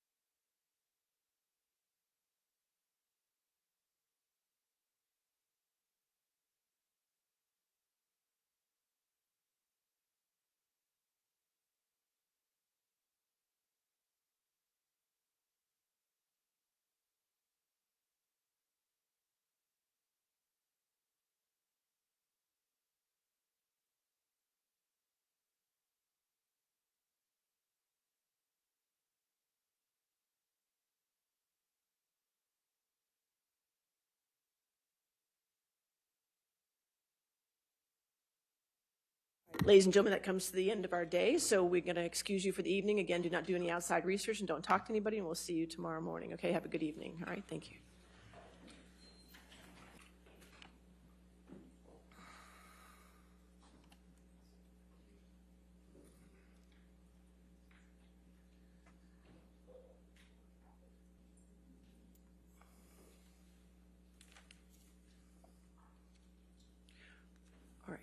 And I just have one housekeeping matter.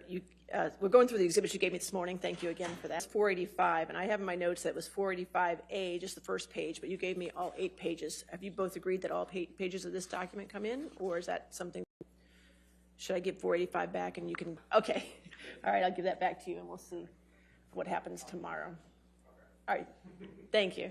All right, and are we going to start with a remote witness tomorrow? Is that going to be your first witness? Sure, she's signed on by 9:40, so we can have it all set up for 10 o'clock start, okay? All right.